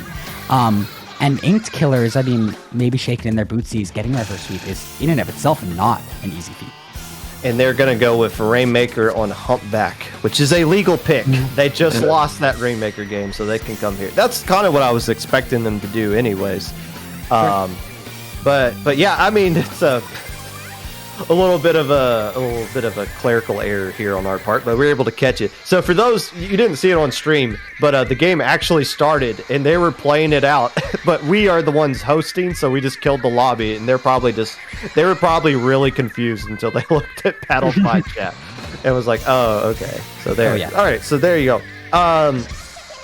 Rainmaker at Humpback Pump Track as the teams just kind of joined back into the lobby. Now, yeah, Delicious Nuggets, they lost that last game. I don't think they really care, honestly. Because, I mean, again, okay, you're 5 losses away from losing the tournament now. It still happened, but you had your moment. You could have won that game 3 at the very end there. And even if you lose this one, you get another counter pick. But you are kind of backed into the corner here. You can only pick Rainmaker or Clam Blitz going forward, and the one Clam Blitz maps they like is out of the option because game 1 was Mako Mart. So they're very limited in what they can do, and that's why getting a third game in a counter pick format is difficult to do.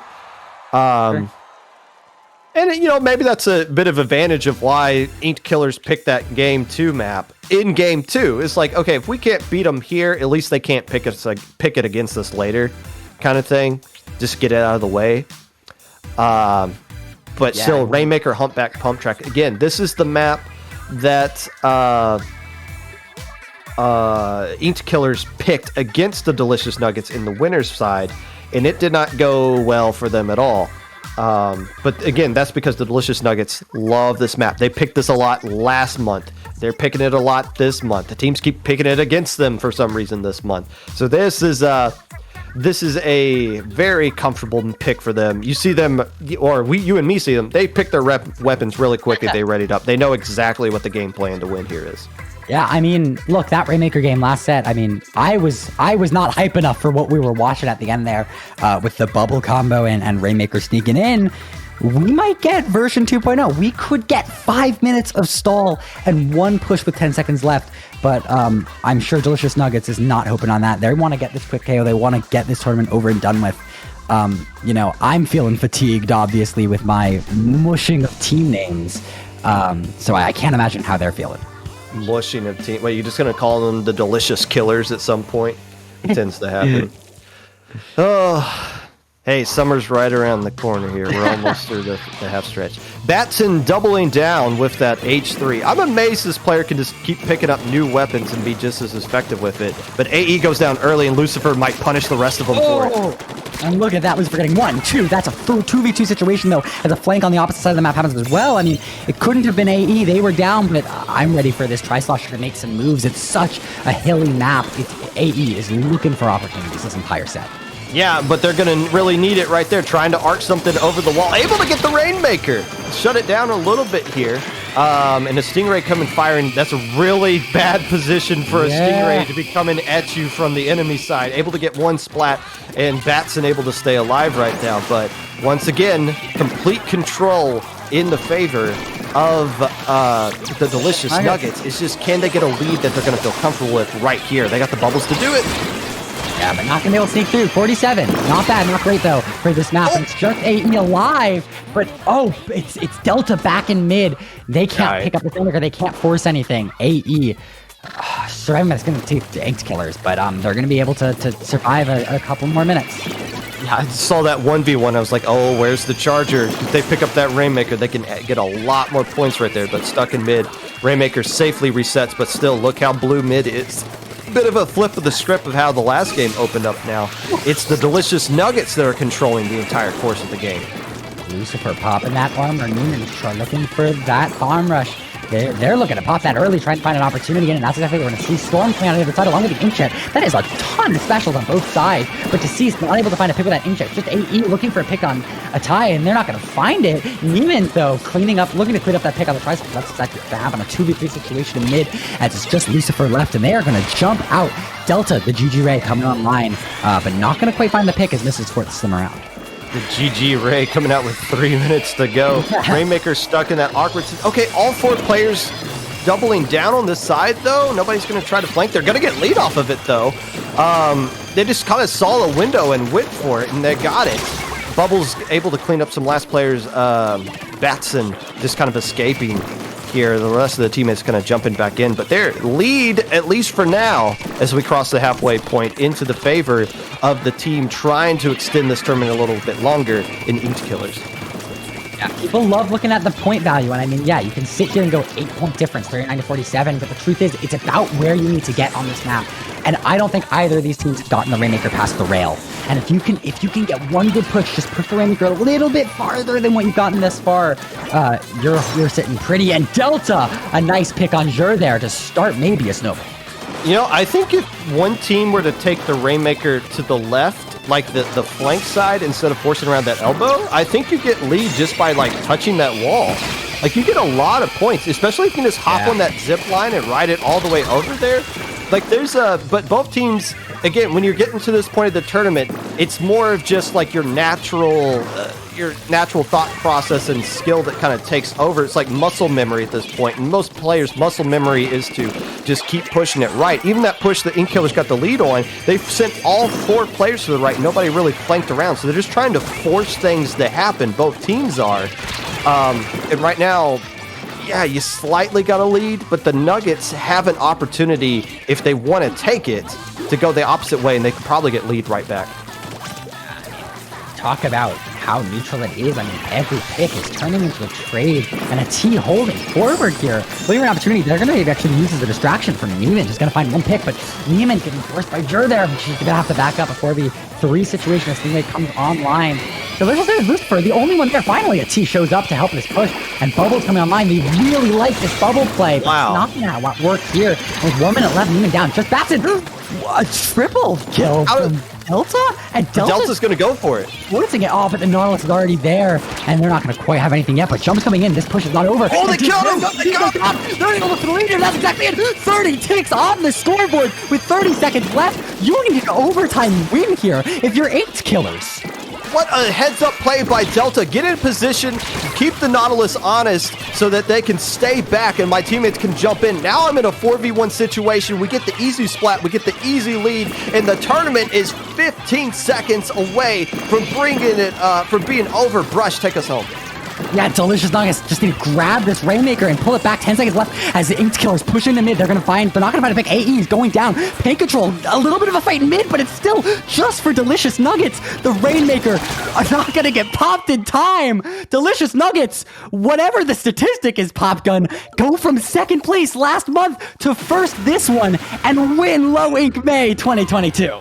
It's the little things. The later the tournament goes on, the more muscle memory comes into play. It's the little plays that make the difference. Delta realizing, I don't need to take that fight with the Nautilus. I just have to stay there and keep them honest. I have to make sure they can't grab the Rainmaker. I'm going to stay along that side, let all 3 of my teammates jump right back in, and all of a sudden, there's nothing that Nautilus can do except to die, and we instantly take the lead. Winning the game by doing nothing. How about, well, not by doing nothing, but action from inaction. Yeah, it's the little plays like that that make the difference. And that's why the Nuggets were able to win that one and shut down any kind of momentum from being built up before it could happen. I feel like we both missed that triple. I mean, at least I wasn't ready for it. Delta out of nowhere with 3 picks. He said, keeping him honest, not playing flashy, just playing solid. And apparently, hey, the muscle memory for Delta was don't die. Hold pressure, and that wins games. The Delicious Nuggets, the third team ever to finish second place the month prior to come back and win Low Ink the next month. Just the third team. One of those other teams, they had to make grand finals 3 months in a row before they finally did it. The other one being in Australia, which I argue was an advantage because as the tournament goes on, the day is just getting started, whereas the sun is going down for everyone else. So Delicious Nuggets pulling off something we just typically don't see. But at the end of the day, they were just the best team here. They were the team. This is the second time I actually correctly predicted the winner of Low Ink. And it's not, you know, I think a lot of people picked the Delicious Nuggets to win this one as well. They just had more depth. They had a lot of great players you didn't even see because they didn't even have to use them. They had so much. They were just the more experienced, more roster depth. They just had too much going against them that nobody else in this tournament really has. and could make the smart plays when it came down to it at the end right there. And maybe, you know what? Maybe there is no weakness. Maybe there is no counter pick that could work positively against them. I don't know. I mean, hey, I hadn't talked about it since we first saw Inked Killers on stream. That is, in some aspects, a pickup. That is Inked and that is Squid Killers. So yes. So there's some synergy going on with those pairs, but I mean, overall, we saw 2 and 2 from each team that entire set, and those are people who have not played together. The synergy still has plenty of room to grow. Talked about wanting to play with the same people. There's an opportunity. And you know what? With all the people we've had in help desk being like, if this team wins, am I banned from like? There's probably some players on Squid Killers and Inked that didn't play in that set that are like, okay, good, my teammates aren't banned yet. We saw that with Shiver Inklings, yeah. Yeah, but still, Delicious Nuggets, heck of a win for them. Congratulations to them. Congratulations for Inked and Squid Killers. Those players on that team making the deepest run they've ever had in low ink. Maybe they'll go back to their original rosters next month. I know Squid Killers were originally signed up and they just kind of dropped.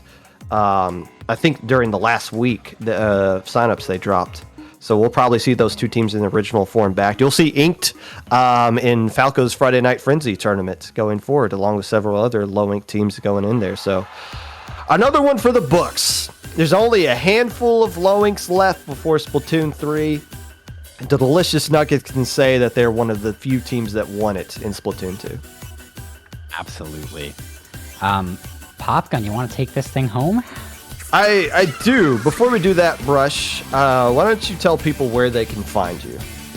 Y'all can find me on Twitter at Brushstrokes SPL, as I forget my handle just like I forget team names. Popgun, what about yourself? You can find me mowing the yard right after this, and then I probably need to hop in the shower. But if you want to listen to what I have to say about this tournament, recapping it, I'm going to be doing my low ink stream of the podcast tomorrow at 1 p.m. Eastern Daylight Time, a little bit 1 hour later than what I normally do. We'll recap everything you just saw and more. And before we do the sign off of everything, staff credits, all that good stuff, something we want you guys to see. So stick around for a little bit. I believe we got a video for you guys.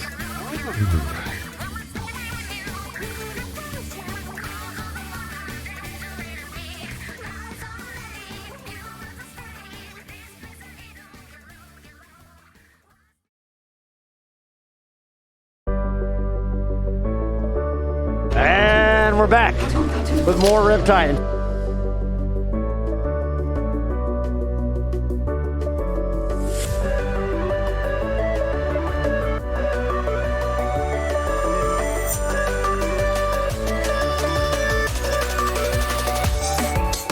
Watch. Don't even engage. Oh what? Still commendable how far he got. And that's gonna do it. The forward air. Dude. Leo reclaims his throne. Oh my goodness, man. Oh, let's go! The up smash IBDW is your Riptide champion. Okay, dash tag. That forward air was so scary. The king has resumed his throne. Kazakhstan wins Riptide. Let's play, let's launch to them. One more hero play, that's a fight. That's gonna be good. For the split back to kill. Excitement, all their friends coming to cheer them on.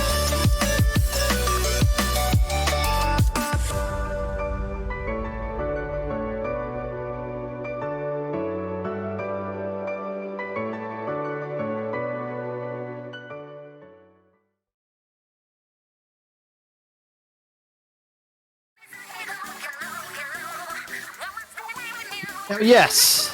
Obviously, you already knew that we were going to be having Riptide hosted by IPL. However, there's some bit of information that you did not know about, and that was going to be what game is even going to be played at Riptide. We didn't know when Riptide was first announced if Splatoon 3 was going to be out by then or not. However, we found out Splatoon 3 is going to be out literally the first day that Riptide is going to be in play. So, what is going to happen with Splatoon 3? On Friday, September the 9th, the Splatoon 3 main event is going to take place. There's going to be a Splatoon 3 tournament that is free to enter for anyone who has a competitor pass to any event. You do not have to play with the same team that you are playing in Splatoon 2, which is going to be on Saturday and Sunday at that event, but it's going to be a 32-team Splatoon 3 tournament the first day that you can purchase the game live at Riptide on IPL. Even if you are signed up for Splatoon 2, registration needs to be edited on start.gg, which somebody's going to be putting into chat right now. So there you go. If you want to see Splatoon 3 action the day the game comes live, tune into the IPL stream. We're going to be streaming a tournament day 1 of Splatoon 3. And with that's now, is it going to be Quad Junior versus Quad Junior every single match? You probably just got to play one game of Turf War to unlock some other weapon, but it's still going to be crazy to see. And Brush, it's going to be weird to commentate too, because we're not going to know anything about that game we're going to know some stuff, but it's going to be weird just commentating a game live that we just bought at GameStop an hour ago. There you go. With that being said, we're going to sign off here from IPL, the head TOs for this event, myself, JPEG, and Hoenn Hero, all of the lovely staff that we had behind the scene, our producer, Ink Fairer. We thank you for watching this edition of Low Ink. We'll see you back next month for one of the final Low Inks ever in Splatoon 2. But you've been watching Low Ink here on IPL.